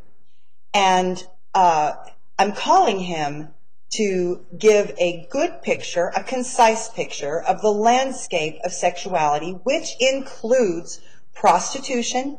He has a documentary being made right now calling him the night minister because his work is with prostitutes, one of the areas, certainly not the only area. And I think that to deny the jury the context that all of this is going to be decided in. There is a context of sexual expression in this country, in our culture. This man is qualified to discuss the culture of sex and how there's a need for what I do, and that he's going to testify that he's got some interesting testimony about the need for what I do. And so I'm being hammered away at being a prostitute. I'm sorry, the need for what you do. I don't understand what that encompasses. Because it goes to mindset, Your Honor, in that I'm responding to a need in my culture that women and men are breaking apart around sex, that sexuality, which is what is meant to bond us, actually can drive us apart. We're going to address the fact that when men don't have orgasms, countries where sex is oppressed, you have more violence. Country where sexuality is flowing and there's no shame on it because of religion, there's less rape, there's less murder, and they don't want to go to war. They don't want to spend the money that way. So I believe I deserve to have, and the Phoenix Goddess Temple and the Sedona Temple deserves to have one expert witness who will discuss prostitution, basic sexual health, basic sexual needs, and how those relate to a spiritual person. I've only called one expert witness, really. I don't have another expert witness. Everybody else was in the temple. I don't believe I have another one. So I believe that he deserves to be here to provide context, and he's going to speak to what will happen with the temples immediately following this. You know, we're working together on Veterans Administration programs and creating triage, which will connect the sacred sexuality community with the veterans' hospitals because they need it. And so leaving his testimony out is to, again, as the state has continued to do, look at my work, my life, the temple, the schools, the money, and everything out of its proper context. And Dr. Nick Vilvena will provide context for what's happening here in this courtroom. He has no firsthand knowledge about what you have done at the temple or at all. Actually, he has, Your Honor. Since this happened and I contacted him, we've spent many hours on the phone discussing the lineages that I was drawing upon. I have spent time with him. I have demonstrated some of my things with him. It was clothing on, I admit, but that's what we did. And through all of this, he's the gentleman who decided to honor me with an honorary doctorate from the Institute for the Advanced Study of Human Sexuality, and his purpose in doing this was very focused, that he felt that what's missing in the entire world of sex education and the entire underworld of pornography and prostitution, he believes that what's missing is the sacred feminine and the attitude that sex is sacred, and he wants to speak to that. And he's already bought his ticket, and he's 81 years old. I believe he deserves a chance. It's his life's work to provide healthy sexual experiences to people and to take away the sexual trauma. That's his life's work, and I think it's relevant. Okay. Well, I'm not going to rule on this today. We'll talk about it tomorrow. I'll give this state an opportunity now that you've heard about what this witness intends to testify about. If you have any additional arguments, I will consider them. Where is he coming from? What state? The Institute is in San Francisco, Your Honor. He was flying in Thursday, and he's to leave on, Friday night. And he testified at the hearing, so I can go back and look at my notes. Yes, Your Honor. And is there something, is he going to testify about anything beyond what he previously testified about? There was no plans to add anything, Your Honor. It was about the context of sexuality in America. Okay. I will find my notes. We're adjourned. Thank you, Your Honor.